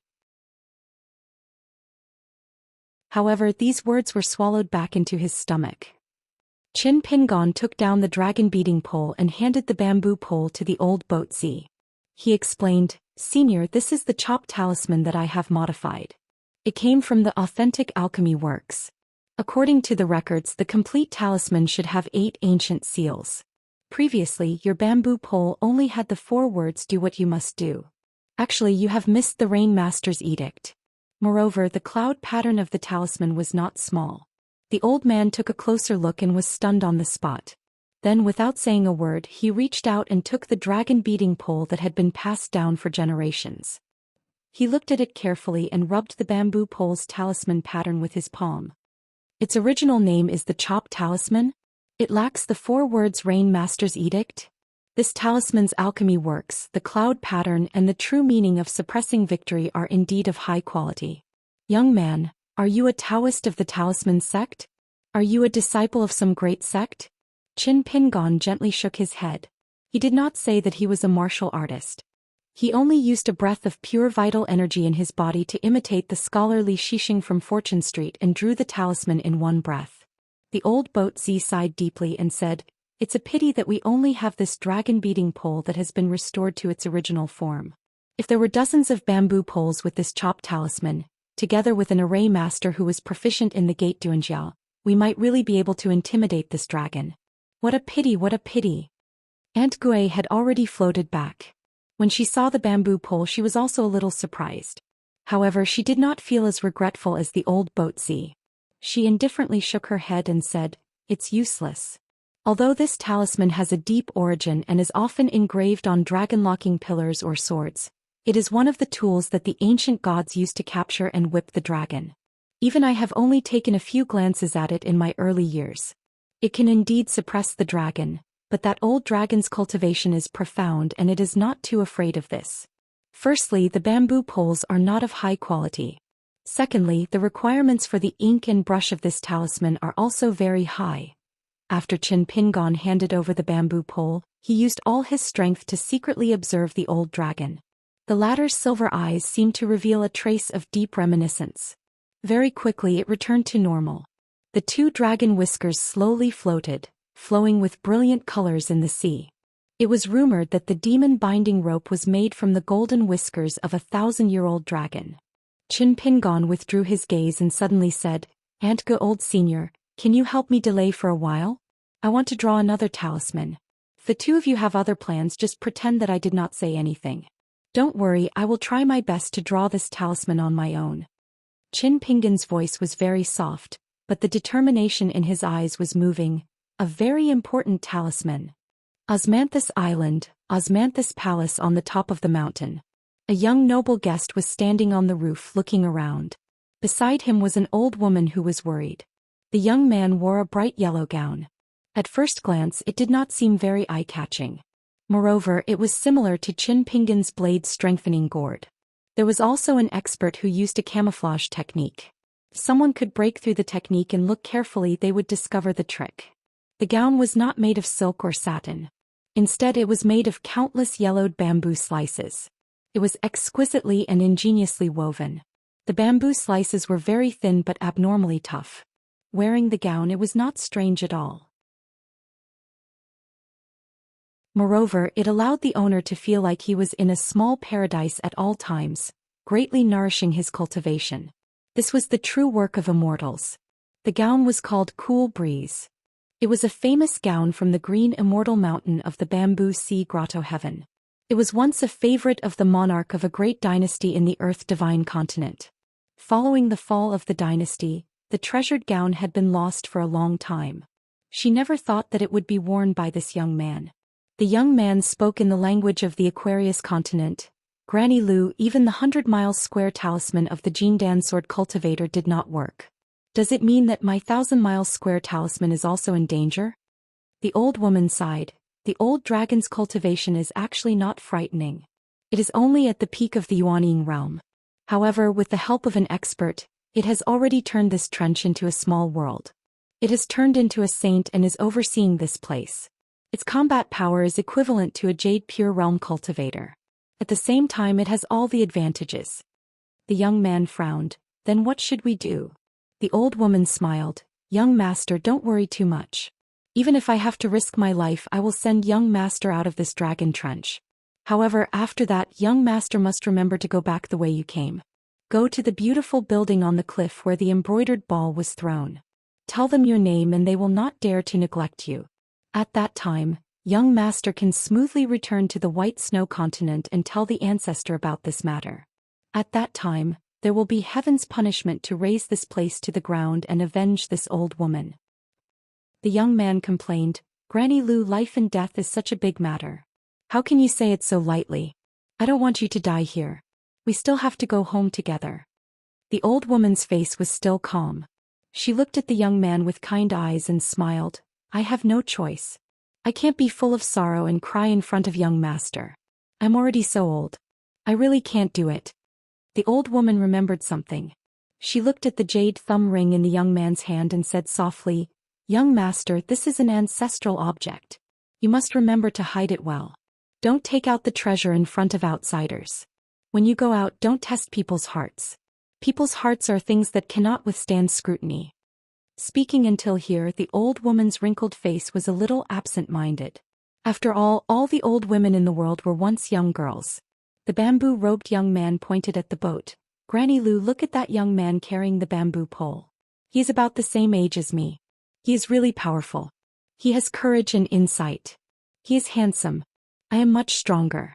When I go back, I must find a painting master to draw this scene. The old woman shook her head and said with a smile, Don't be impulsive like that, boy.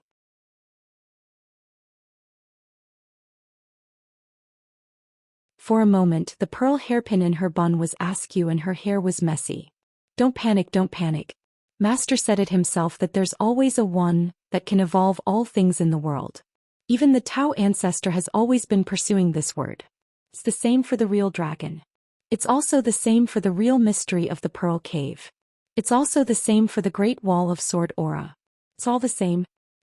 When the young woman was distracted, Osmanthus flower girl Jean Su of the Gui lineage courtyard happened to look back 3 times with every step.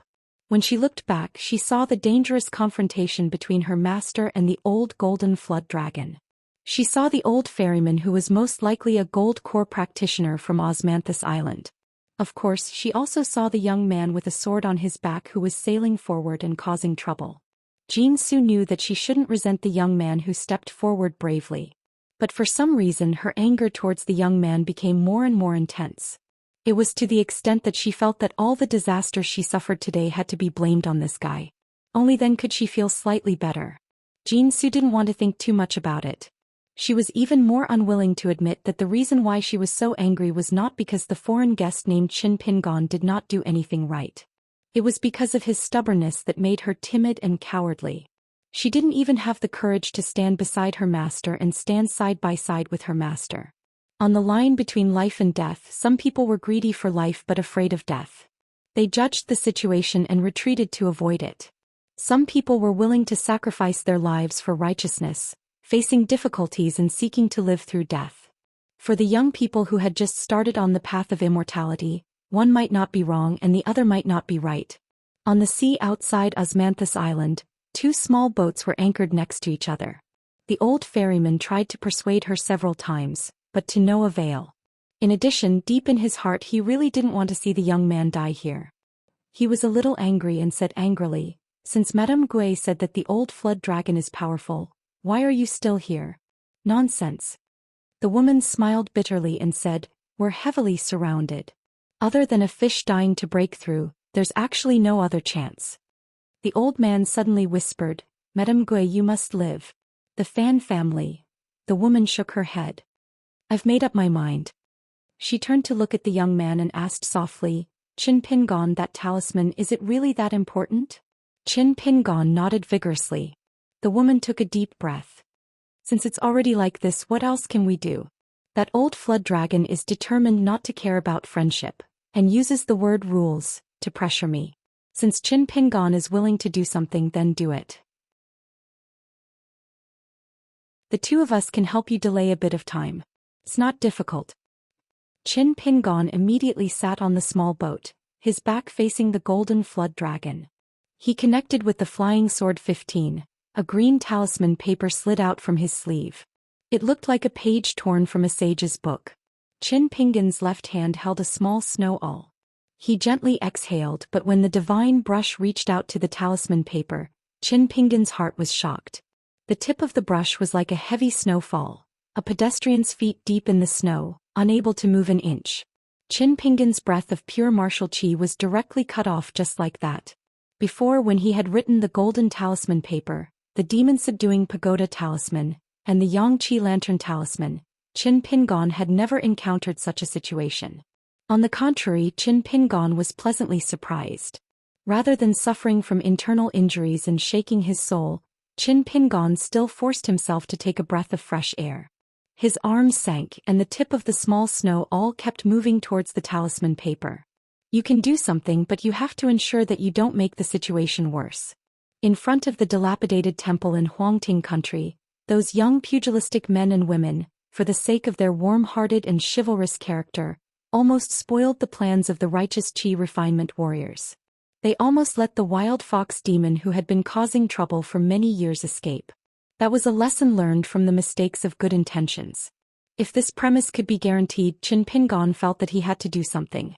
In the city god temple in Yanji County of Colorful Clothes Country, the county governor's daughter with the silver bells on her hands and feet also helped. Because she did not overdo it, every time she helped, it was within her capabilities. She could also help to share Qin Pingon's burden appropriately. This was very good. They were both fairies, one on Osmanthus Island in Old Dragon City, and the other on Kun Boat in Dang Mountain. This Osmanthus Island was the family property that his good friend Fan Air would inherit when he turned 20 years old. As for the Kun Boat, there were once two young ladies who lived together day and night. They were called Chun Shui and Qiushi. They were very good ladies. Qin Pingon had always thought that at such a young age, no matter how many years or decades later, no matter how far apart they would always be able to reunite after parting. Qin Pingon continuously increased the strength of his 5 fingers and arms. His breathing and 18 stops of sword qi circulated rapidly. This breath of pure qi that was like a hot knife through butter in his body had to be fast and stable. If the qi was stable, the spirit would be stable. If the spirit was stable, the talisman's spirit would be stable. At the end of the day, in the past, burning porcelain and pulling blanks was also a stable process. Only with a stable heart could one's hands be stable. The tip of the small snow all finally touched the green talisman paper slowly. It was a small speck of light that instantly exploded. It was just like the bright moon in the sea. Qin Pingon was indifferent to this. His mind was completely immersed in the Sever talisman. He wanted to write 8 words on the green talisman paper. Do whatever you want, Rain Master's edict.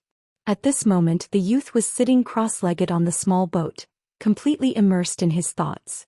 Facing an ancient book page, Qin Pingon held a brush in his hand. He did not look like a pure martial artist, nor did he look like a swordsman. Instead, he looked like a scholar who was copying books in the mountains and rivers.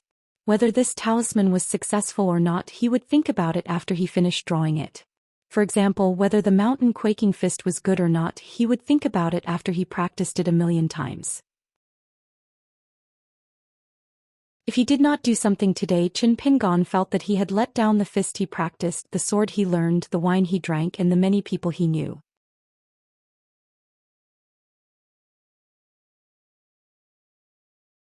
"264. The moment Qin Pingon raised his brush to draw the talisman, under the old golden flood dragon signal, the flood dragon gully had already moved. Moreover, it was like a lion using its full strength to hunt a rabbit. The hundreds and thousands of flood dragons hiding in the gully surged towards Osmanthus Island together with the seawater that originally towered into the sky. Only the direction where the old golden flood dragon was entrenched was particularly calm. The old man on the boat threw the Dragon King basket in his hand to his feet.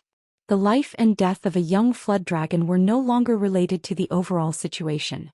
The old man glanced at the young man with a sword on his back.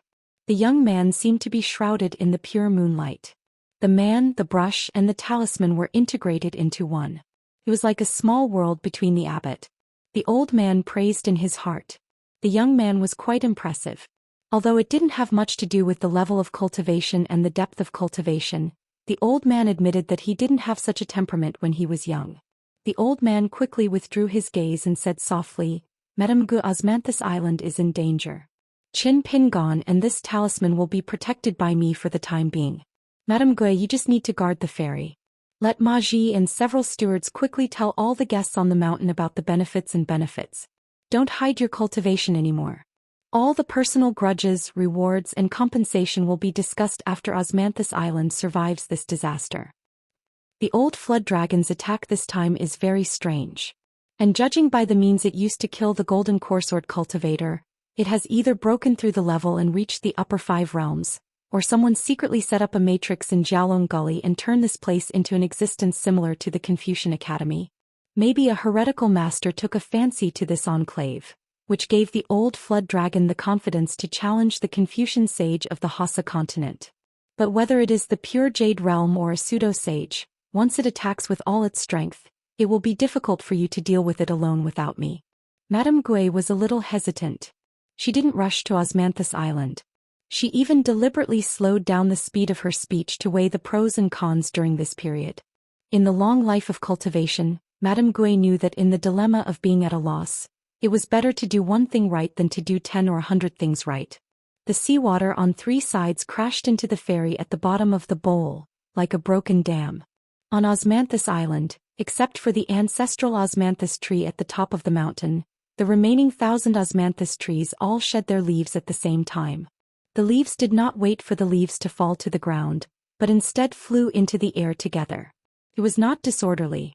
After the osmanthus leaves hung in the air one after another, they formed a semicircle that enveloped Osmanthus Island.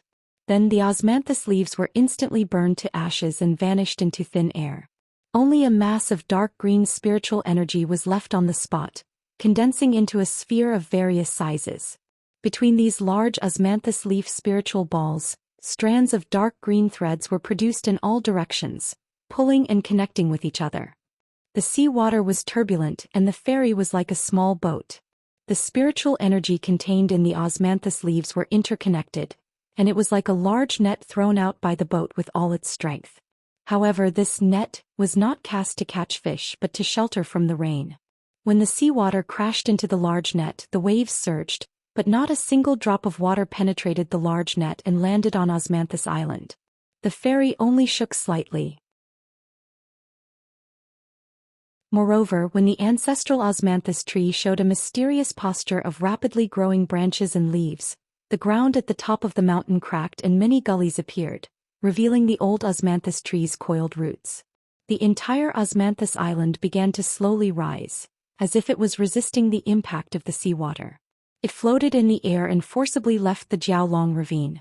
Many of the water dragons with horns on their foreheads were the most ferocious. They landed on the large net one after another, using their sharp claws to tear apart the osmanthus leaf formation, or using their heads to smash the net. This kind of water dragon was considered a noble member of the Jiaolong family. They were relatively close to the true dragons that were the first to rule the 5 lakes and 4 seas. Compared to snakes and carps, they were worlds apart. However, with the addition of the word water, compared to the single word dragon, they were still inferior. The water dragon was the species of the ancient dragon and the green snake in the sea. Hence it was also called the green dragon. It was similar to the white dragon that liked to hide in the mountains and precipitous ridges. One was in the deep sea while the other was on land. It often appeared in the writings of scholars and poets, and was also a frequent guest in the poems of traveling immortals. Many descendants of the Jiaolong followed behind, fiercely crashing into the large net, and even used their gifted water spells to attack the large net together. When the old man on the boat saw this, his heart ached. This was Madame Gui risking her hard-earned cultivation as an earth immortal, and allowing the vitality of her true body to be rapidly depleted, to fight for a chance of survival for everyone. Ma Ji, who was staying on the island, should have already negotiated with the guests, but he did not know if they could unite and work together to get through this difficult situation. When Qin Pingon was trying his best to write the talisman, the old golden Jiaolong gave orders to the Jiaolong Go to attack Osmanthus Island in one go. However, it did not have the intention to make a move. It only thought for a while, shook its 100-feet-long golden-scaled body, and slowly swam to the edge of the clear sea. Finally, a dignified old man in a golden robe walked out from the ripples. His eyebrows were extremely long and hung in front of his chest. He walked in the air. This old Jiaolong, who had transformed into a human form, did not care about Madame Gui, who was distracted by controlling Osmanthus Island. He did not even care about the life and death of the young Jiaolong Go. He was like a tourist who was slowly walking down the hill, looking down at the 2 small boats and the 3 people at the foot of the mountain. The old Jiaolong looked at the back of the young man and his footsteps did not stop. He smiled and said, "Little guy, you tampered with the dragon striking pole and wrote the talisman without permission. I thought you were young and ignorant, so I let you hide the two flying swords secretly. However, if you continue to push your luck. The old man on the boat steered the small boat under his feet and blocked Qin Pingon and the boat behind him.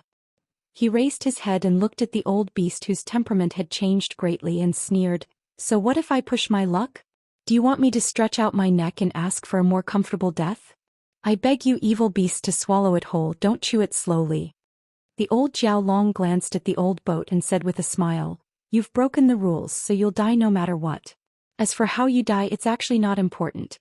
Have you forgotten that after you die, if my subordinates peel your souls bit by bit and make them into dozens of bright candles? After they're lit, they'll be placed in the deepest part of the dragon ravine to endure the cold and gloomy pain.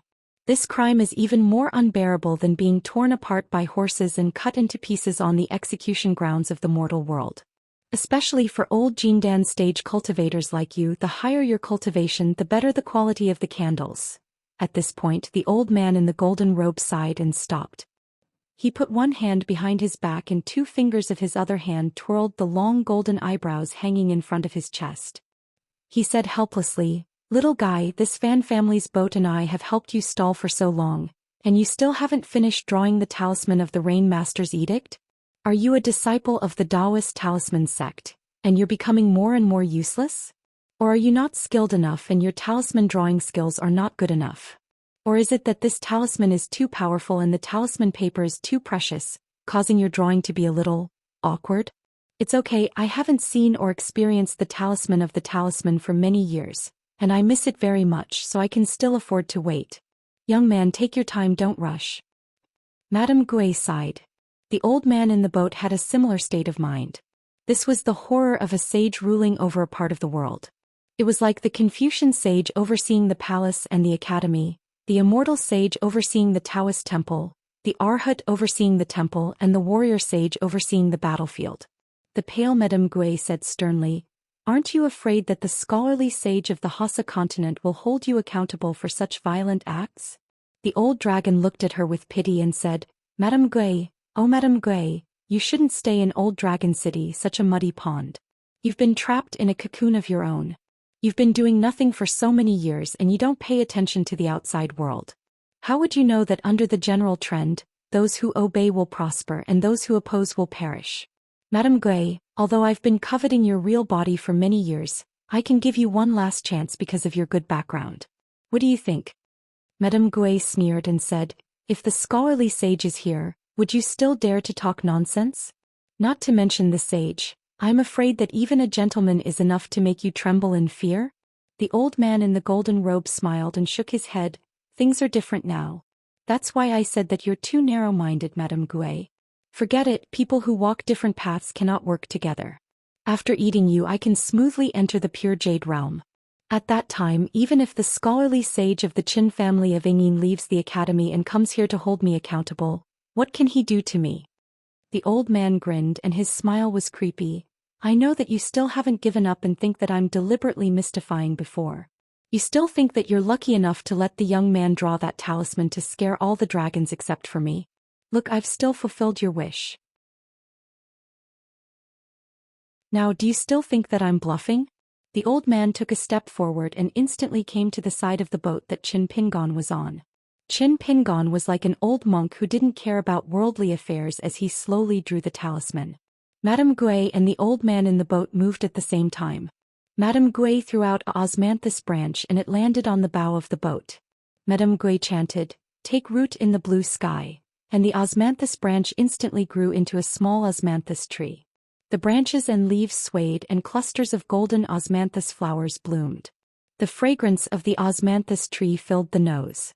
The osmanthus tree was 10 feet tall, and its shade covered Qin Pingon.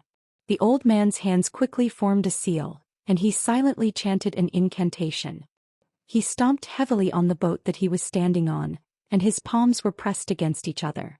His 10 fingers were intertwined and a dazzling light bloomed from the gaps between his fingers. The old man's thumb was pressed against his chest, and the little finger of the other hand pointed at the old golden dragon. When the old man formed a seal, a bright red flame lingered around his body. He was like a heavenly official wearing a red robe, and his forehead was covered with scarlet seal scripts. he angrily shouted. The golden crow spreads its wings, the fire god boils the water. The surface of the sea between the old man's boat and the golden-robed old man was like a pot of boiling water. Then golden crows flew out one after another, and they were dragging billowing flames as they quickly pounced on the old dragon. However, the golden-robed old dragon only waved his sleeves casually, and 2 azure dragons were pulled out from the sea beside him. They collided with the golden crows, and dozens of golden crows were instantly devoured by the 2 old dragons. Although the azure dragons had a full meal and flames flickered in their stomachs from time to time, they eventually perished together, and their bodies collapsed and returned to the sea. However, the old man's hands formed a seal and his attacks were swift and powerful. Compared to the golden-robed old dragon's understatement, the difference between them was obvious. The golden-robed old dragon sneered, "The fire god? This kind of ancient god is too messy, and because of a huge disaster, the god that inherited this great tradition is often not legitimate. Compared to the water god that has always been passed down in an orderly manner, and is heavily relied on by the celestial emperor, it's really not worth mentioning. You're just a little gold core. I'm afraid you don't even know that the words fire god's boiling water are just a show of cowardice, right? The earliest fire god said that he would boil the 4 seas, and burn the 5 lakes to create clouds and mist in the sky. The later gods of the fire sect only dared to say that they would boil water. What water? Big rivers are water, small streams are water. After boiling water, can't you make tea and drink it? The old man's seal was easily broken by the golden-robed old dragon, but he was not discouraged. While the latter was rambling, he changed his seal. He clenched his hands into fists and heavily smashed them together. His feet stepped on a unique gang step, and the image of the heavenly official of the fire sect disappeared. He glared at the old man angrily and had the appearance of a protector. Around the old man, there were lightning beads that were circling around him. In the end, the old man separated his fists, and one of his fists hammered his chest to his abdomen 3 times in a row. The spiritual chi in the 3 chi dwellings was agitated, and the other fist returned to his palm with his palm facing the sky. Hibernate, awakening, thunder lock opening, listen to my order, punish on behalf of the heavens. In the cloudless blue sky, a huge whirlpool of lightning and thunder appeared out of nowhere. A snow-white thunderbolt suddenly appeared, and after a few turns in the air, it struck the golden-robed old dragon's head. The golden-robed old man's figure disappeared on the spot, but the thunderbolt did not disappear just like that. It directly penetrated the seawater, and after falling into the depths of the Jiao Dragon Trench, it bounced back, illuminating the bottom of the sea in white. Many of the Jiao dragons that were hiding under the sea did not participate in the encirclement, and after being disturbed by the thunderbolt, they all subconsciously closed their eyes, not daring to look at it directly. The thunderbolt swept out of the sea and flew to a place, and the golden-robed old dragon showed his true form. Facing this unreasonable thunderbolt, the old dragon finally seemed to be a little annoyed. This time he did not have the leisurely demeanor from before and did not continue to dodge. He stood where he was and slightly frowned. He put his 2 fingers together and each of them pinched a long golden eyebrow. He quickly swiped them and 2 golden sword rays slid out from his fingertips. They were about 3 feet long and were as long as the world's sharpest sword. One sword went towards the thunderbolt, and the other sword pierced towards the whirlpool that was connected to a small thunder lock. The 2 swords of the golden-robed old dragon's long eyebrow were successful. Together with the thunderbolt and the whirlpool, both the sea and the sky exploded with dazzling lights. The old man on the boat was indeed a rare golden core expert that had personally experienced the glory of an earth immortal. He had many tricks up his sleeves. He stood up from the ground, stretched out his arm and grabbed a dazzling silver snake spear, and pierced it towards the golden-robed old dragon. "Die, you evil creature!" The golden-robed old dragon twitched the corner of his mouth and disappeared again. The old man on the boat's spear did not weaken at all. Instead, he increased his strength and a black ripple appeared at the tip of the spear. The snow-white tip of the spear did not stagnate at all, and the spear was like a chopstick in water with a visual deviation. Then a strange scene appeared. There were dozens of golden-robed flood dragons standing around the old man. Above their heads, there was a spear that was either 10 feet long or a foot short, piercing towards the golden-robed flood dragon's forehead. Almost all of the golden-robed old dragons laughed at the same time. What an earth immortal attack! It must be hard for a golden core realm cultivator like you. He stretched out his hand and grabbed the tip of the spear. Sparks flew everywhere and the world was snow-white. Only one golden-robed old dragon did not speak. He stood behind Qin Pingan's boat, and could see Qin Pingan, who was sitting under the shade of the osmanthus tree. He could not see the origin of the green talisman, but it was full of righteousness. The writing brush was a good item and even the old dragon coveted it. Looking at the blank talisman, it was only 70 to 80% completed. Although the young man's arm, fingers, and the tip of the brush did not tremble, his mind was already unstable. It could be seen that writing this talisman was still too far-fetched. The old dragon became more and more curious. Although the talisman was not a low-grade talisman, the young man had already successfully drawn it on the bamboo pole, which meant that there was no problem with the talisman itself. It was the green talisman that made the young man unable to write. It was like a child climbing a mountain with weights. It was not an exaggeration to say that he had poured his heart and soul into it. It was a high-grade talisman with the Rain Master's edict written on it. If it was before he became a saint, the golden-robed old dragon would still be afraid. After all, it was a natural enemy. During the time when the Rain Master, River Uncle, and Water God were still considered orthodox gods, the flood dragons would pay respect to these existences that were like Yaman superiors. But now, no matter how unyielding the talisman was, the golden-robed old dragon did not put it in his eyes. He even longed to see the talisman again.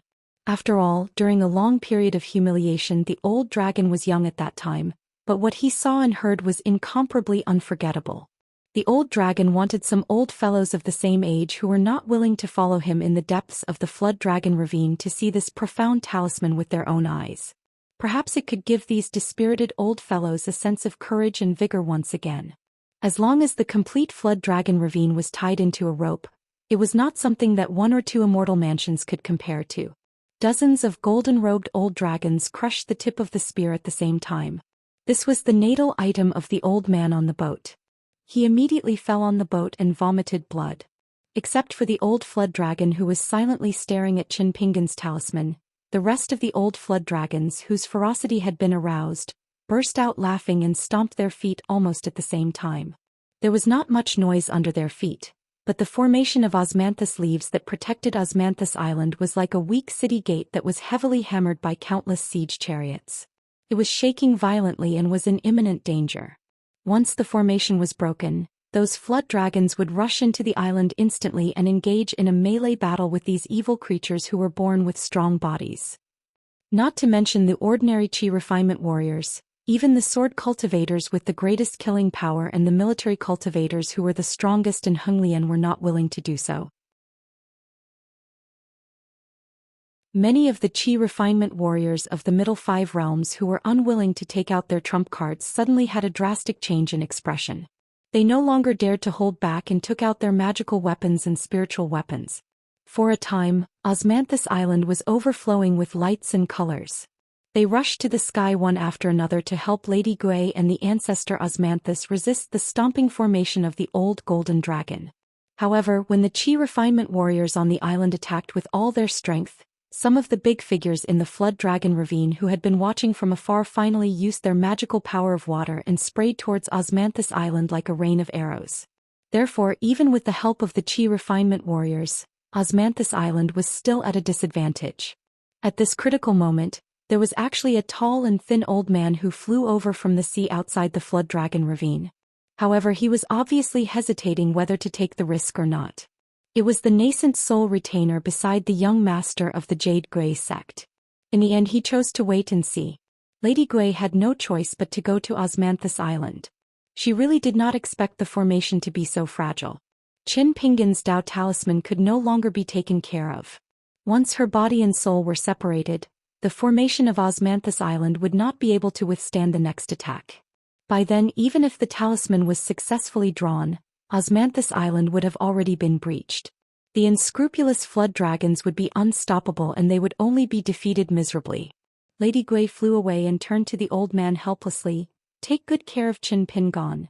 The old man smiled bitterly and nodded. He struggled to stand up. He could only do his best and leave the rest to fate. All the golden-robed old dragons in all directions slowly walked towards the two small boats. Only the old golden dragon that had been standing at the same spot all along stared at Qin Pingon from the beginning to the end. It told him in its heart, "Little guy, if you don't finish drawing this talisman and quickly turn the situation around, all of you will die. Lady Gui will die, the old boat will die, you will die too, all of you will die. Whatever you do, the Rain Master decrees." A talisman with a total of 8 characters, Qin Pingon only wrote 6 characters in the end. Moreover, he did not follow the rules at all. This talisman could be considered as invalid if nothing unexpected happened.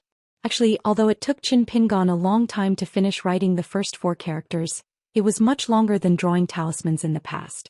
However, on the Rain character, no matter how hard Qin Pingon tried to circulate his qi, he could not even write that horizontal stroke. The green talisman paper seemed to be unwilling to accept this character. The two armies were confronting each other. Qin Pingon was fighting alone. Facing a towering city, what could he do? There was always a limit to a person's strength. It was not something that could be changed by ambition and perseverance. Qin Pingon struggled for quite a while, but he still couldn't put the brush down. When Qin Pingon's arm began to tremble for the first time, a mouthful of blood gushed up to his throat, but he forcefully swallowed it back down. Left with no other choice, Qin Pingon skipped over the word rain. The word mentor was another natural moat, which Qin Pingon bypassed once again. Fortunately, he managed to finish writing the 2 words Imperial Edict. After using up his last breath, Qin Pingon was already exhausted. The arm that held the small snow all drooped down dispiritedly. He was just trying to force himself to breathe. This time he failed to draw the talisman, which made things worse. At this moment, the qi and blood in his body were surging. Apart from the heart blood that had already damaged his origin, there were also countless blood beads oozing out from his body. They were extremely fine. They flowed out from his soul, qi palace, bones, skin and flesh bit by bit. The golden-robed elder dragon was furious for the first time. He scolded angrily, "Useless trash. I've waited for you for so long. You can't even write the 2 words Rain Master?" The elder dragon stepped forward. "I'll give you one more chance. Write again. Draw a new talisman." Qin Pingon stared at the green talisman in a daze. The situation did not get worse. However, it did not get better either. It seemed that after parting ways with the Taoist nun from the Divine Grandeur sect, Qin Pingon's luck began to decline after leaving the Lizhu Cave Heaven. It was as if he had returned to the Lizhu Cave Heaven before it collapsed. This time he was in a dead end. Qin Pingon raised his head and said, "You want me to finish this talisman so badly? You're plotting something, aren't you?" The golden-robed elder dragon looked at the young man carefully and nodded with a smile. "Of course. However, it's meaningless to say this now. You've wasted so much of my time. Later, your 3 souls and 7 spirits will be made into candle wick and burned at the bottom of Jiaolong Gully for hundreds of years." Qin Pingon glanced at his left arm that was holding the small snow cone. He took a deep breath and slowly lifted it up. Not only this arm but also his whole body was covered in blood. It was oozing out from his 7 orifices and skin. "Before I die, I must finish writing these 2 words." The golden-robed elder dragon's eyes were gloomy. He smiled. "Young man, you're ambitious. I'll wait and see. I'll even protect you personally. Don't disappoint me again." Qin Pingon grinned. He raised his right arm and wiped his eyes. He wiped away the blood that blurred his vision and roughly saw the talisman's position on the empty space of Rain Master. He then closed his eyes and murmured in his heart, "What are you doing? What are you doing?" In an instant, Qin Pingon began to write on the talisman. The golden-robed elder dragon sneered, "Young man, this isn't the word rain. Are you so badly injured that you can't think clearly?" In another instant, the golden-robed elder dragon no longer had the slightest smile. On the talisman, it was no longer the so-called talisman's spiritual light. Instead, it was a divine light that was rapidly condensing. Qin Pingon just maintained his posture. It wasn't that he didn't want to move but that he couldn't. This sever talisman was no longer a sever talisman in the true sense. Because it wasn't, "What are you doing, Rain Master's decree?" Instead, it was, "What are you doing, Lu Chen's decree?" Lu Chen's decree. The golden-robed elder dragon also didn't move at all. He also didn't have the strength to do it. Qin Pinggan's lips moved slightly. He silently felt the warmth of the divine intent on the paper. His voice trembled as he said softly, "I've read in the books that the saints said." Qin Pinggan coughed incessantly.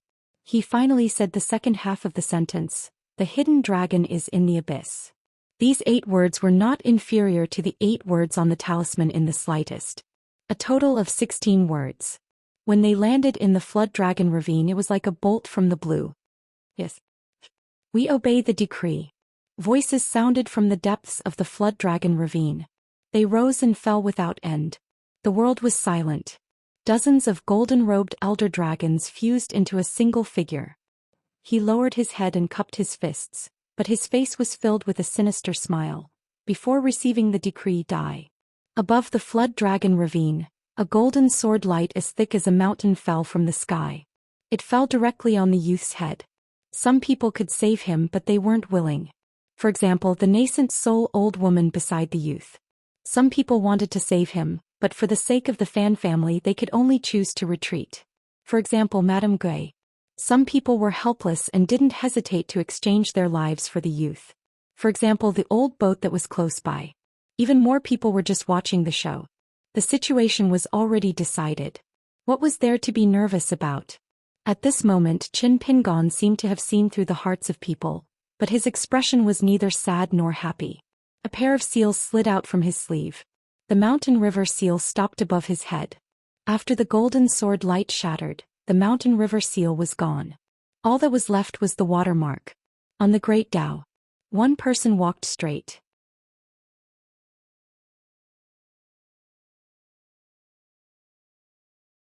"265. Qin Pinggan wrote a wrong talisman. If the moment when the little snow cone touched the talisman was like a bright moon in the sea, then when the talisman was finished, it was like a red sun. It was about the size of the mouth of the well, but it didn't feel burning. It was warm." After Qin Pinggan said those words, the talisman seemed to lose the traction of natural qi. It swayed and floated to the sea. Then it slowly sank into the Flood Dragon Gully, and it didn't cause any strange phenomenon in the sea. Tsinghua Book Net, however, the big creatures that were entrenched at the bottom of the Jiao Dragon Trench all transformed into human forms. They were either old men or old women. They left their nests and stood on the stone wall of the trench, bowing to the talisman. Following these old fellows who were of the same generation as the golden-robed Jiao Dragon, many young and ignorant Jiao Dragons had weak combat power. They didn't have the chance to participate in the battle on Osmanthus Island or were forcefully detained at the bottom of the sea by their ancestors. Even if these little fellows hadn't transformed into human forms yet, they still imitated them and bowed to the talisman. Then these big creatures who had lived for countless years used their secret skills to reprimand those flood dragon descendants who attacked Osmanthus Island with the sound of ancient water. Their words were extremely harsh. Those young and strong water dragons and snakes looked at each other in confusion, shock, and unwillingness. However, the ancestors of each family threatened that if they didn't return to the Flood Dragon Gully in half an hour, they would be expelled from their families. Then they would be skinned and thrown to the sea. They would be exposed to the sun for 3 years. Only if they survived could they have the chance to recognize their ancestors. They followed the golden-robed old dragon this time. Their ancestors had tacitly allowed them to follow the golden-robed old dragon. Most of these young descendants who had suffered in the South Sea and the Hassa continent wanted to follow the golden-robed old dragon.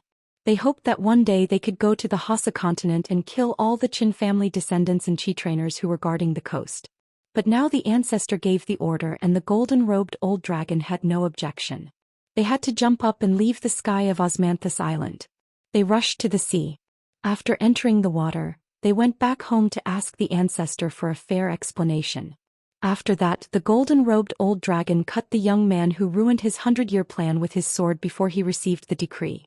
Lu Chen's imperial decree? Who was Lu Chen? Of course, old Jiao had heard of him before. According to his ancestors, this was one of the Taoist sect's supreme beings. Before he ascended, he loved to travel the 4 seas on a small boat. He didn't seem to like staying on land. There was even a rumor that there was a boatman who steered a small boat for Lu Chen. When he went out to sea he was still in his 30s. When Zhou Xian ascended from the North Sea he steered the boat back to land alone. When he returned home he discovered that his familiar home, country, mountains and rivers were no longer there. His name was only left in the family tree from 300 years ago. After that, the boatman whose name could not be traced set sail again to search for Zhou Xian. Was the golden-robed old flood dragon afraid of sect master Zhou Xian? Of course he was afraid, but he would not be so afraid that he would tremble at the mention of the name. Because while he was in this vast world, Zhou Xian was in that dark world. The more noble Zhou Xian's identity was, the more difficult it was for him to come to another world. Moreover, the rules were complicated. Every move he made would be watched by the scholarly sage. Once Zhou Xian personally took action, it would break the rules. By then, the scholarly sage that he hated would become his and Jiao Long's protective talisman. It was even possible that the person who would help them would be the Qin clan's old ancestor who carried the sun and moon. However, even if he wasn't afraid, he shouldn't take it too seriously. Provoking a sage, even if they were separated by a world, wasn't a good thing. The golden-robed old dragon sneered. This sect master who was born in the vast world but was in charge of a Taoist sect in another world really had a good name. As for the young man who used the seal of mountains and rivers to block the sword qi, the golden-robed old dragon twitched the corner of his mouth. This kind of thing couldn't happen again. Although he hated the young man in front of him, he was already prepared to stop. True gains and losses couldn't be decided overnight. Today's matter was too much beyond his expectations. It might have already attracted the attention of the South Sea coast of the Hassa continent. It was better to be careful. If he was caught, it would ruin his plan. The old dragon laughed. It's a pity that the seal could block the sword of a sword immortal in the raw jade realm. It's not something that a broken fish basket can do. Little guy, do you feel sad now? Qin Pingon didn't answer the question. If I have a lot of Dragon Pearl Grotto Heaven's snake gall stones at home, how many would it take to exchange for a safe passage to Osmanthus Island? The golden-robed old dragon was stunned. You mean the Dragon Pearl Grotto Heaven in the back of the Aquarius continent? If it's a first-class snake gall stone full of spiritual energy, to us, it's no less important than a dragon-slaying platform to a sword cultivator. 4 Jiao Long below the nascent soul realm, 1 Dragon Pearl Gallstone is enough to exchange for a realm. Let me calculate, 1 Osmanthus Island, 1 Lady Gay and 2,000 lives of Qi cultivators. Kid, unless you have a lot of snake gallstones. The golden-robed old man stretched out his palms and flipped them, at least 20. Do you have them? Qin Pingon shook his head. I've given some away over the years. I don't have that many left. He struggled to stand up. The osmanthus tree that grew from the osmanthus branch had been destroyed by the old dragon's sword qi. Qin Pingon kept the brush, the small snow awl and the lone watermark into the Fengtsuan space.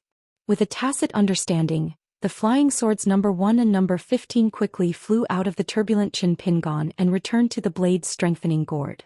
This time he didn't hide it. After all, the old dragon had already seen through it. The golden-robed old dragon squinted his eyes. The wooden box on the young man's back and the sword gave him a sense of threat. A Zhou Xian imperial edict that reversed the universe. A pile of Dragon Pearl Grotto Heaven's snake gall stones, a pair of mountain water seals, a brush with divine strokes and a blade strengthening gourd of good quality.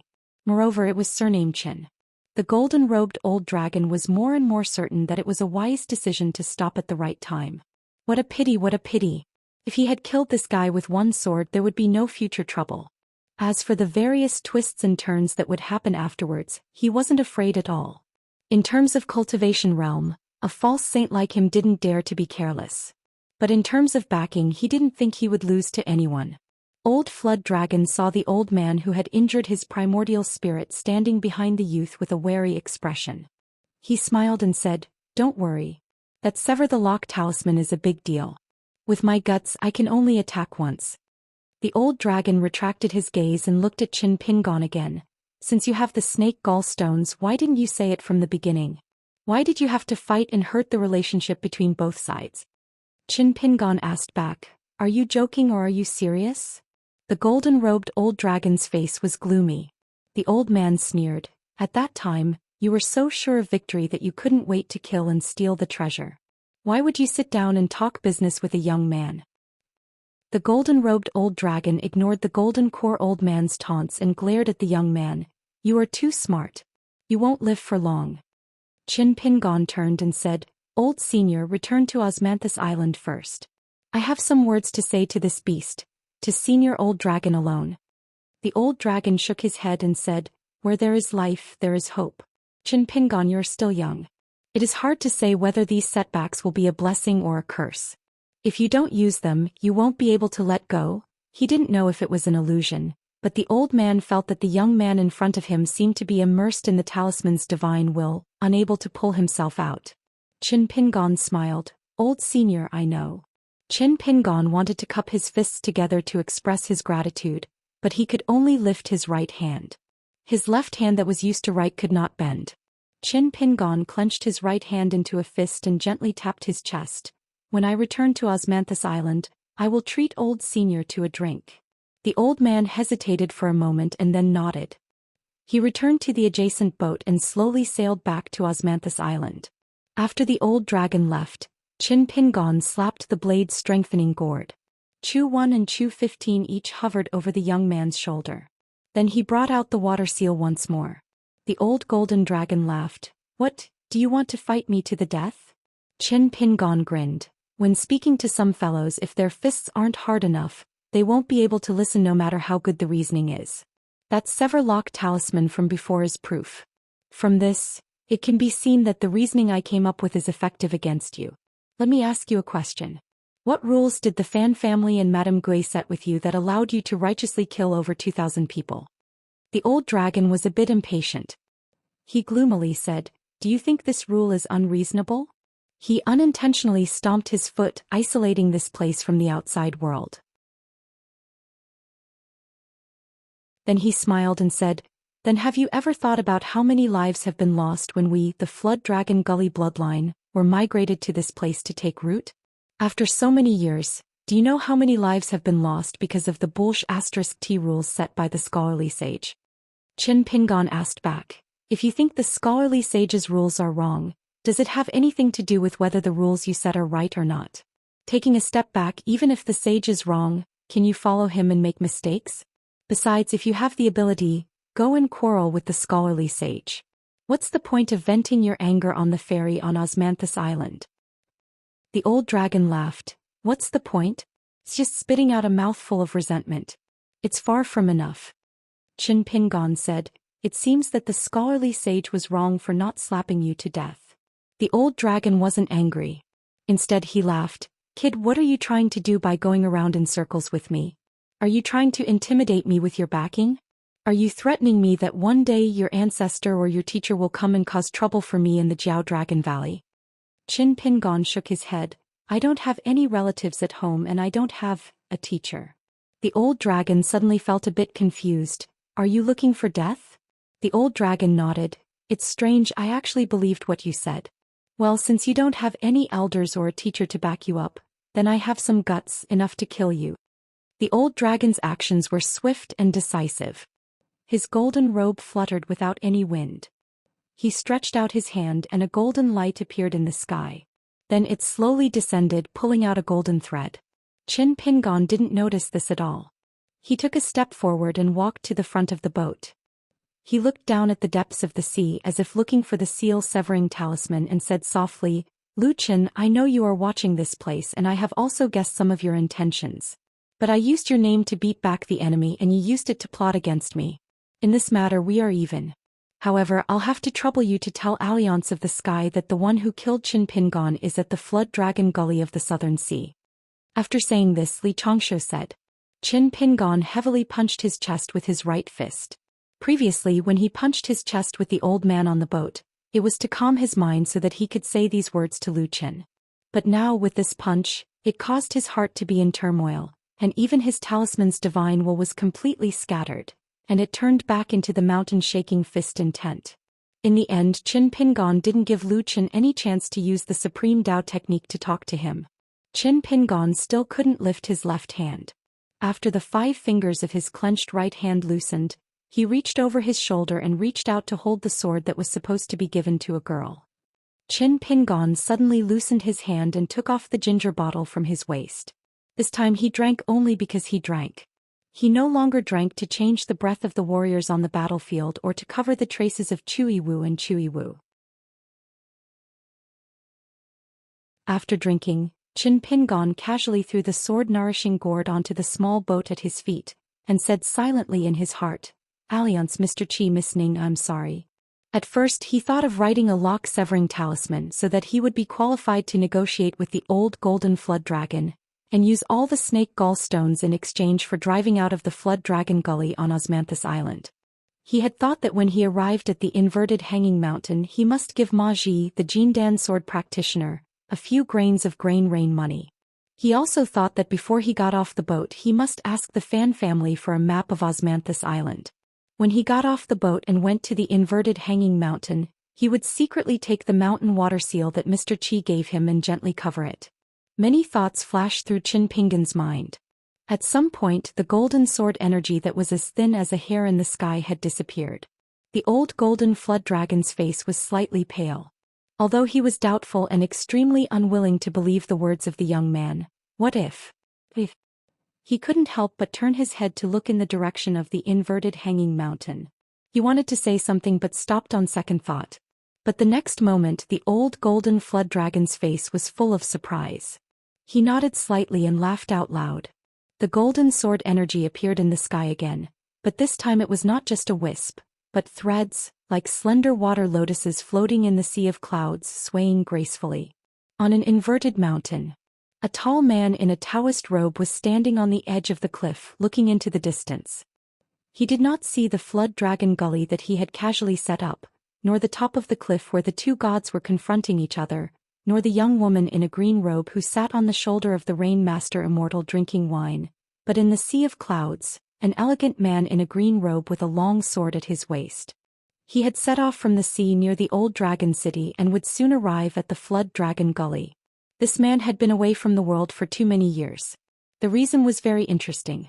His sword energy was so strong that no matter how he suppressed it he could not stop the sword energy from pouring out in all directions. Everything close to him was turned into powder. Therefore this man would only travel to all kinds of places in the world where there were few people, such as the sky, the lakes and the seas, the deep mountains and the miasma. The tall Taoist priest's eyes were burning. This man was worth fighting. However, he soon frowned. On the surface of the sea under the feet of the scholarly swordsman, there was a wooden man who was rowing a boat with a bamboo pole.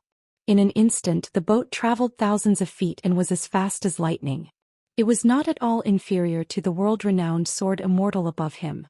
The wooden man said sullenly, "My master said that this time he schemed against Qin Pingon for his own good. If he took Qi Jingchuan's mountain seal and went to the inverted mountain, with the bad temper of that second uncle's proud disciple, Qin Pingon would suffer greatly. Moreover, my master sincerely hopes that Qin Pingon can find another way to go to the green netherworld. He is willing to take Qin Pingon as his closed-door disciple." The elegant and handsome heaven sword cultivator did not even lift his eyelids. He only looked at the flood dragon gully in the distance and said, "You are just an in-name disciple of Lu Qin. You want to snatch little junior brother from my Xiaoqi? Fine, why don't you take a blow from my sword?" The man was not annoyed. He still had his naturally sullen expression and tone. "I don't fight. I only know how to row a boat." Wherever the sword cultivator passed, the sea of clouds would be cut open automatically. After a while he was somewhat displeased. "Then why are you following me?" The boatman said honestly, "I am going to explain it to Qin Pingon face to face so that he won't misunderstand my master." The sword cultivator suddenly said very seriously, "But I feel that you are an eyesore. What should I do?" The boatman thought for a while. "Then I won't go." Sure enough, the boat stopped abruptly. The man nodded. "You are not stupid." He rode the wind and left. His face was full of resentment. He muttered to himself and answered his own questions. "Xiaoqi wants me to be your Dao protector. How can I agree? Xiaoqi is stupid from studying. I am not. So I won't agree." The sword cultivator seemed to be in a worse mood. He began to speed up so that the qi behind him vibrated and rumbled, like a string of thunder resounding through the sea of clouds. When he was about to pass by the two divine statues of the Rain Master and the Divine General, someone reprimanded him loudly, forbidding him to fly over the sect's sky without permission. He had to take a detour. The swordsman lowered his head and casually glanced at the statue. He put his thumb on the hilt of the sword and pushed it gently. The long sword fell into the sea. When it was only a few feet above the sea, it suddenly rose from the ground. The sword was like a rainbow, directly splitting the divine general statue into two halves. The golden light exploded like the rising sun. The long sword flashed and disappeared, quietly returning to its sheath with its master. The sword cultivator continued to move forward. Reason? He never liked that. If he wanted to reason with others, why did he practice the sword? The sword cultivator suddenly looked up. How dare you show your sword energy in front of me? Do you really think you are Alliance? The sword cultivator of the cloud, who was still 700 or 800 miles away from the flood dragon gully, turned his wrist and slapped out. The osmanthus island turned upside down in the air and heavily smashed into the sea dozens of miles away, shaking violently. Then, as if it was blown by a strong wind, it quickly moved forward and left the flood dragon gully in an instant. Then the sword cultivator flicked his finger.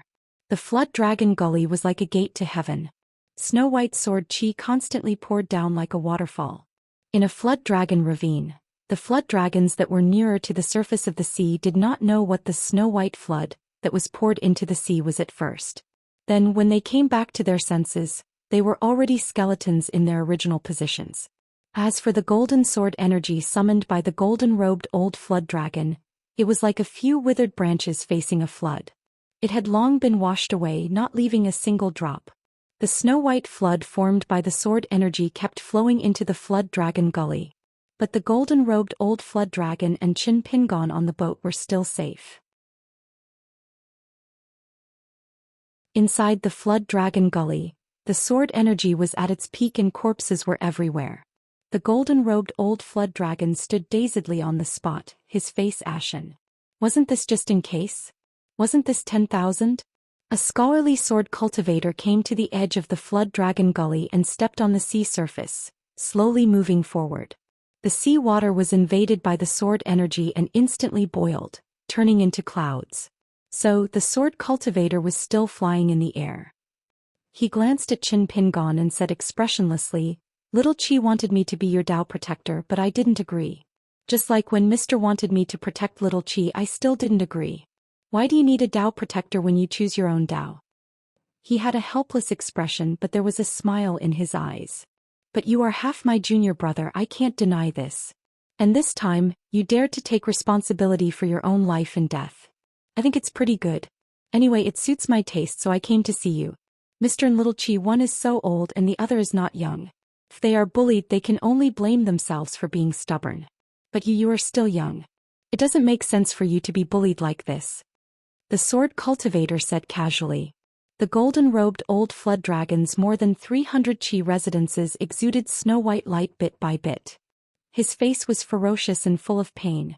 But this old flood dragon, whose battle strength was equivalent to the unpolished jade realm, couldn't make a single sound from beginning to end. "My sword intent is not as good as Alliance's, but his sword arts are better." The sword cultivator looked at the youth called Qin Pingon and pointed his thumb at the sky, then at himself. He smiled and said, "Oh right, I'm called Zhou. I'm your and Little Chi's senior brother."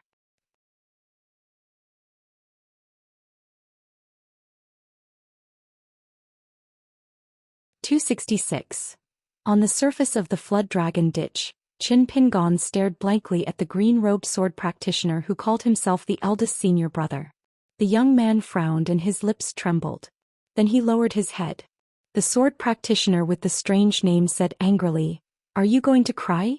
Why are you the same as Xiaoqi? No wonder he picked you. You can't reason with him and you can't beat him.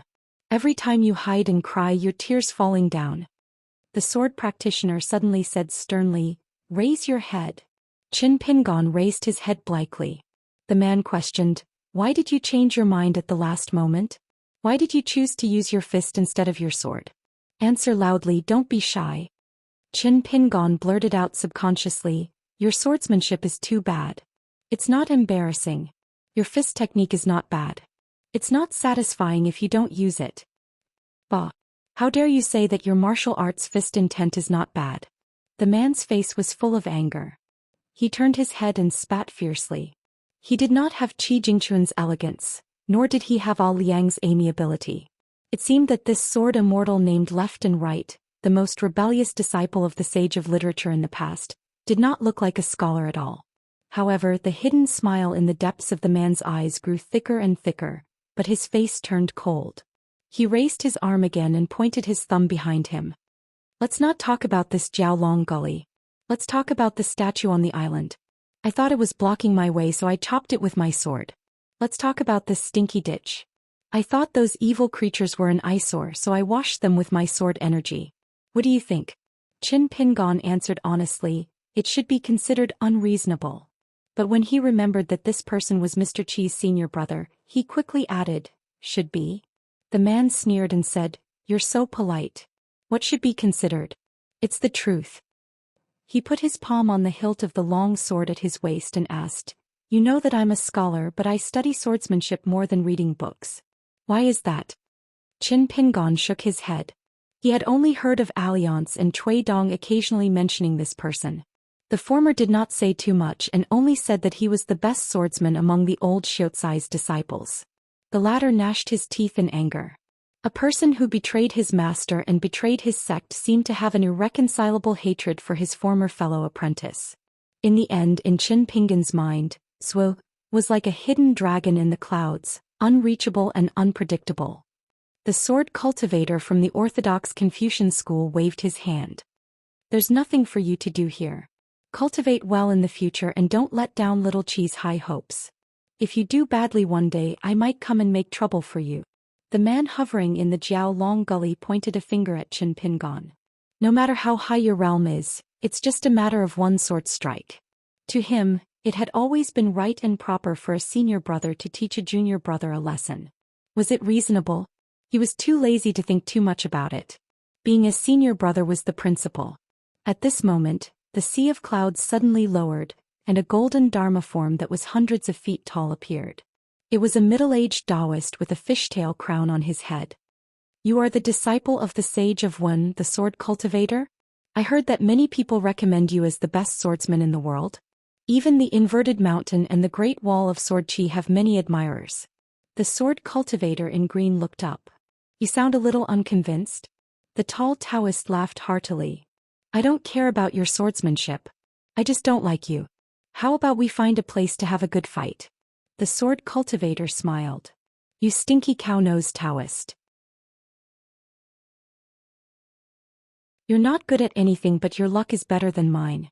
You have the second Taoist as your master. My master is not good. He only knows how to talk. But my master is not as good as your master. There's one thing he's better than the second Taoist. The old Xiaoxi has me as his disciple. Including you, there are more than 10 disciples of the second Taoist.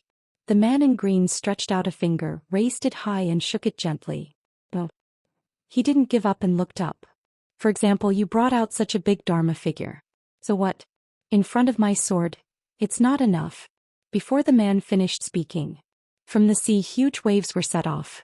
A majestic sword Qi thicker than the whole Osmanthus island soared into the sky in the form of a light column. It broke the golden figure into pieces instantly.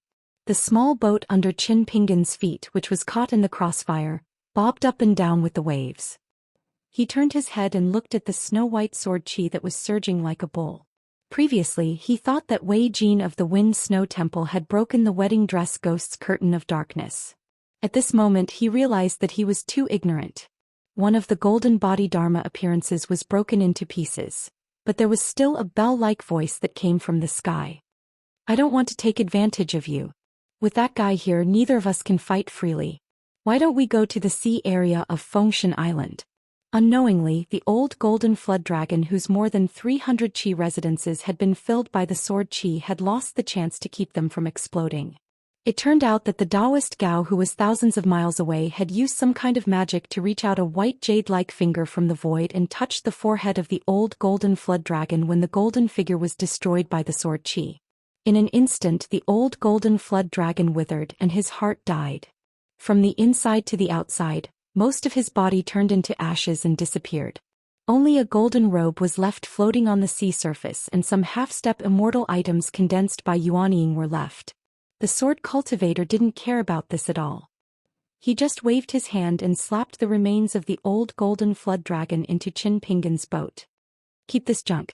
This trip to the inverted hanging mountain and the Great Wall of Sword Qi, good luck. Qin Pingan bowed. The swordsman nodded and accepted it calmly. Then he did not say anything else and rode the wind towards the southwest. After that, he muttered something to himself. His voice lingered in the air. It was unknown whether the swordsman was talking to himself or Qin Pingan. Immortality, carefree in the mountains and seas, living in the clouds and drinking dew and not eating grains, is already an anomaly. Qin Pingan silently returned to the small boat and collected the 3 items that the swordsman had thrown at his feet into Flying Sword 15. They were a golden robe, 2 entangled golden dragon whiskers and a fist-sized pearl.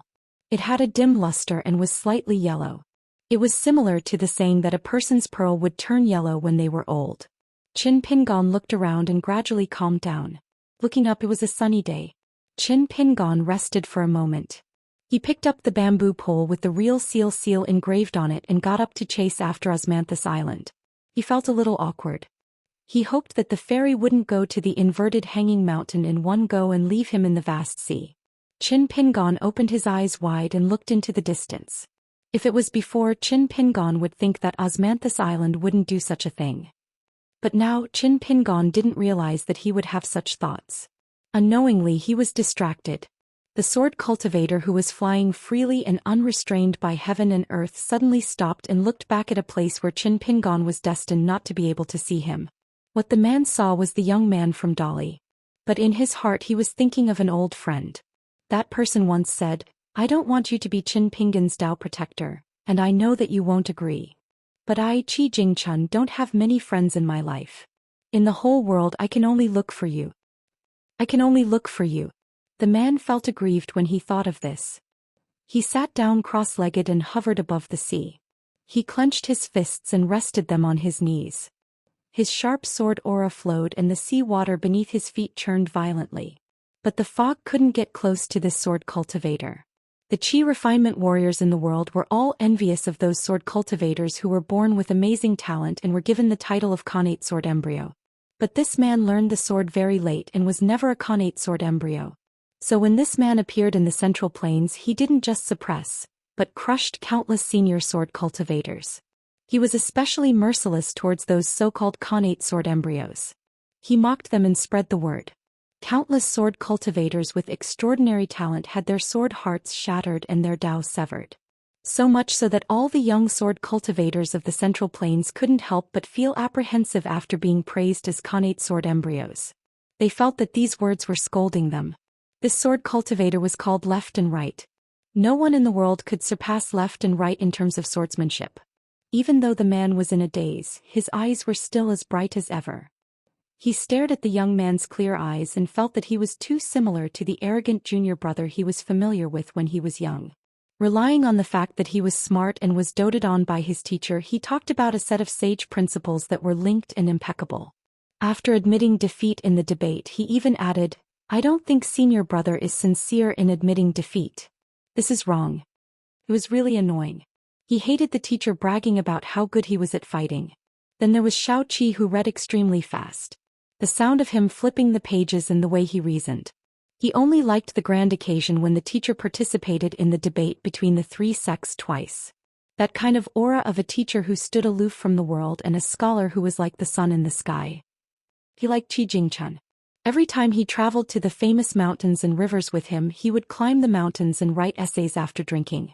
It made people feel that no matter how high the mountains were, they couldn't be higher than this person's knowledge.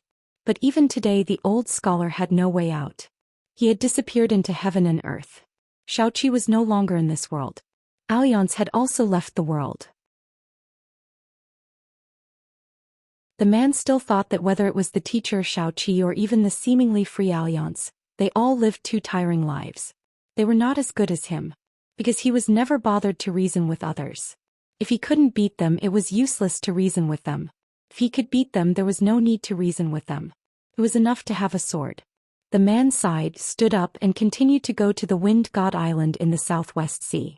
He felt that some words were too pretentious, so he was also too lazy to say them. Little junior brother, you must take a few more looks at this world for Xiaoqi. In the future, if you have the chance, go to other worlds and see them all. Xiaoqi had never walked out of the world in his life. Among the many disciples of the teacher, he was the one who yearned for the faraway places the most. In the end, he was the one who stayed in the study room in school the most. I know very well how many times Xiaoqi cried in his life. Because he was beaten to tears by me when he was young. There was no other way. I couldn't reason with him and he couldn't beat me in a fight. Boy, can you imagine your Mr. Qi crying bitterly? The man laughed and unsheathed his sword. The dozens of islands under his feet, no matter how big or small, were all cut into two. The human world was quite boring. Only fighting could make the left and right feel a little more energetic. Between a small boat in a hurry and the slowly moving Osmanthus Island, there was a seriously injured old man waiting for Qin Pingon on the sea. Qin Pingon grinned. It was the old boatman who possessed remarkable abilities. The two of them took the small boat together and swam across the sea. Soon they arrived at Osmanthus Island and stopped the boat. Madame Gui stood alone at the ferry with an apologetic face. She said to Qin Pingon, "I will report what happened today to the Fan family's ancestral hall. I will never forget Child Chen's life-saving grace." Qin Pingon smiled bitterly and shook his head. "I just saved myself." Madame Gui was speechless. She sighed and walked side by side with the old man and the young man to the peak of Osmanthus Island. The old boat needed to rest. He said goodbye to Qin Pingon and went to his own residence. Qin Pingon and Madame Gui walked to the Gui family's courtyard. Madame Gui hesitated and explained, "Ma Ji led the troops in the battle to protect Osmanthus Island, so he was injured. He might not be able to accompany you to test the sword in the near future. He asked me to pass on a message, hoping that Child Chin will forgive him." Qin Pingon nodded. "Of course, Senior Ma's recovery is more important." Madame Gui was a little helpless. "Now that Osmanthus Island is in a delicate situation, I am not at ease letting outsiders enter this courtyard. Even if it is Jinsu, it is not appropriate. If Child Chin does not mind, I will be in charge of the Gui family's courtyard." Qin Pingon quickly waved his hand. "No need, no need. Just send me 3 meals a day like before." "If it was not for the lack of a kitchen here, I can actually cook my own meals." Madame Gui smiled and said goodbye. "There are many matters that need to be settled. Taochin, please rest well. If there is anything you need, just let me know. Near the courtyard, there will be an Osmanthus lady waiting for you." Qin Pingon sat alone on the stone bench in the courtyard and closed his eyes to rest. Very quickly someone knocked on the door. It was an Osmanthus lady who said softly, "Child Chin, there are 2 guests from the White Snow continent." Madame Gui said that it will be up to Child Chin whether you want to see them or not. Qin Pingon stood up to open the door. Other than the Osmanthus Island girl, there was also a smiling young man in green clothes and a white-haired old woman with a solemn expression. The young man went straight to the point. "Benefactor, my name is Lu Yuzhou. I come from the northernmost White Snow continent. I will not enter the courtyard and disturb your cultivation. I am only here to thank you in person." Qin Pingon smiled. "All right." Then both of them were speechless. The young man in bamboo clothes looked at Qin Pingon curiously. Qin Pingon was wondering when the young man would leave. The old woman broke the silence. "Previously, the golden-robed evil dragon attacked you twice. The first time was too unexpected and I could not block it. The second time I still could not block it unless I put my life on the line. But this time I need to take care of my young master. So for this matter, my young master needs to thank you. As for this old woman, I need to apologize to you." Qin Pingon smiled and cupped his fists. "I appreciate it." The old woman nodded and smiled. "Young master is benevolent and righteous. If you go to the White Snow continent in the future, you must come to our Lu family as a guest." Qin Pingon smiled and did not speak. The old woman brought the young man with the surname Lu, who was wearing bamboo clothes to avoid the heat, and left. The two of them brushed past a young and beautiful lady. She looked at Qin Pingon and smiled. "So it's you." Qin Pingon was baffled. Fortunately, the lady had already turned and left. Qin Pingon was able to turn and walk towards the courtyard. He suddenly stopped and turned to the anxious Osmanthus flower and smiled. "I'll have to trouble you. If anyone else comes to find me, please help me block them." Osmanthus flower nodded. For the next 2 days, Qin Pingon did not practice his fist or sword. He only flipped through the books and bamboo slips and read the contents under the sun. Late at night, Qin Pingon, who was lying on the bed, opened his eyes. He got up and walked out of the house. He jumped to the roof and took down the blade-strengthening gourd and started drinking. He suddenly turned his head. Very quickly, a figure flew over and sat beside him. The uninvited guest was holding 2 jugs of aged wine. Qin Pingon smiled sincerely. Old senior looking for a companion to drink? It was the old boatmaster who fought with the golden-robed old dragon. The old man who had always disguised himself as a boatmaster laughed heartily. What, you despise this old man for being sloppy? Qin Pingon waved his hand and said, Of course not. The old man removed the seal of the wine jug and drank a big mouthful. He was silent for a long time before he said softly, After this catastrophe, Osmanthus Island is like a pond of water. Originally there were all kinds of fish mixed in with the honest folk. But on the whole it was orderly and did not disturb each other. In the end, after being hit by the bamboo pole, it has become murky. During this period of time, it was right for you to stay in this courtyard. Although most people only know that it was you who stopped that old bastard and made the entire Jiaolong ravine quiet down, I have to say something unpleasant. A favor for a single favor begets enmity. The old man said helplessly, Moreover, cultivation is bustling. There are many people who can't bear to see others in the limelight. Qin Pingon thought for a while and nodded. It's like the neighbors who can't bear to see others rich and jealous. It's all the same. The old man sighed and drank a big mouthful of wine. Qin Pingon asked, What is Osmanthus Island? Can you tell me? The old man smiled and said, Why can't I tell you? It's actually Madame Gui's real body. Qin Pingon was suddenly enlightened. The old man smiled and asked, Then have you ever thought about what kind of people are on Osmanthus Island? Qin Pingon probed, The people on the mountain Qi refinement warriors? The old man shook his head and said, Osmanthus Island is a ferry. Who can the passengers on the ferry be? They are businessmen. Qin Pingon was stunned for a moment before he nodded and said, Indeed. The old man asked again, What do businessmen want when they travel the world? This time Qin Pingon answered very quickly, To earn money. The old man drank a mouthful of wine leisurely. What do you want after earning money? Qin Pingon smiled and said, To spend money. The old man sighed and said, That's right. Working hard to earn money is to spend money and enjoy life. Therefore one must be alive to spend money. Qi refinement warriors, there are so many schools of thought in the world. Qin Pingon scratched his head and smiled. He began to drink. This time he drank a little too much and quickly.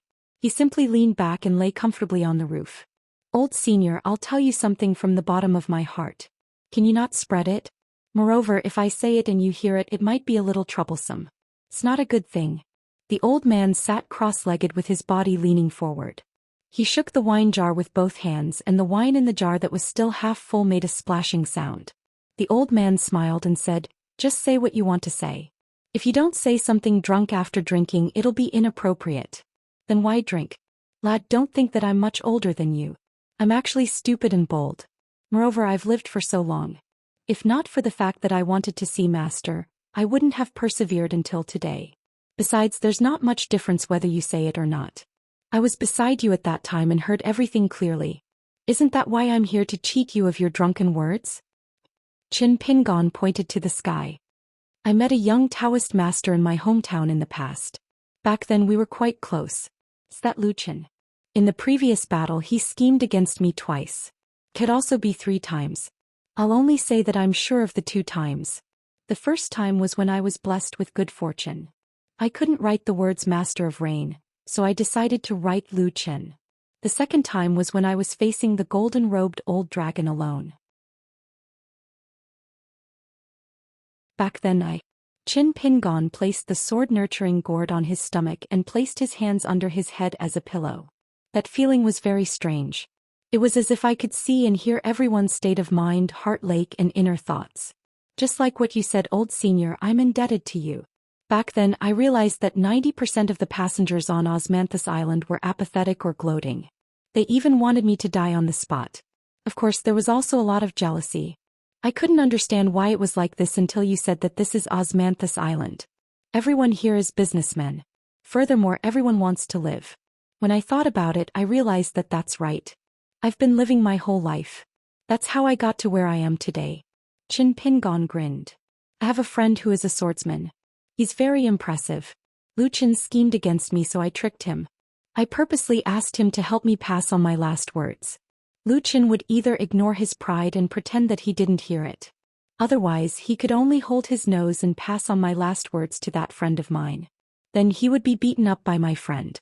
When I thought of this scene, I wasn't so afraid of death anymore. There were some things that Qin Pingon didn't dare to say out loud. That was because it involved Mr. Qi. Mr. Qi wanted him to not lose hope in this world no matter what. However, at that time Qin Pingon was only disappointed in this world. That was probably Lu Chen's real plan. As for what it involved, Qin Pingon only had a vague intuition. At that moment, lying on the roof, Qin Pingon only said in the end, "It's very difficult not to be disappointed in this world." The old man drank his wine and said slowly, "You called the Taoist sect leader by his name and your friend who beat him up? I won't tell you about the shock in my heart. After all, I was a land immortal back then. I still have some dignity. But since you've said those drunken words, then this old man also has some things in his heart that I must tell you." Just as Qin Pingon was about to sit up, the old man turned his head and said with a smile, "Just lie down. No one has listened to your complaints for hundreds of years. You don't have to be so serious." Qin Pingon still sat up and explained, "It's not good to drink while lying down." The old man smiled, hugged the wine jar and looked at the night view of the sea in the distance. The bright moon was beautiful. The old man said slowly, "Back then I was also a proud son of God in the eyes of the world. I had a bad temper. If I had met you back then, I might have been one of the few people who disappointed you. Now my temperament is not the same as before. Otherwise, I wouldn't be sitting here drinking with you. Qin Pingon, the guests on Osmanthus Island, let's not talk about good or bad. To be able to reach this step, as you said, each of them must have their own merits. Besides, it doesn't mean that if you do something right and others don't do it, they are wrong. It doesn't mean that if you do something wrong and others do it, they are also wrong. It's a little complicated." Qin Pingon nodded and said, "I understand." The old man gave him a thumbs up and said with a smile, "Of course, you were right in the previous fight. I can't find any fault with it. It's this." Qin Pingon smiled happily. Being recognized by someone he recognized was really something worth drinking wine for. Therefore Qin Pingon took a big gulp of wine and then said with a smile, "Senior, you are right. I shouldn't judge everyone with my principles. My principles may be right, but they may be wrong. They may be right but not quite right. There's also a possibility that they are too small. It's a little complicated. Right, Senior?" The old man joked, "It's very complicated." Qin Pingon pointed to a young man in the distance who reeked of alcohol and shook his head. It seemed that he had really drunk too much. His face was full of undisguised joy and pride. He said with a smile, "Senior, I know a lot of amazing people. For example, that extremely powerful sword immortal. I could have called him Senior Brother. I'm also quite powerful, right?" The old man nodded and said with a smile, "Yes, yes, yes, you are all powerful." Qin Pingon's eyes were hazy. He turned his head and asked in a daze, "Senior, you don't seem to be sincere." The old man laughed. No wonder he got along well with this kid. Birds of a feather flock together. The young man fell back drunk and muttered to himself. The old man helped the young man put away the wine jug and inadvertently heard Qin Pingon's drunken words. The old man nodded and stayed by the young man's side for the whole night. At that time the young man's drunken words were, "Mr. Qi, I've thought it through. Don't lose hope in the world. Other than living well, there's actually another layer of meaning. When we show kindness to this world, if we don't receive kindness in return and only receive malice, then being able to not be disappointed is true hope. Mr. Qi, I've thought it through now, but I can't do it for the time being. I've drunk wine, so I'll work hard tomorrow." The old man was actually nearly 500 years old. He had seen countless people, experienced countless things and heard countless words. He still felt that the young man's words were very chewy.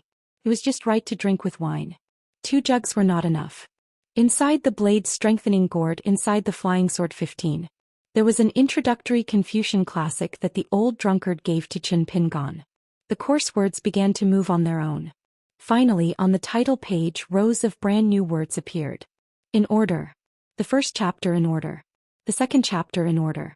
The third chapter in order to determine good and evil. The fourth chapter in combination of knowledge and action. On the bank of a large river in the South Hazuo continent, two old men in Confucian robes stood side by side on a large rock cliff. One of them held a bright moon on his shoulder, and the other held a round sun in his hand. The poor old Confucian with a small round sun on his palm smiled and said, "Qin Pingon, do you think my last disciple is kind or not?" The elegant scholar with a pocket-sized full moon on his shoulder nodded, but didn't open his mouth to agree. The shabby old Confucian could only answer his own question, "Kind, I think he's very kind." The old man next to him said indifferently, "Anyway, you're thick-skinned. You can say whatever you want. Now you're always saying kind, kind, kind. Is it appropriate? Have you already admitted defeat? Do you think you're wrong and my master is right?" The shabby old Confucian shook his head and smiled. "Ah, Qin Pingon, why are you like this? Didn't Qin Pingon already answer you? You're both surname Qin. Naturally, your ability is a little higher for the time being. But in terms of comprehension, forget it. I won't say it. If I say it, I won't have any friends." The elegant old man sneered. "I, Qin Pingon, have never been friends with you, the sage of literature." The old Confucian nodded and said, "Yes, not to mention the difference in seniority, the gap in knowledge is huge." Just as the old man said, "I still need to be a little thick-skinned." It was the old man who was the head of the Qin family in Yingyin. "If you have something to say, say it." The old Confucian stretched out his hand and handed over the round sun. He stopped joking and said in a heavy tone, "I hope I can see you make a move later. The later the better." Qin Pingon put away the round sun and hung it on his shoulder. Then the sun and the moon shone together. The old man said calmly, "It's all the same." The old Confucian sighed, "Scholars are all the same." Under the heavens, on the top floor of the Bekokekyung building, which was the center of the world, a young Taoist priest with a lotus crown on his head had one hand behind his back and the other palm facing up. He lowered his head and stared at his palm as he slowly walked on the white jade railing. In the corridor under the railing stood two Ascendant Realm Taoist immortals. They held their breath and were very respectful. They didn't dare to open their mouth and disturb the headmaster's mind. The young Taoist priest withdrew his hand and sighed. His body tilted outwards and fell straight into the sea of clouds outside the Bekokekyung building. The two Ascendant Realm immortals didn't move at all. They looked at each other and smiled.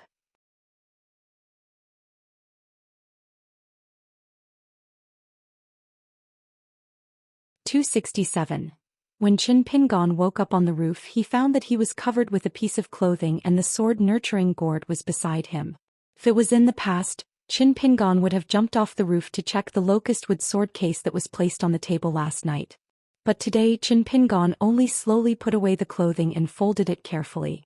He was not in a hurry because he believed that the wooden case was there. Qin Pingon believed in the old boat. Qin Pingon fastened the sword nurturing gourd to his waist and sat cross-legged.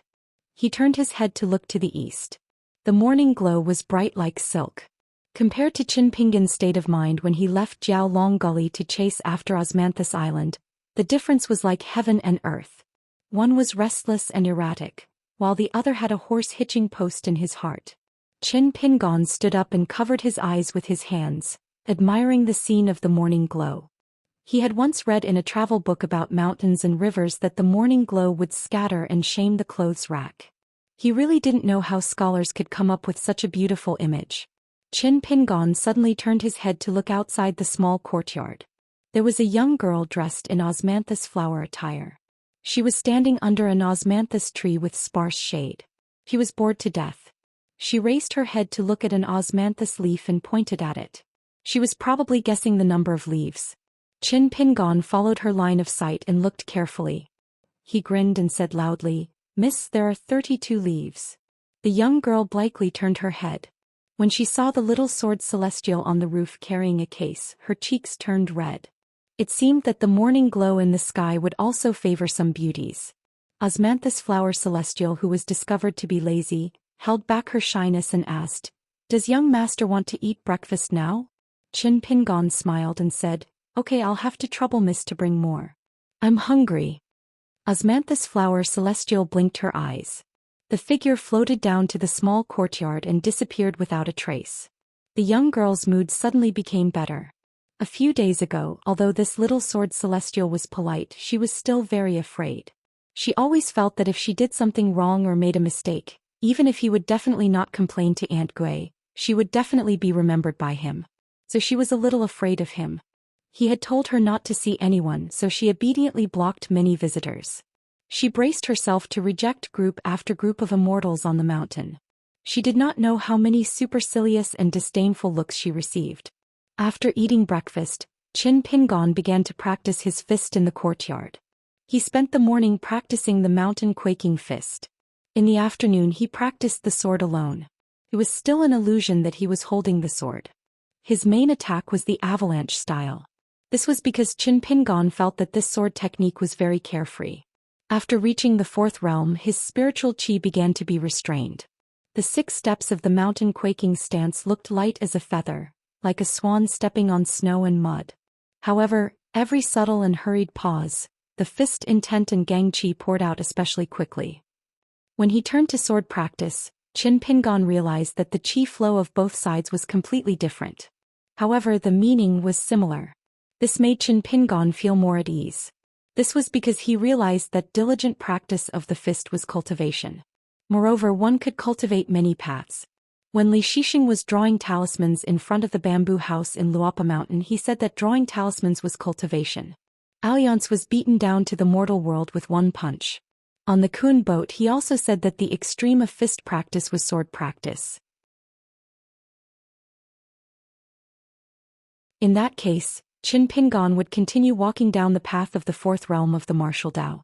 Previously, Qin Pingon felt as though he was walking in the void, unable to make sense of it. Now he was much more determined. At night, Qin Pingon practiced the sword furnace stance. When it was time for supper, Lady Gui did not let the young Lady Gui Hua come out. The woman personally brought the food box. This Aunt Gui seemed to have a lot on her mind and did not know how to open her mouth. Qin Pingon was the first to speak. Aunt Gui, this time I helped Fan Xian protect Osmanthus Island. Can you help me send a message to him by flying sword? Tell him that I like this Gui family courtyard very much and that it will belong to me in the future? Aunt Gui, I feel that Fan Xian will not be too stingy, but the elders of the Fan family will most likely not agree. When the time comes, can you help me talk to them? Aunt Gui was full of suspicion. She looked at the young man carefully. His expression did not seem to be fake. For a moment, all sorts of feelings welled up in her heart. She smiled and said, if the Fan family ancestral hall dares to not agree, then Aunt Gui will drag Fan Xian along to cry out for justice. One of them will curse in the streets and the other will roll around on the ground. Aunt Gui sat beside Qin Pingon and watched him wolf down his food. She seemed to be amused by herself. She covered her mouth and laughed. A small courtyard on Osmanthus Island is something that has never happened before. Aunt Gui will personally draw up a land deed. According to the rules of the Yamen, there will be 2 copies. We will first sign it and act first and report later.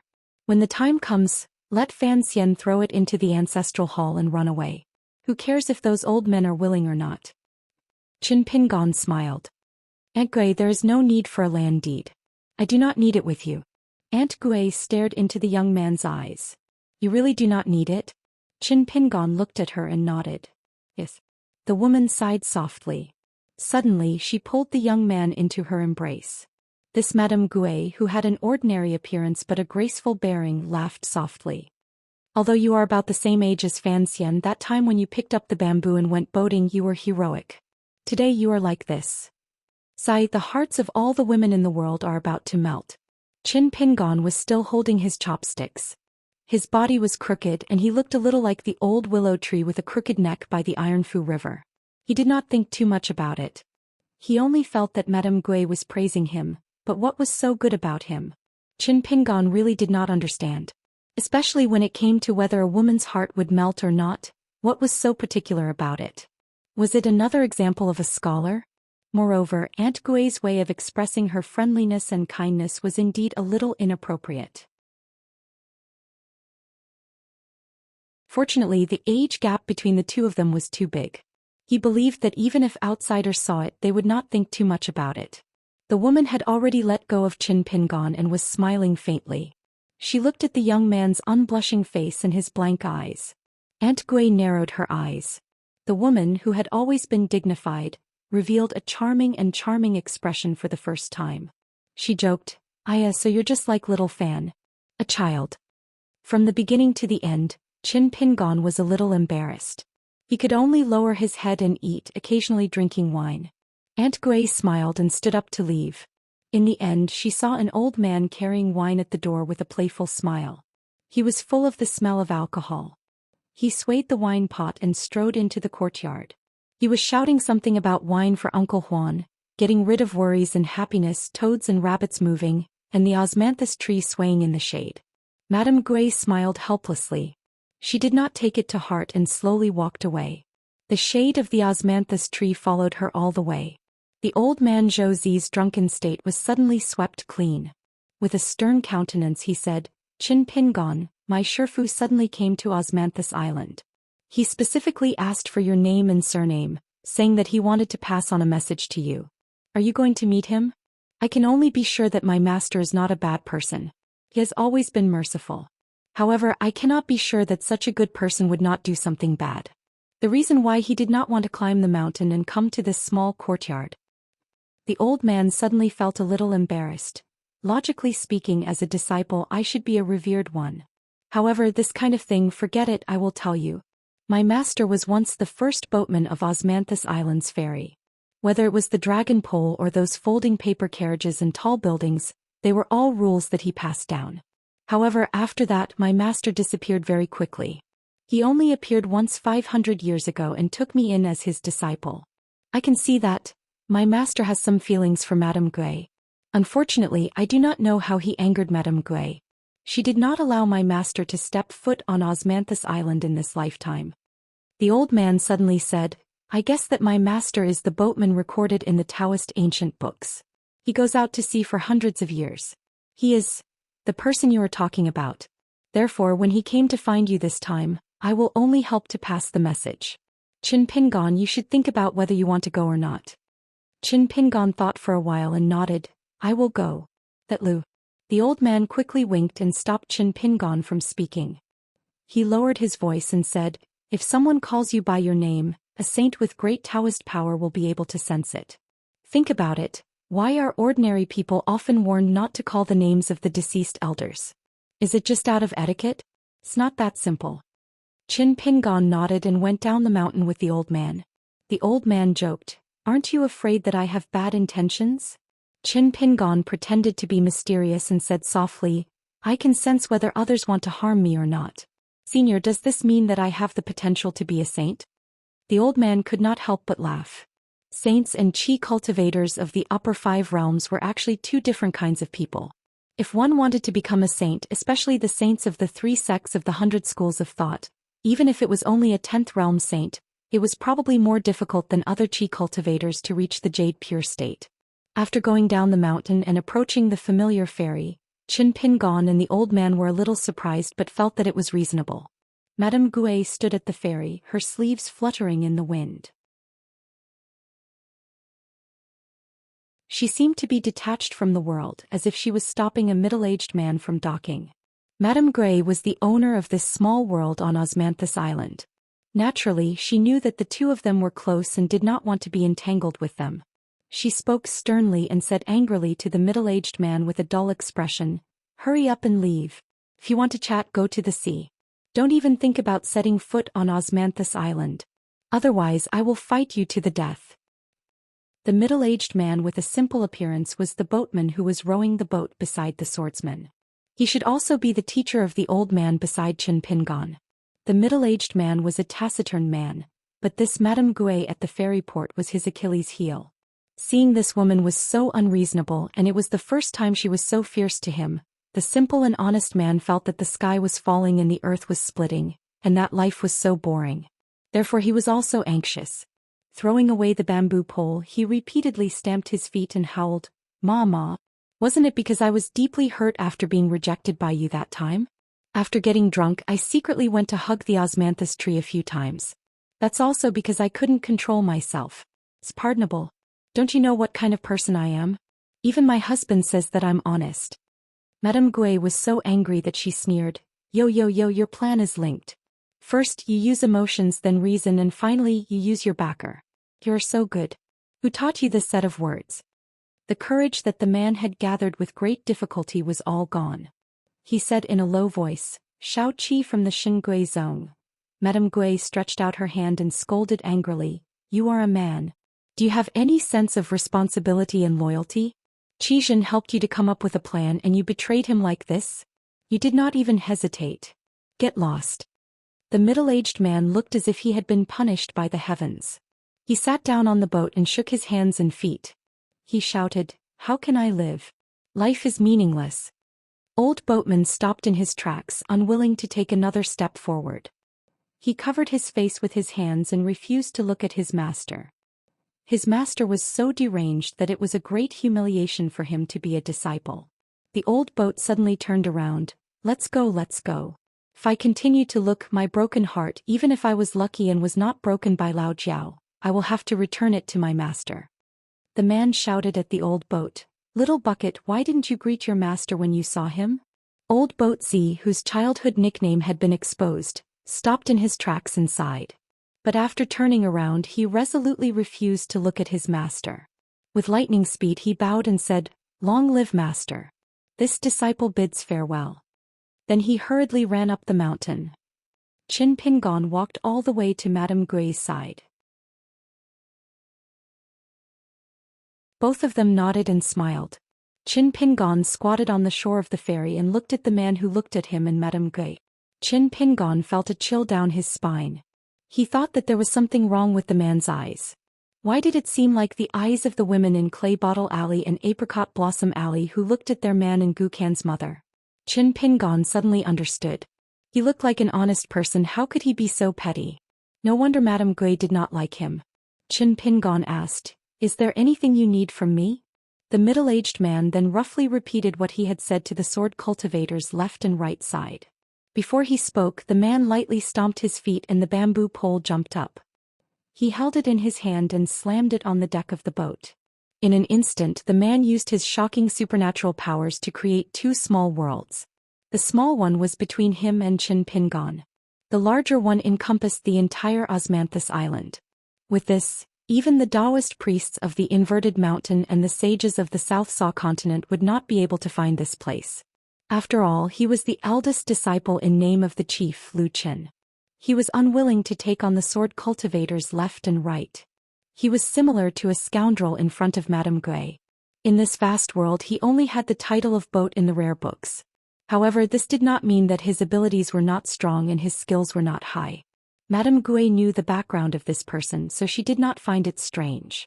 In the small world beside them, the two figures were blurry and their voices did not leak anything. After Qin Pingon heard this, he nodded and said, "All right." The middle-aged man said slowly, "You are not willing to become the last disciple of my master? If you agree, I will thank you and owe you a big favor." Qin Pingon looked at the man and sat at the edge of the dock. He took down the sword's strengthening gourd and drank without saying anything. The man held the bamboo pole in one hand and leaned on the ground. He looked up and said softly, "Master has never treated me as his disciple. I am just a servant who helped him row the boat in the early years.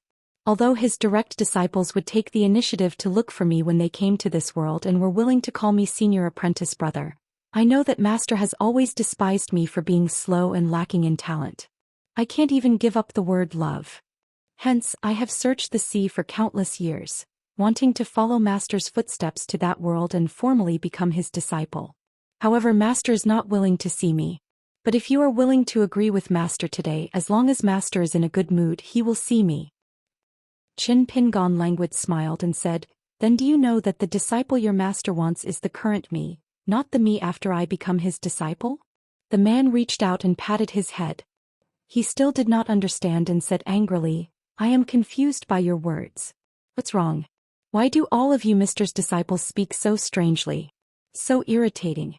Even Xianxia from the North Continent speaks in a genteel manner. He hides his scolding words in his praise. It took me more than 100 years to realize that he was scolding me for not being enlightened. That was why Madame Gui disliked him." The man then sighed. "It is still my fault. I am too stupid. No wonder others are too smart. Qin Pingon stopped drinking and smiled. How can you not blame this world? The man stood on the small boat while the youth sat at the edge of the dock. The two of them looked at each other. The man grinned. Qin Pingon had already changed the topic. Your disciple is so badly injured. Are you not going to do anything about it? I think he was in the nascent soul realm before, but then he fell back to the golden core realm.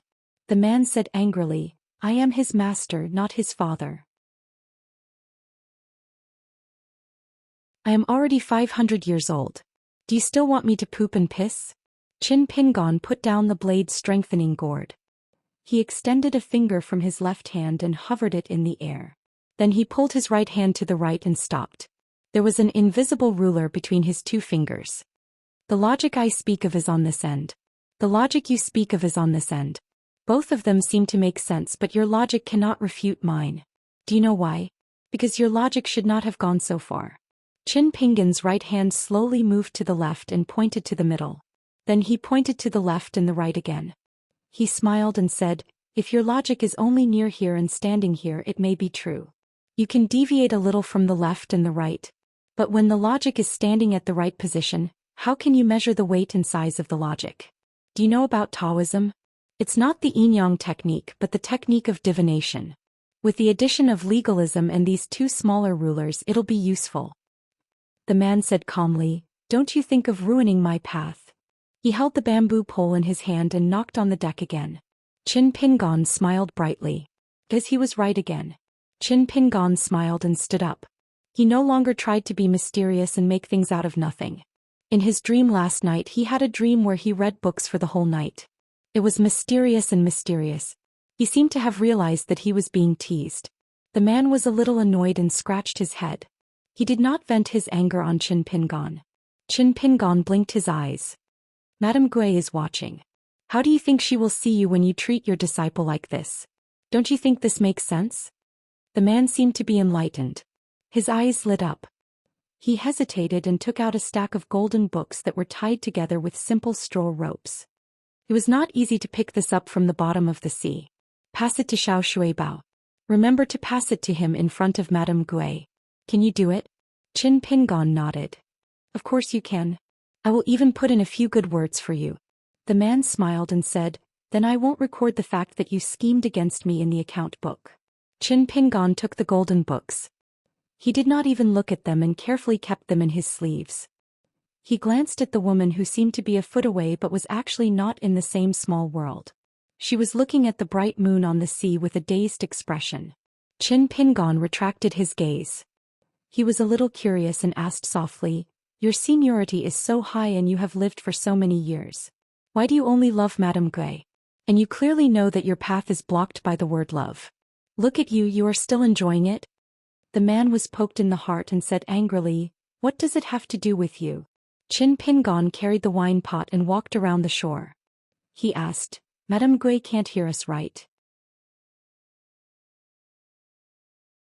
The man nodded. Qin Pingon still lowered his voice and said, Madame Gui's temperament is naturally very good. But her appearance shouldn't be considered too outstanding, right? Tell me the story between the two of you. Why did you like her in the beginning? Why did she dislike you? How does it count as liking someone? How do you break up and get back together? How did you offend Madame Gui? I want to take this as a warning. Oh no, I want to say that I will help you come up with a plan. You don't know, but I know many ladies. I am very knowledgeable about love between a man and a woman. The man rolled his eyes and said, liking someone, if you can talk about so many things, how can it count as liking someone? It is so boring to talk to a vulgar person like you. Xiao Shuibao must be blind to be willing to drink with you. Qin Pingon clenched his teeth. The man suddenly stretched out his hand and pounded his chest as he vowed, also in my heart Madame Gui is a devastatingly beautiful woman. No one in the world can compare to her. You better be careful when you speak next time. If you dare to speak ill of her again, I will beat you until you become an idiot with a bamboo pole. The man spat at Qin Pingon and said, what kind of taste is that? You can't see anything beautiful or ugly. The middle-aged boatman used the bamboo pole to turn the boat around and left by himself. In an instant he was thousands of feet away. Qin Pingon patted his chest and happily called out to Aunt Gui. Sco. I asked for a secret manual from the old senior's master. Qin Pingon did not forget to put in a good word for the middle-aged man. He is a generous man. Just that he is a little too honest. Madame Gui nodded and smiled, and just that his appearance is not too outstanding. Qin Pingon swallowed his saliva and stiffly turned his head to look at the man and the boat that had already disappeared. That man was really not kind. Madame Gui patted the young man's head lightly. Obviously she was not really angry. She said gently, "What are you looking at? Let's go."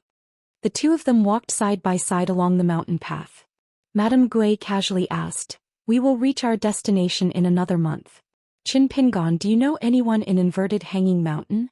If not, it will be troublesome to go to the Great Wall of Sorchi. Our Fan family and Osmanthus Island's reputation is not very useful there. Also, in Inverted Hanging Mountain, there are some things that cannot be done even if you have money." At this point Madame Gui paused and said helplessly, "That Taoist number 2 has set some strange rules. For thousands of years, no one has been able to cross the line." Qin Pingon did not believe her. "Never? Not a single person?" Madame Gui sighed and said, "Many people have tried it in history. After that, their corpses and divine souls were thrown into a small thunder lake in the inverted mountain by a Taoist great heavenly lord. Among those people almost all of them were the best cultivation geniuses. They were the descendants of the 9 continents' rich families, the sect's immortal families, and the masters of the 100 schools of thought. None of them had a good ending. No one could change the Taoist decision.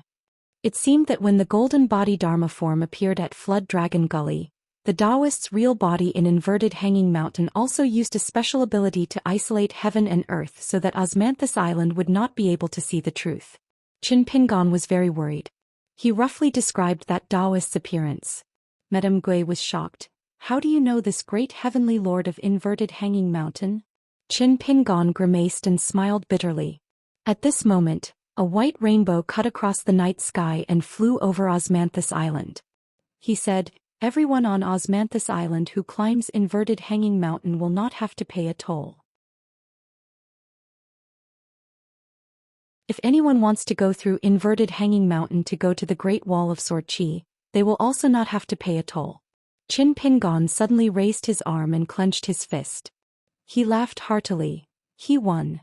A month later, the passengers on Osmanthus Island could already see the majestic outline of Inverted Hanging Mountain from afar. Above the sea there were all kinds of cross-continent ferries at intervals. It was a spectacular sight. As time passed, Inverted Hanging Mountain became more and more majestic. With Lady Gui's agreement, Qin Pingon sneaked out of the Gui Mai courtyard before the sun rose. He sat on the branches of the osmanthus tree at the peak of the mountain, swinging his legs as he tried his best to look up. He heard that Inverted Hanging Mountain was the border between 2 worlds.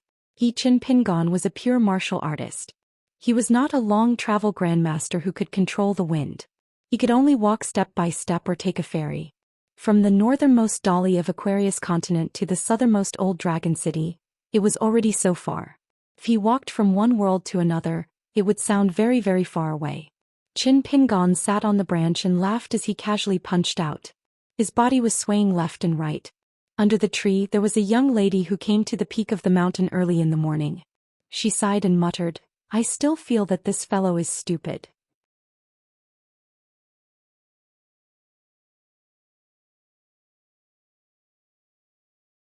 "268. There were mountains hanging upside down between heaven and earth. The mountains pointed to the water of the South Sea. Qin Pingon sat on the branch of the ancestral osmanthus tree and looked at the shocking scene in a daze. Miss Ning set off from here to travel the vast world. He heard that the Hassa continent was the closest continent. He wondered if Lu Xianyang would come here to have a look in the future. Osmanthus Island was about half a day's journey away from the real inverted mountain range. There were all kinds of strange fairies around. There was a big turtle carrying a tablet, a crystal-clear clam shell floating on the sea, and a Kuan boat larger than Desai Mountain slowly lowering its height. There was a colorful cloud sea under which countless magpies were clustered. Rows of red-crowned cranes and bluebirds were dragging a tall building. Osmanthus Island was among them, and it was not surprising at all. Qin Pingon suddenly turned around and looked down. He saw the young woman again. She had a graceful figure and a beautiful face. She was wearing a pearl hairpin, a dress, and a ribbon around her waist. But Qin Pingon felt a little numb in his scalp and uncomfortable all over. This feeling was more straightforward than when he saw Lu Qiqing wearing a pink Taoist robe in the dilapidated temple. Because Qin Pingon saw the Adam's apple of the beauty. He didn't hate her, but he just couldn't get used to it. Qin Pingon suddenly scratched his head and looked straight at the man who liked to wear red makeup. The knot in his heart was swept away and he felt a little nostalgic. When he was an apprentice in the dragon kiln, Qin Pingon knew a man who was ridiculed as a sissy. He was timid and shy when he walked. When he talked, he liked to throw flirtatious glances and pinch his fingers. In the dragon kiln where the old man Yao was the head of the kiln, this man was the most discriminated against. He finally saved up money to buy new shoes, but he was sure that they would be stepped on by other kiln workers on the same day. In the dragon kiln, it was reasonable to say that he and Qin Pingon, who was not well liked, were in the same boat. However, it was very strange that when the man who liked to cry came to Qin Pingon's side, he immediately became bold. All day long he used sarcastic words to stab Qin Pingon. Qin Pingon never paid him any attention. The man couldn't control his mouth several times and accidentally bumped into Lu Xianyang's official disciple, Lu Xianyang. Lu Xianyang directly slapped him in the face and he immediately became obedient. Later he would also secretly stuff some snacks and pastries into Lu Xianyang's room. The packages of oil paper were even more exquisite than the shop assistants. That man probably apologized to Lu Xianyang, who was definitely going to be the head of the dragon kiln, and also flattered him. The festive paper cuts that were pasted on the windows of the dragon kiln were all made by him overnight. Even if the women on the street saw them, they would feel inferior. If the man was really a woman, how good would his needlework be? At that time, Qin Pingon naturally hated the sissy who spoke ill of his virtue. He was just afraid that if he couldn't hold back, he would beat him half to death with one punch. At that time, Qin Pingon had already followed the old man to the mountains and rivers around the town. Chopping firewood and burning charcoal was a common occurrence. In addition, he practiced old Yang's breathing method very early in the morning, so his strength was not inferior to that of a strong young man. In the end, the sissy who was in charge of keeping watch at night made a big mistake. The fire of the dragon kiln was actually broken. Then, in the middle of the night, he was so scared that he directly ran away. He was a little smart and didn't dare to run towards the town. He ran deep into the mountains and old forests. If this happened in the marketplace, it would be a capital offense that would end one's family line. The ashen-faced old man Yao didn't say anything and sent dozens of strong young men to chase after that bastard. Qin Pingon, who was familiar with the mountain roads, was naturally among them. 2 days later, the sissy was tied up and brought back to the dragon kiln. Old man Yao broke his arms and legs on the spot. He was beaten until his skin and flesh were lacerated and his bones were exposed. The people who found him were the men he usually flattered the most. No one sympathized with this man who made a big mistake. Even if they did, they didn't dare to show it on their faces. After all, old man Yao was almost never this angry. Before his arms and legs were broken, the sissy was so scared that he peed his pants. After being pressed to the ground, his whole body trembled. Then he was hit with a stick. His heart was torn and his lungs were torn. His face was covered with snot and tears. After that, he was hit with a stick. The sissy was like a living fish on a chopping board. The sissy was a sissy. He fainted in the end. From beginning to end, he didn't have the least bit of a man's backbone.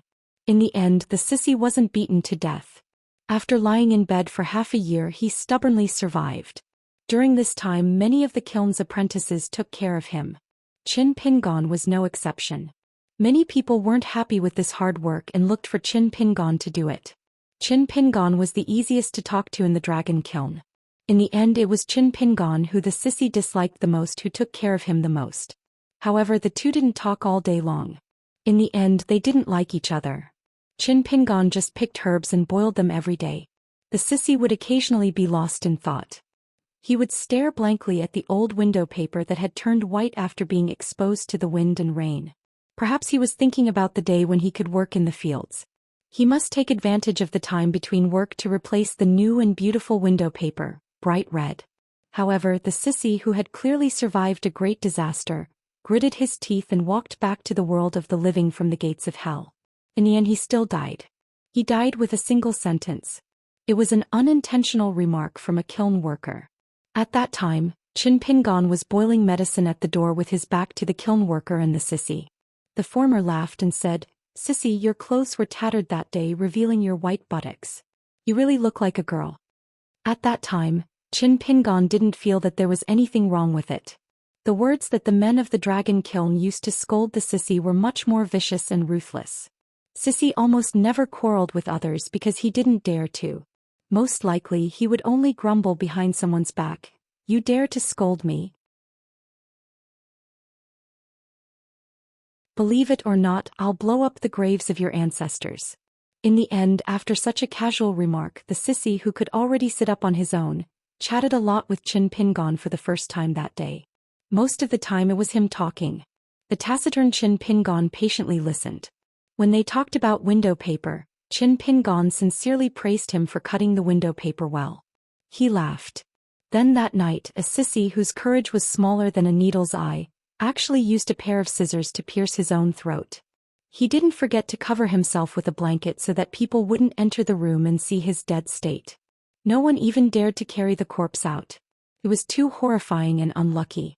Fortunately, Qin Pingon was used to seeing life and death around him. He didn't pay attention to these things. He dragged Zhou Xian along and busied himself. During this time he didn't feel too sad, nor did he have any enlightenment. Only when he was guarding the coffin, Qin Pingon sat alone in the empty and gloomy morning hall. He didn't feel the slightest bit of fear. He sat beside the stove and muttered, "Since I don't like being a man in this life, then I'll reincarnate as a woman in my next life." Actually, when they were chatting that day, the sissy asked Qin Pingon why he was the first to find him but still let him go. He pointed out a small path that led deeper into the mountain. Qin Pingon said, "I'm afraid you'll be captured and beaten to death by old man Yao. At that time, with your little courage, you'll become a malicious spirit. No one will dare to take revenge on you. You'll only dare to take revenge on me." At that time the sissy laughed very happily. Actually, even now that Qin Pingon thought about it, when the sissy laughed he still looked quite ugly. But he really couldn't bring himself to hate him. Under the osmanthus tree, the beautiful young woman was already fuming with anger. Being stared at by this guy, she, or more accurately he, if not for the fear of hurting the osmanthus tree and causing unnecessary trouble, he would have already taken out his 2 life source flying swords and stabbed this guy with a pair of dog eyes to death. After Qin Pingon regained his senses, he also realized his rudeness.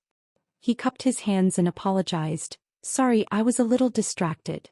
That person narrowed his peach blossom eyes that seemed to be hanging in the spring light. He stretched out 2 fingers and poked at Qin Pingon, then slightly bent them. The provocation was extremely strong. Qin Pingon no longer just turned his head. He simply turned around and patted the empty spot beside him. He smiled and said, "As an apology, I can promise you on behalf of Madame Gui that you can enjoy the scenery of the inverted mountain here." He put his hands behind his back and raised his charming face. He smiled and said, "You like men? Or as long as it's good-looking, both men and women will like it?" Qin Pingon felt a headache. He shook his head vigorously to show his innocence. Of course he only liked girls. And he only liked one girl. Near the hands of the person under the osmanthus tree, a golden and a snow-white sword chi appeared. They were extremely fine and almost invisible. Obviously, if there was a disagreement he would kill with his flying sword. Qin Pingon hesitated for a moment and smiled, "You might be even angrier if I say it, but you look very good wearing it like this." Qin Pingon placed his hands on the tree branch. His eyes were clear. "These are my heartfelt words." It was a man, but the one dressed as a woman frowned. He silently left. He did not leave the mountain peak. Instead he stood near the railing of the observation platform and looked into the distance. Qin Pingon jumped down from the branch and shouted to his back, "I'm leaving. If you want to go to the osmanthus tree to enjoy the scenery, it's best that there are fewer people now. Otherwise Madame Gui might not be happy." That person was indifferent. When Qin Pingon was far away, he turned back to look at the osmanthus tree. After hesitating for a long time, he still did not go up to look at the inverted mountain. As for the 2 sword chi, they had already been kept in the ribbon at his waist. They were actually not sword chi. They just looked inconspicuous. However, they were two extremely high-quality natal flying swords. They were called Needle Point and Wheat On. They were born with them. They were called innate sword embryos. Moreover, those who were born with two natal flying swords were 1 in a million among sword cultivators. The key was not the one but the one in the world.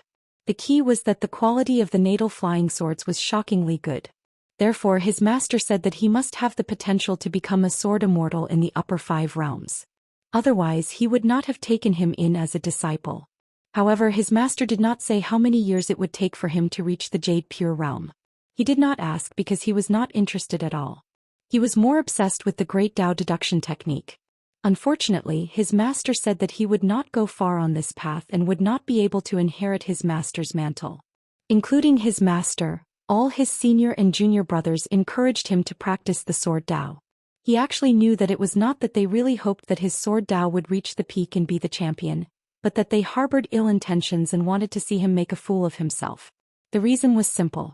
He was afraid of heights. How could a sword cultivator who was afraid of heights be like this? Now he would occasionally ride the flying sword and travel with the wind. He would never be higher than 2 feet above the ground.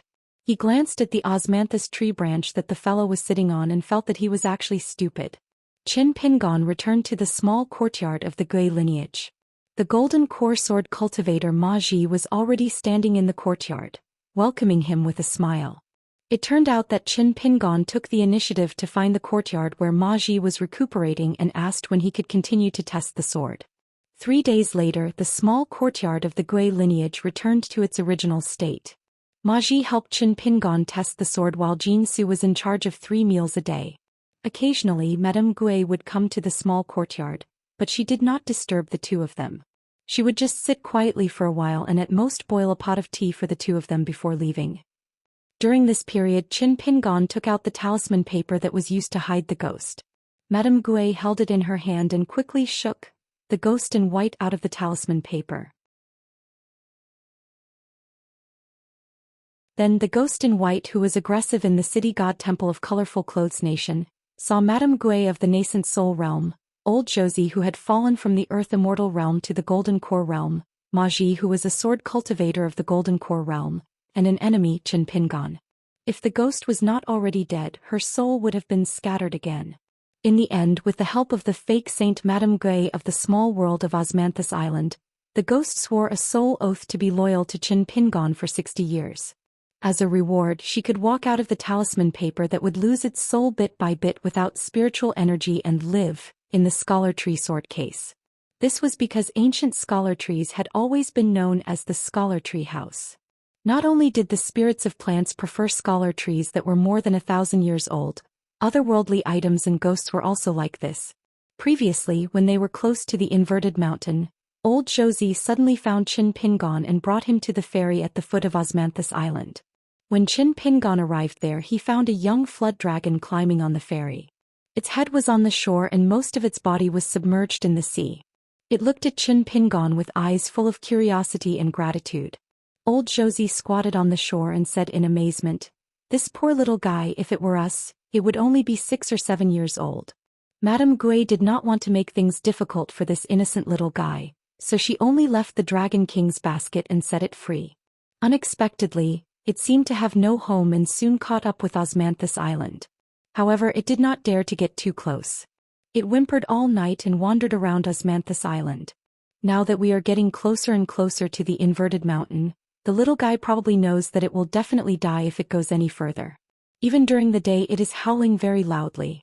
If not for Madame Gui who took pity on it and helped it conceal its chi activity, I am afraid that it would have been skinned alive by those chi refinement warriors on the mountain. In the end, old Josie smiled and said, "Qin Pingon, it seems to have made a special trip to find you, but I don't know if it is to repay your kindness or to take revenge. Although it is still very young, the flood dragon is cold-blooded and cunning by nature. It is hard to say." Qin Pingon did not say anything. He took out an ordinary snake gall stone and threw it to the young flood dragon. After it swallowed it instinctively, its eyes seemed to be in a daze. Qin Pingon waved his hand and motioned for it to go back. The young flood dragon twisted its body and returned to the sea. It whimpered softly and was still unwilling to leave the sea area of Osmanthus Island. Qin Pingon thought for a while and threw a large handful of ordinary snake gallstones into the sea. The young flood dragon rolled crazily and splashed huge waves. It swallowed the gallstones that were delicious to it. Qin Pingon finally stood at the ferry and said to it, "Cultivate well in the future. You have received my kindness today. If you like to harm people like that old flood dragon, I will kill you with one punch." The young flood dragon swam back to the side of the ferry. Its head was above the shore of the ferry. It opened its eyes wide as if it wanted to remember Qin Pingon's face. After a while it leaned back and returned to the sea. Old Josie was used to seeing storms and said with emotion, "You are kind and have good karma. But things in the world are unpredictable. Good karma may not have good results." Qin Pingon's eyes were indifferent. He looked at the surface of the sea where the starlight was like gold and silver. He said softly, "If it is a bad karma, then I will kill it with my sword." At that time old Josie was thinking about his teacher who would disappear for hundreds of years and the golden book that Qin Pingon gave him. He did not pay much attention to Qin Pingon's expression and words. Cliff Academy of the Great Sui Kingdom. Those schoolmates and fellow disciples who came out of Dali were destined to not have the chance to spend time with each other after coming to Dongshan. Li Huai made 2 new friends. One was a very timid disciple of a prestigious family in the capital, and the other was a daring, mischievous boy from a humble family. They were both slightly older than Li Huai. The 3 of them played together all day long and had a lot of fun. Lin Shui was now obsessed with cultivation. He read books extensively and came and went between the library, the school and the school. He stood out among the crowd. Yu Lu and Zhou Xian, the prince of the Great Sui Kingdom, were very close and became good friends. Zhou Xian liked to come to the academy to fish with Yu Lu more and more. Apart from listening to the teacher's lectures, she lived in seclusion every day and was willing to be Cui Dongshan's maid. After Li Baoping read the letter from youngest uncle last time, the little girl seemed to be lost for a long time. Today she skipped class again. Like a little wild cat, she was agile and nimble. She quickly climbed to the big tree at the top of Dongshan Mountain and sat on the branch with her back against the trunk. She still had the self-made wooden plate engraved with the words of the chief of the Wulin Alliance. Later she felt that it was not impressive enough, so she engraved it with the words commanding the heroes. After that it was out of control. The small wooden plate was engraved with the words of Jianghu. They were all taken from novels such as, "I only regret being invincible in this life," and so on. A handsome young man in white stood on the branch next to her. His body swayed slightly with the branch. He smiled and asked, "What's wrong? Are you angry?" After summer, the little girl changed her red cotton-padded jacket into a thin red shirt. She said sullenly, "I'm not angry." Cui Dongshan asked, "Do you feel that Li Huai, Lin Shui and the others are getting farther and farther away from you?" The little girl said unhappily, "It's okay to be farther away from me. When I was in the school in the small town I didn't like to talk to them." Cui Dongshan smiled knowingly, "Then you're fighting for justice for my teacher?" The little girl had a straightforward personality. She nodded generously and admitted, "Yes." Cui Dongshan held the back of his head with both hands and sighed, "People will grow up. When they grow up they will pick up some new things and throw away some old things. Just like this, they will be old in an instant." The little girl said angrily, "Youngest uncle and the others are willing to throw it away?" Cui Dongshan turned his head to look at the angry little girl and smiled, "What's there to be willing to do? Besides, even if my teacher knows about this, he won't be angry." "Why are you angry? There's no need." The little girl crossed her arms in front of her chest, panting with anger. Cui Dongshan turned his head and looked at the capital of the Great Sui Kingdom. "In the future, you may make a very good friend and grow up with her. Then one day when she gets married she will like her husband more. You may meet a Mr. Qi better than Qi Jingchun, and then one day, you will feel that Mr. Qi's knowledge is not the greatest. You may meet a good young man in the future even better than your youngest uncle. Then you will find that the sadness now are just like this. When the time comes, you will drink 1 or 2 mouthfuls of wine and it will be gone." Cui Dongshan suddenly turned his head and said in surprise, "Little Baoping, you didn't refute me. If you don't speak I won't have any words to say." The little girl wrinkled her beautiful little face. "I'm busy being sad." Cui Dongshan laughed and fell backward, lying on his side on a slender branch. He supported his head with one hand and stared at the little girl in the red cotton-padded jacket. Perhaps one day the little girl would grow taller and taller. Her round little face would become thinner and her chin would become sharper. Her eyes would still be so moist, clean and lively. She would still wear red clothes and she would still be able to ride her horse by the lakeside, and she would still be able to drink wine in the mountains and rivers. She would probably also encounter happy events and sad people, right? Cui Dongshan sighed. He was a little worried.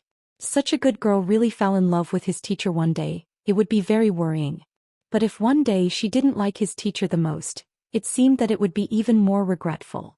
Cui Dongshan turned sideways, closed his eyes and began to sleep, crossing his legs.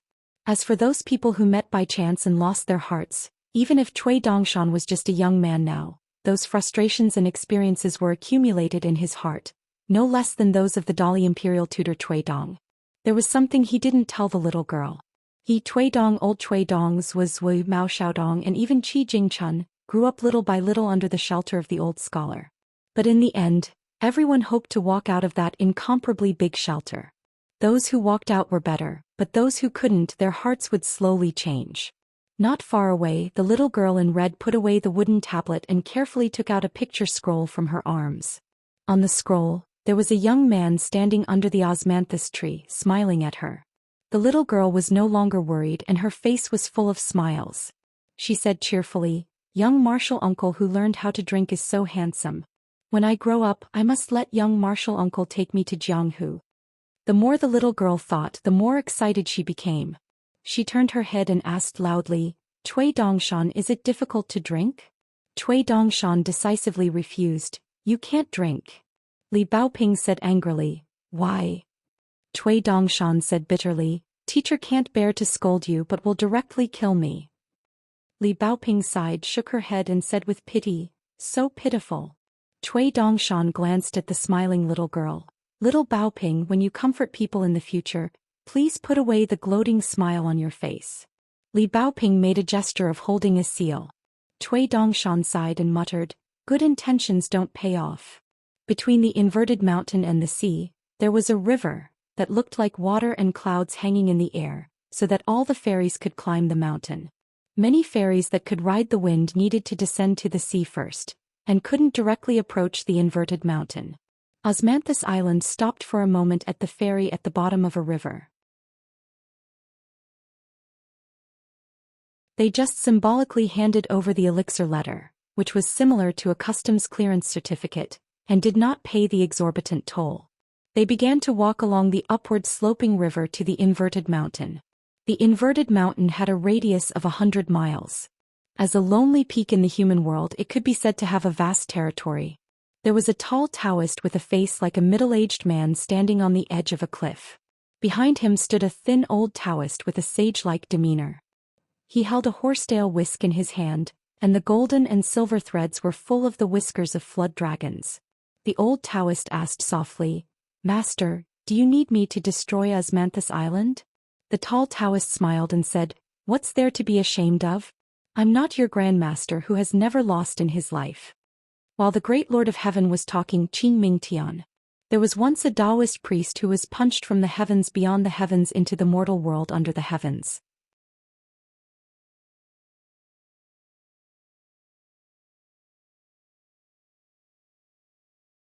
269. 10,000 words to make up for yesterday's leave. P.S. The title of this chapter is borrowed from a reader. Standing at the ferry at the foot of Osmanthus Island, Qin Pingon took a light step and stepped onto the inverted mountain. Aunt Gui had told Qin Pingon in advance that the moment the Osmanthus Island docked was the busiest time for the ferry. The goods from the Aquarius continent, Jilu continent and Tongyi continent could not be unloaded without the slightest mistake. Otherwise, the old Dragon City's fan family's reputation would be ruined. So she, Old Boat Zi and Ma Ji had to personally watch over every transaction and could not bring him to the inn. Originally, Aunt Gui wanted Jin Su to bring Qin Pingon to the inn that had a good relationship with Osmanthus Island for generations. But she was rejected by Qin Pingon, causing Jin Su to grumble in her heart. This inverted mountain was full of strange things, and no matter how many times people traveled, they would still find it fresh. As a result, The depressed osmanthus flower lady saw the young man with the sword on his back grinning at her, as if he had seen through her thoughts. Jinsu glared at him fiercely. The young man waved goodbye to Madame Gay, Old Boat Z and the other two old immortals. As if he did not dare to confront Jinsu's gaze, he had already turned and ran towards the ferry. Looking at the back of the young man running away, Jinsu could not help but laugh. Qin Pingon walked in the crowd and took a deep breath. He had finally arrived.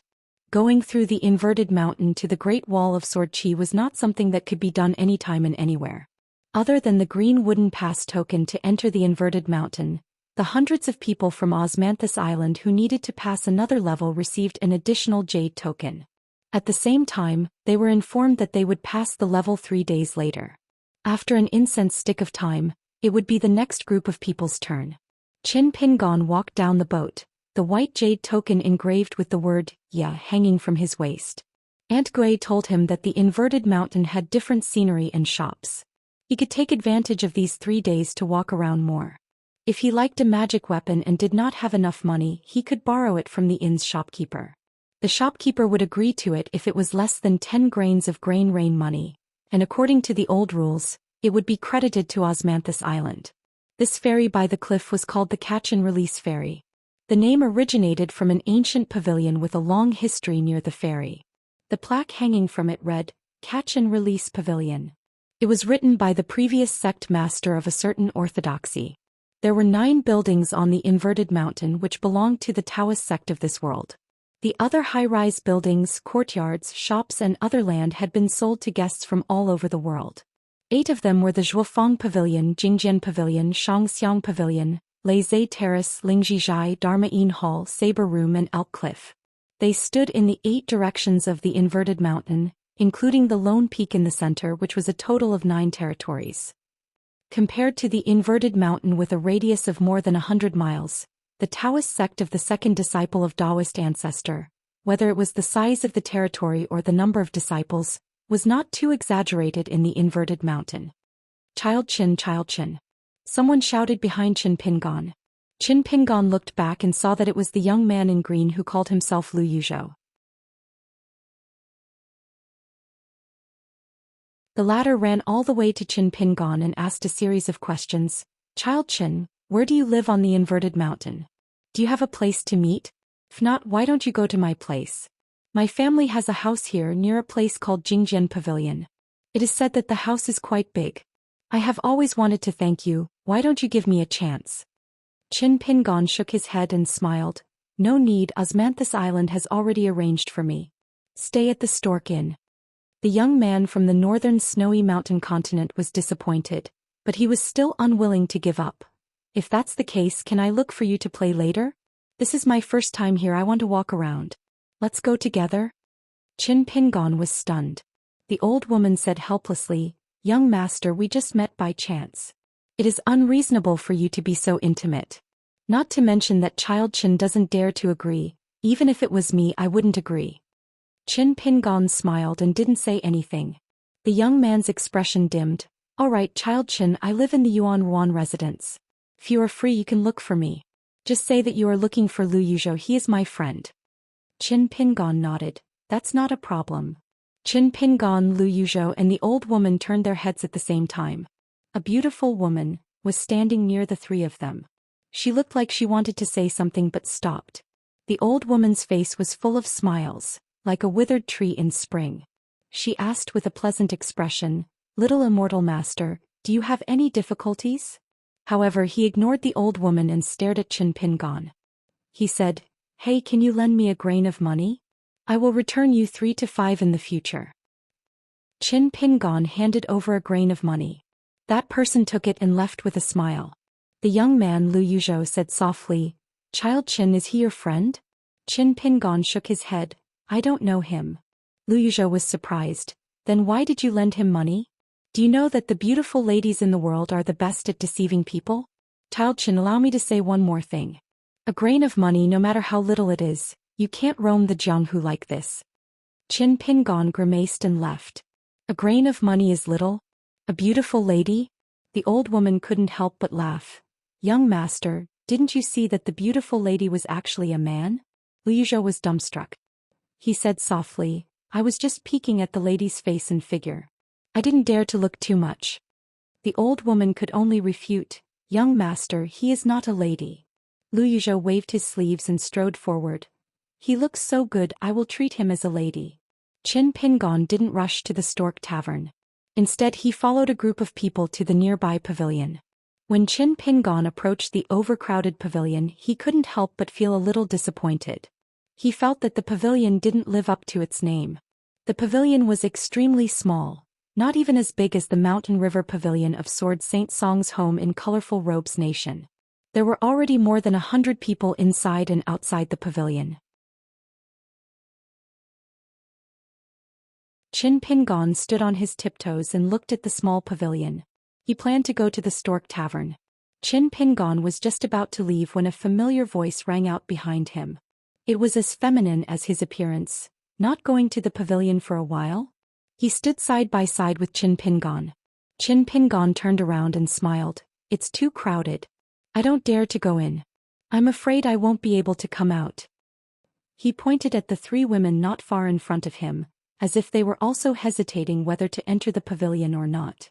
He smiled and said, You just need to follow me. Just treat it as the interest I paid you for the grain rain money. Qin Pingon was confused. He pointed at his Adam's apple with a strange smile. Qin Pingon probed, Camouflage. Lend me your wine flask. Don't worry, I don't care about such a small broken gourd. My blade strengthening gourd is your ancestor. I just didn't dare to take it out. He nodded at Qin Pingon and took the flask of ginger from Qin Pingon's waist without saying a word. He walked quickly to the three beautiful young ladies and drank with his head raised. Then the lady's beautiful face and the man's bold and unrestrained spirit appeared on him at the same time. After a while, the man stood among the flowers and waved at Qin Pingon. Qin Pingon had to walk over. The man introduced them in a language that Qin Pingon did not understand. Then he explained to Qin Pingon in the language of the Aquarius continent. It turned out that the three ladies were disciples of a sect from the Hassa continent. They were traveling overseas together. They needed to kill a giant sea monster in the Dragon Gate realm to complete their training. The destination was this inverted mountain. After that, they would return to their sect in the South Hassa continent. After that, he grabbed Qin Pingon's arm without any explanation and led the three Hassa continent fairies to the Catch-Release Pavilion. The Catch-Release Pavilion was said to be the orthodox Taoist sect in the Qingming world. It was one of the three sect masters, Invincible Zhen, the second disciple of the Taoist ancestor. After leaving the largest mountain seal, he came here in person. A big demon at the peak of the 12th realm somehow sneaked through the many restrictions of the Great Wall of Sword Qi and came to the inverted mountain. The first person he met happened to be the sect master. At that time, the area around the inverted mountain was a barbarian place. The big demon thought that he could fly freely in the sky. When he saw the Taoist, he naturally spoke rudely and wanted to eat him. As for the ending, there was no suspense. The Taoist sect master slapped the big demon half to death. But in the end, no one knew what happened. The old Taoist, who was known as the best fighter in the four worlds, threw the big demon back to the south of the Great Wall of Sword Qi. Later, the inverted mountain Taoist built this pavilion to show that the sect master's Taoist power was very high. During this trip to the Catch-Release Pavilion, Qin Pingon was so tired that he was sweating. Because of the three fairies and the girl who was more beautiful than them, everyone inside and outside the pavilion brushed against each other. Some of them bumped into each other unintentionally, and some of them took advantage of each other intentionally. Qin Pingon had to try his best to protect them. He also had to make sure that he did not steal what he was guarding. Naturally, he was mentally and physically exhausted, and there were subtle schemes everywhere. Fortunately, the first rule of the inverted mountain was that those who hurt others would die. So, Qin Pingon, who was at the fourth realm of martial arts, managed to deal with it successfully. After successfully getting out of the pavilion, Qin Pingon and the girl parted ways with the three fairies. They still had to go to the nearest scenic spot, the Elk Cliff. Qin Pingon took back the blade's strengthening gourd and pinned it to his waist. He said helplessly, "Don't do this kind of thing again in the future." He rolled his eyes at Qin Pingon. Boring. I'll go play with the fairies. Qin Pingon felt as if a heavy burden had been lifted from his shoulders, and he bid farewell and left. That person glanced at Qin Pingon's receding figure and muttered, He's too serious. He's actually not pretending. Could it be that he's a little teacher taught by some family's old master? A handsome man nearby struck up a conversation. Miss, are you enjoying the scenery alone? He chuckled and said, your uncle, I went to a brothel with your mother. The man with the dignified appearance quickly waved his hand, indicating that the retainer beside him should not act rashly. Finally, he smiled brightly and gave a thumbs up. I like this girl's personality. He left the catch-release pavilion directly, hesitating on whether to go to the Jingjian pavilion or the Xianxia pavilion first. The man looked at the beauty with the ribbon around her waist and sighed. Only on the mountain can there be such a beautiful girl. Cultivation is good. No matter how beautiful a girl at the foot of the mountain is, she only has a short 10 to 20 years. Your Majesty, we can head to the Zhou Tower now. Don't let the imperial advisor wait for too long. One of his personal retainers reminded him softly in the language of the Central Plains. The man nodded and smiled. Go quickly.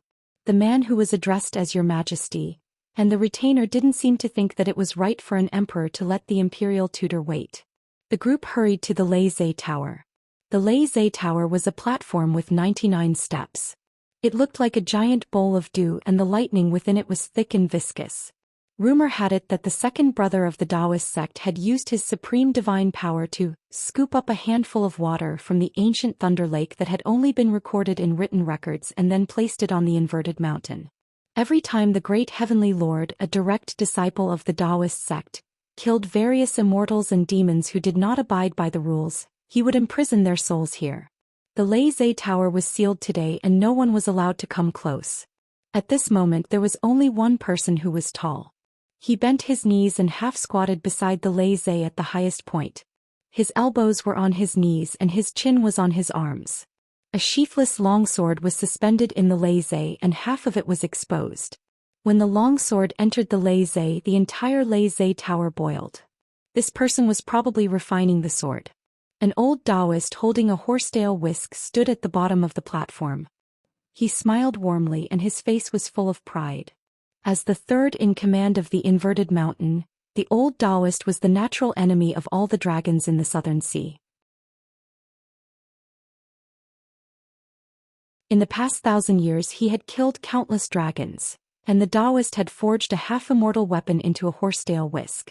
In the recent 500 years, the old Taoist had fought with 2 Confucian sages of the Qin clan in the southern sea, and his reputation spread far and wide. But today, even when facing an outsider, the old Taoist didn't feel that he was degrading himself. Instead he looked proud. Qin Pingon encountered an awkward situation. In the inverted mountain, out of 10 people, no one could understand the language of the eastern Aquarius continent. And Qin Pingon didn't know the language of the central divine continent, so Qin Pingon, who was asking for directions, couldn't speak the same language as the kind-hearted person who was being asked for directions. In the end, Qin Pingon bit the bullet and asked more than 30 people tirelessly. Finally, he found a passerby who understood the language of the Aquarius continent, but he didn't know where the stork inn was. Qin Pingon stood on the bustling street and looked around. He took down the blade's strengthening gourd and stood there to drown his sorrows. If he couldn't, he could only go back the way he came and ask Lady Gui for Jin Su, and ask this Lady Gui to lead the way. Qin Pingon didn't care if he would be mocked by Jin Su, who had taken her revenge. It was fine if it was between acquaintances, but how many times could he meet someone like Jin Su in his life? Therefore it didn't matter if he was thick-skinned. There was a light at the end of the tunnel. Qin Pingon found another passerby who knew the language of the Aquarius continent. Although the latter didn't know the location of the inn, he knew about the Jingjian Pavilion and the Yuan Swan residence. And when he mentioned these 2 places, Qin Pingon asked, "Mister, do you know where the Jingjian Pavilion is?" That person replied, "Oh, you mean the Jingjian Pavilion beside the Yuan Swan residence? It's not too far from here." Lu Yuzhou from the Snow-White continent was not simple. So Qin Pingon turned around and went to the ferry. The passerby looked at the young man's back view and was filled with regret. If only he could make use of this opportunity to form a relationship with the Yuan Swan residents, even if it was just a familiar face, it would be good. In the end, Jin Su happily walked down the Osmanthus Island and led the dejected Qin Pingon to the stork inn. Before she went down the mountain, Lady Gui gave her 3 pieces of money and asked her to spend it sparingly. After walking down the ferry, Jinsu asked Qin Pingon if he wanted to go to the Jingjian Pavilion. Qin Pingon said that he had already been there. Jinsu nodded and said that the Jingjian Pavilion was the most boring place and was far less interesting than other scenic spots, such as the Lingjizhai Elk Cliff, and especially the Jingjian Pavilion. They had to go there to make the trip worthwhile. The two of them walked for about an hour. Along the way, Jinsu explained to Qin Pingon about the Lingjizhai and some of the important scenic spots in the inverted hanging mountain. For example, the Jingjian Pavilion, the Great Wall of Sword Qi, and all the sword cultivators who had killed the Upper Five Realm Demon Clan would have their swords forged by the inverted hanging mountain. Their swords would be enshrined in the pavilion for future generations to admire. When Jinsu arrived at the inverted hanging mountain, she was obviously not as cold as she was on the Osmanthus Island. Her temperament had changed greatly. Although she was not as talkative, she was no different from an ordinary woman. She said that the Lingjizhai had a Lingji Rui that was left behind by the Taoist ancestor. The Lingjizhai was filled with spiritual energy, and the entire Lingjizhai was like a paradise. Cultivating there would be twice the result with half the effort. Therefore, the Lingjizhai was the most expensive inn in the inverted hanging mountain. However, the disciples of the immortal sects who came here for training, as well as the 1,000-year-old tycoon Gongsun who came here for sightseeing, were still unable to enter the Lingjizhai even if they were rich. They had to book a room a few months in advance. When they approached the Stork Inn, Jinsu whispered, "There are also rumors that the Taoist ancestor personally planted 7 sword cultivating gourds of the highest grade were forged from the gourd vine. There are 7 of them hidden in the secret chamber of the Lingjizhai. Moreover, it is the first mature seed of the gourd. Now it is secretly nourishing the flying swords of more than 10 great sword immortals in the world." These rumors were often told by the bystanders in a lively manner, as if they had seen the sword-cultivating gourd with their own eyes. Jinsu, who came here from hearsay, was no exception.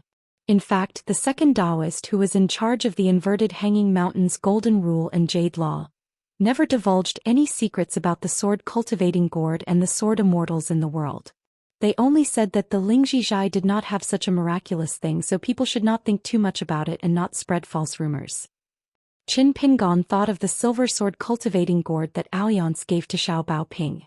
Of course, there was also the purple gold sword cultivating gourd that Fairy Su Jia of the Xingyang Mountain once hung as a pendant, and the guy who called himself the ancestor of the sword cultivating gourd, not long ago. Qin Pingon suddenly asked, "Miss Jinsu, is the Yuan Ezui mansion very famous in the inverted hanging mountain?"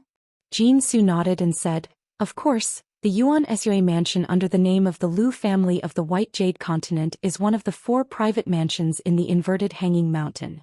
It occupies a large area and is even more famous. The Lu family is the first family name in the White Jade Continent, and they have a good reputation. Almost all the monarchs and emperors of the White Jade Continent and the Earth Immortals cultivators of the White Jade Continent want to have a good relationship with the Lu family. Moreover, the snow money that we Qi cultivators use the most is made according to the money model made by the Lu family." Qin Pingon was a little shocked. No wonder a grain of grain rain money was called, no matter how little the money is. Liu Zhou was really not boasting. Jinsu's eyes were a little absent-minded. The descendants of the Lu family are really the lucky ones who are sitting on mountains of gold and silver when they are born. They can buy whatever they want with money. There is no treasure in the world that the Lu family can't afford. These words were personally told to her by Old Dragon City's Sun Jiashu. At that time, Jinsu saw a trace of longing in the eyes of the little god of wealth, Sun Jiashu. Therefore it left a deep impression on her. Qin Pingon was more and more determined not to deliberately get acquainted with Liu Yuzhou. That young man was like a fairy on Osmanthus Island. No matter what kind of storm he raised, it was not something that the current him could contend against. When Qin Pingon thought of this, his heart was a little gloomy, as if there was wind and snow beating on his heart. How many mountain water seals could he squander?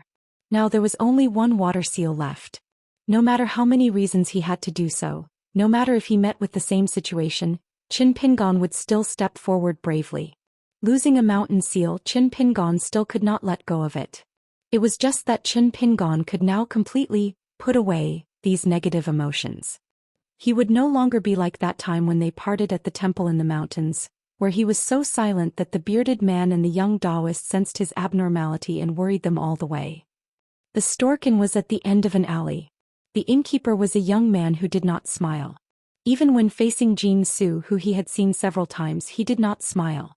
After arranging 2 rooms for the 2 of them, he did not pay any attention to them.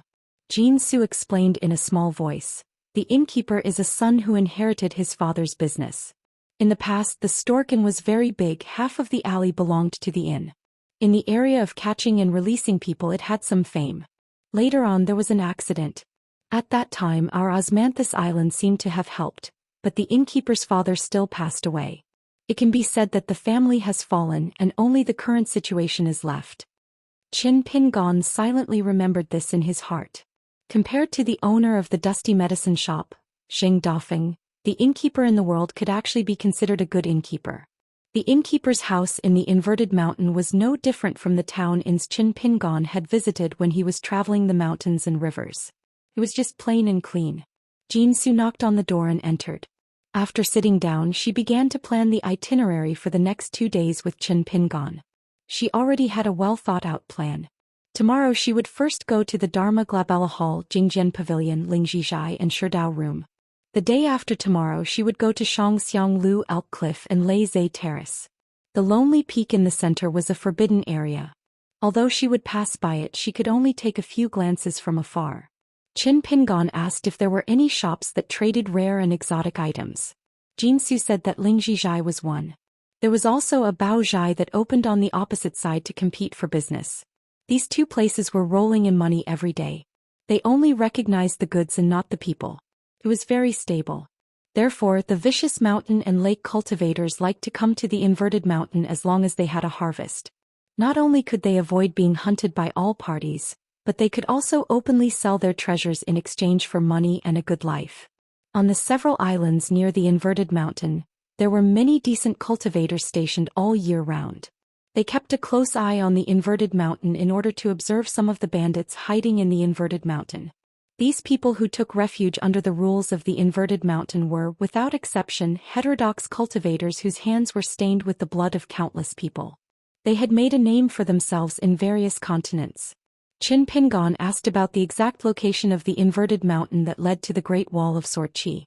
Although Jin Su was curious about why Qin Pingon would do something superfluous when they were going to set off in 3 days, she still told him that it was just beside the lonely peak in the central area of the inverted mountain. There was a gate that imitated the immortal ascension platform in ancient times. If one wore a jade token with the word horizon, one could visit it nearby. Now, the 13th level of the ascension realm was like the 10th level of a pure martial artist. It was the limit of the human world. After that, it was the 2nd level that was lost. In the ancient times when the sage of Daoda walked around and helped the common people, it seemed that there were many immortal ascension platforms in the world. It was easy for Qi cultivators to ascend. They could ascend in the daytime, raise the clouds, ride dragons or ride cranes. In the sky, there would be fairies scattering flowers, colorful clouds and colorful lights overflowing. It was fascinating.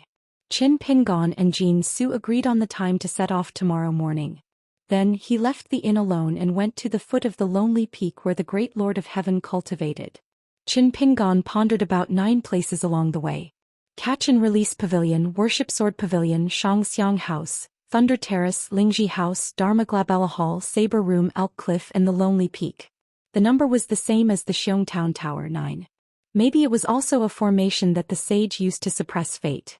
At the foot of the lone peak, there was a divine path that could allow 3 carriages to travel side by side. Not far away there was a square made of white jade. Outside the square there was only an iron chain railing. It was less than 2 feet high and anyone could step over it. In the middle of the square, there were 2 white jade pillars that were more than 100 feet high.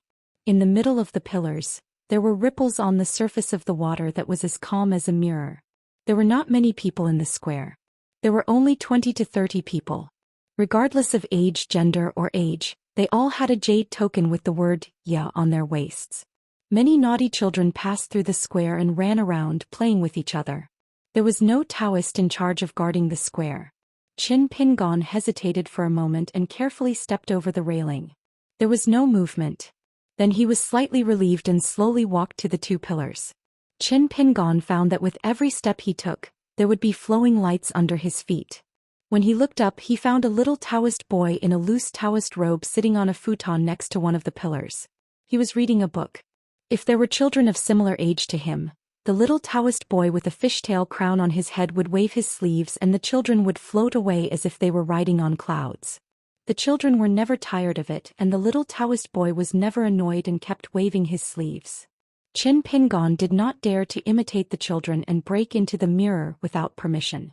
Instead, he walked around the big pillar and found that there was a small pillar next to the big pillar. On the stone pillar that looked like a hitching post, there was a middle-aged swordsman in ragged clothes sitting cross-legged with a sword in his arms. He was sleeping soundly with his eyes closed. At first glance it was obvious that he was a peerless master. Qin Pingon did not dare to disturb his sleep. He subconsciously lightened his footsteps and was about to turn back to the other side. The swordsman who was sleeping with his sword knocked his head and suddenly woke up. His eyes were a little dull. He looked left and right and then looked up. Finally, he looked at the back of the swordsman and muttered to himself. It seemed to be 3 words, and then he went back to sleep. Qin Pingon stood near the mirror on the other side and stared blankly for a long time. He could not imagine that behind the mirror was the Great Wall of Sword Qi. Was it another world? On top of the lone peak that reached the clouds, there was another inverted mountain. The tallest building was shrouded in clouds for most of the year. Under the roof of the building there were 3 bells. It was said that only when the 3 Taoist sect masters came to the inverted mountain would the bells ring. A Taoist sect master of heaven was on the roof, looking down at the square through the clouds. The swordsman was as small as a mustard seed. Qin Pingon returned to the Stork Inn and continued to practice the 6-step boxing stance and the sword furnace stance. In the middle of the night he took off his clothes and lay down with a smile. The next day at dawn, Jinsu knocked on the door 15 minutes earlier. Qin Pingon stopped his silent practice and opened the door. He left the inn with Jinsu and went to the Dharma Glabala Hall. This hall was also known as the Hall of Missing One. It was said that it had collected all kinds of Dharma seals in the world except for the Shan seal. There was an unwritten rule that the mountain cannot be seen. After all, the inverted mountain was a Shan seal. Qin Pingon sighed and followed the excited Jinsu into the Dharma Glabala Hall. There were 3 floors and each floor was extremely spacious. There were rooms of various sizes and each floor stored thousands of Dharma seals. They were suspended in the rows of glass cabinets. Some of the Dharma seals were full of spirituality, and they were constantly moving and hitting the glass cabinets, making banging sounds. There were even spirits that were born from the condensation of the Dharma seal's spiritual energy, and they would boldly look at people behind the transparent glass cabinets. Qin Pingon stayed in a water seal room on the 2nd floor for a long time and was unwilling to leave. Jinsu went elsewhere and agreed to meet him at the entrance of the Dharma Glabala Hall in 2 hours. Qin Pingon was looking at a water seal room. The spiritual qi was as light as mist and turned into a stream, lingering around the seal. The bottom of the seal was engraved with the words "Falling of the Milky Way." Qin Pingon already knew a lot of ancient seal words because he had the authentic alchemy works with Li Shixing's detailed annotations. According to Jinsu, the seals of the Dharma Glabala Hall would only be received and not sold to anyone. In the early years, the only exception was when the current head of the Lu clan of the Snow White continent announced that he wanted to buy the seals of an entire floor. In the end, the hall master had no choice but to report to the great heavenly lord Gufeng. The latter's reply was simple. He smashed down a ray of sword aura from the Gufeng Tower and destroyed the back garden of the Yuan Raven residence. In the end, the Lu clan's legitimate son who had yet to inherit the position of the head of the clan cursed old immortal Gufeng with his hands on his hips. Then the great heavenly lord Taoist unleashed a rain of sword aura. The huge immortal Yuan Raven residence that had been built for generations was badly damaged.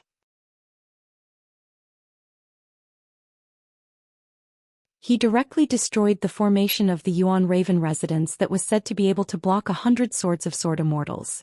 Fortunately, no one was injured. Then there was a popular question and answer.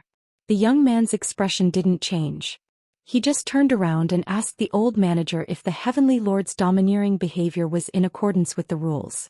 The old manager smiled and replied that the Heavenly Lord was in the inverted hanging mountain and that was the rule. After this battle, the Heavenly Lord of the inverted hanging mountain's tyrannical martial prowess and the wealth of the snow-white continent's Lu clan were spread all over the world. Qin Pingon didn't go up to the third floor. Instead he went downstairs and waited for Jin Su outside the Loglabella Hall. Jin Su arrived 15 minutes late.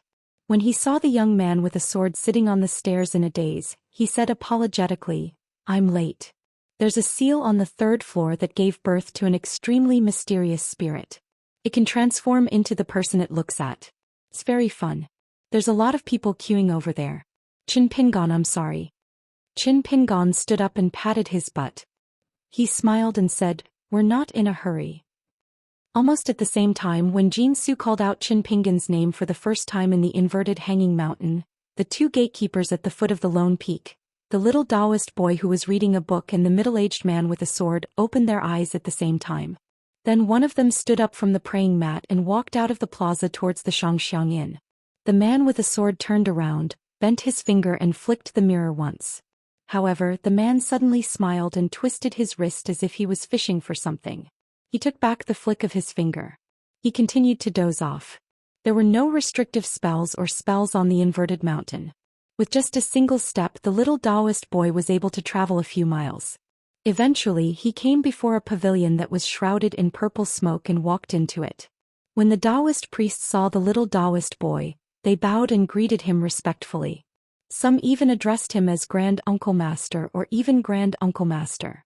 The little Taoist boy's face was cold and he ignored everyone. After he stepped through the door, he waved his sleeves and sent several Taoists with different hats and robes flying. They instantly floated to the walls on both sides. These Taoists of the middle 5 realms were so scared that they almost lost their minds. The little Taoist boy strode forward and occupied the spot where the incense was burning. He took out an incense stick from the incense holder beside him. On the incense table there were 4 scrolls enshrined. The Taoist ancestor was the tallest. His position was so high that if the pilgrims didn't pay attention, they would ignore his existence. The scrolls of the 3 Taoist statues were hung side by side. The Taoist in the middle hung a peach talisman. The Taoist on the left held a magic sword and wore a feather robe. The Taoist on the right wore a lotus crown. On the huge incense table, there was only one big incense burner for the pilgrims to place their incense. Legend had it that if Taoist priests and kind-hearted men and women offered incense in this incense brothel, they would have the opportunity to let the Tao ancestors and the 3 pure ones know about it. Almost all Taoist priests would come to the incense brothel to light 3 incense sticks after entering the inverted mountain. Of course, the Taoists of the Taoist master residence of Longhu Mountain would never step into the incense burner. The little Taoist boy with the fishtail hat bowed 3 times to the Taoist ancestor with the lotus crown. He placed the incense stick in his hand into the burner and closed his eyes to chant. In the end, the little Taoist boy was stunned. He opened his eyes and felt a little bored, so he turned around and saw a beautiful young man. He frowned and asked, "As a disciple of the Lu clan of the Central Plains, why did you go to the sword pavilion first and not come here to burn incense?" The young woman was not afraid at all. She said with a smile, "We have acknowledged this high and mighty leader as our ancestor wholeheartedly, but our ancestor has never acknowledged us as his descendants. Thousands of years have passed. How many incense has the Lu family burned? Haven't we received even half a word of reply? Will it work if I burn an incense stick?" The little Taoist boy's tender face was a little angry. "How dare you be so impudent here?" The guy who came to burn incense said with a smile, "Heavenly Lord, you're not a Taoist of the Lu clan's ancestor. Why do you insist on such etiquette?" The little Taoist boy snorted and said, "Ungrateful thing, get out." With a wave of his sleeve, the young man, who was even more beautiful than a beauty, was sent flying and fell on the street outside the incense burner. He coughed up blood and struggled to sit up. He looked up at the portrait on the right, which had remained unmoved for thousands of years, and laughed. Today was just as heartless. Throughout history, the Lu clan had been in dire straits and in danger of collapse, but the person in the portrait had never cared. After the little Taoist boy stepped out of the door, he glanced at the battered young man for a moment. Under Jin Su's lead, Qin Pingon arrived at Lingji shop at noon and saw the legendary Lingji Rui. Qin Pingon saw the exorbitant prices of Lingji shop's Dharma treasures and spiritual weapons. He neither bought them nor sold them. He went to the last attraction of the day, the Saber Master's room. The attraction of the Saber Master's room was not the scenery, but the list on the wall. There were different bounties recorded on it and the targets were all strange. It could be a demon on an island in the South Sea, a ruler of a continent, an immortal elder of a land immortal, or some evil demon that wreaked havoc everywhere. Even the scholarly sage of the Qin clan from the South Sa continent was on the list. This was a rule that the Saber Master's room of the inverted hanging mountain had inherited. He could put up a post and so could anyone else. However, the person who put up the post had to put the bounty on the Saber Master's room. Otherwise, if they dared to put up a post without money, they would have to experience the power of the Saber Master's room. The Saber Master's room. The second Taoist Taoism had a branch and all their weapons were sabers. The Taoists of this branch had made a name for themselves in the central divine continent. They were on par with the Saber Master of the school of Moism. One was tyrannical and the other was mysterious. In the vast world, the only thing that was more troublesome than messing with a sword cultivator was to have a dispute with the Taoists of the Saber Master's room. This was because the Taoist Saber Master had always been decisive, and could even be said to be ruthless. He killed demons and killed Qi cultivators without hesitation. The Taoist Saber Master had a bad temper. There was once a saying that when the Taoist Saber Master and a noble from the Taoist Master's residence of the Dragon Tiger Mountain met, they both wanted to kill a powerful demon. Normally they would fight side by side, fight on their own or avoid one of them. However, the Taoist Saber Master did not agree with them, so he pulled out his saber and fought with the Taoist Master of the Zhang family. After severely injuring the Taoist Master, he went to kill the demon alone. This incident caused a great disturbance in the Jinjia continent. A Grand Master of the Taoist Master's residence came all the way from the central divine continent to the inverted hanging mountain to denounce the Taoist Master. In the end, another great battle broke out. The great Lord of Heaven, who was guarding the lonely peak, fought with the Taoist Master of the Zhang family thousands of miles away from the inverted hanging mountain. However, no one knew the result of the battle. In the dusty medicine shop, one of the beautiful women and young girls who worked as shop assistants was missing. She was the little girl who still owed the shopkeeper Jing Dafeng money for a book. Jing Dafeng was a bit annoyed. He slapped the table and said that the girl was really rebelling. She dared to act so lawlessly just because she was beautiful. The shopkeeper threatened that if she didn't ask for leave and didn't say anything, she wouldn't come to work in the shop. She simply didn't put him, the handsome shopkeeper, in her eyes. He wanted to deduct 30 to 40 copper coins from her book. The nagging man was angry, but unfortunately the women and girls in the shop didn't take him seriously. Those who were eating melon seeds continued to chat. In any case, no one believed that the shopkeeper's man would really deduct their wages. Then a trembling old ancestor of the Fan family came to the door of the medicine shop in person. He looked apologetic and fearful. Jing Dafeng's expression changed slightly. He immediately put away his grumbling that was even more wordy than a woman's. He walked around the counter and to the door. He said softly, "Let's talk here." The real person in charge of the Fan family ancestral hall felt helpless.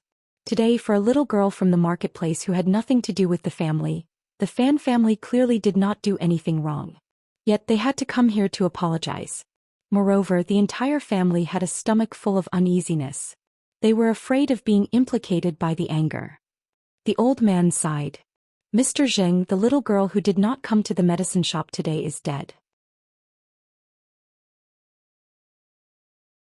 Jing Dafeng made an "oh" sound, his face expressionless. The old man mistakenly thought that this martial arts grandmaster of the 10 realms did not take it to heart. He let out a sigh of relief. Jing Dafeng waved his hand, indicating that the old man could leave. The man sat on the threshold and did not say anything else. The women and young girls in the medicine shop had sharp intuition. They all sensed that the atmosphere at the door was strange. For a moment, no one dared to make a ruckus. They even dared not to jest with the shopkeeper. The man said, "Haha, this time I really don't have to pay back the money." But in reality, there was not a hint of a smile on his face. He looked at a shadow in the alley. I don't trust the Fan family. I don't trust their character or ability. Old Zhao, you personally go and investigate. I'll wait for your news. Jing Dafeng stood up and waited patiently. In Old Dragon City, the wind rises at the end of the green duckweed. In the night of the inverted mountain. In the square, other than the little Taoist boy who continued to flip through the book and the man holding the sword who was no longer sleepy at night, there was no one else. From the mirror behind the two large pillars, a valiant and formidable-looking young girl suddenly walked out. She had a long sword at her waist. Her eyebrows were like distant mountains. You're tuning in to the Zhou Xian's Legacy YouTube channel. Don't forget to subscribe and join us on this journey to catch the most captivating stories.